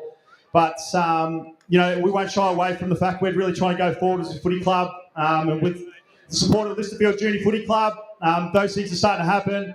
But the little footy club on the hill, South Belgrave, it's a place to be. And just wrapped with the group, and I don't think we've played that well all year. So just awesome effort from our guys. And, yeah, that's about it. All good? Yeah. Now I'd like to invite South Belgrave Life member and club legend Peter Cormack to present the Premiership Trophy. The 2022 Division 2 Senior Premiers South Belgrave.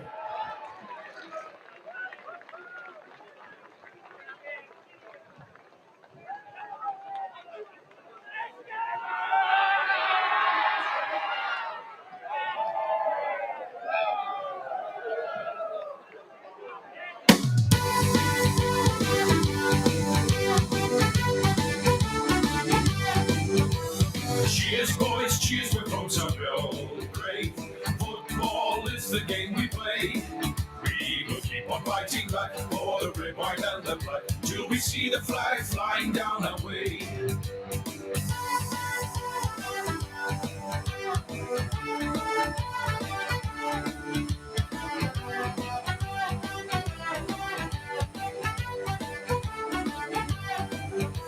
Cheers, boys, cheers, we're from South Belgrave.